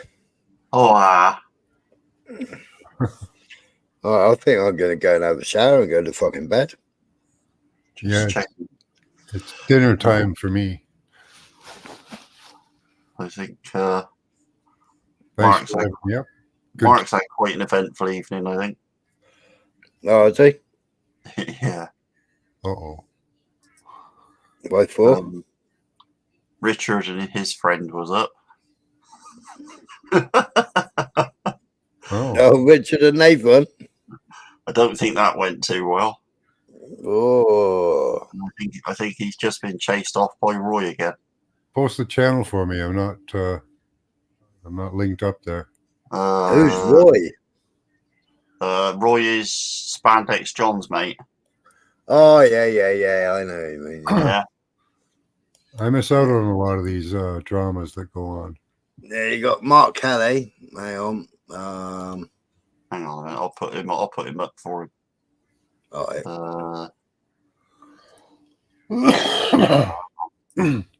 More. There we go. Copy. I'll put it in the main chat. Be alright, won't it? Sure. Yeah. There you go.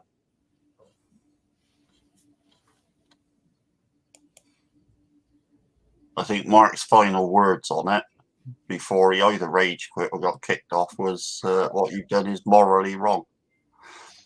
Mm. MK, what happened? Okay. There you go. No, Jaffa's just gone live. Has he? Yeah. He's got some content. I'll whinge about that. Yeah, Jaffa's just gone live. He's got 6 people watching. 5 people watching.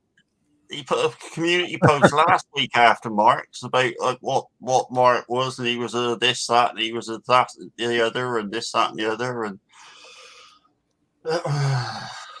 don't do yourself any favors, do he? No, he was on crying last night that he was going to pack his fucking channel up and God knows what else. Wow. That's why I went live. Well, what a night.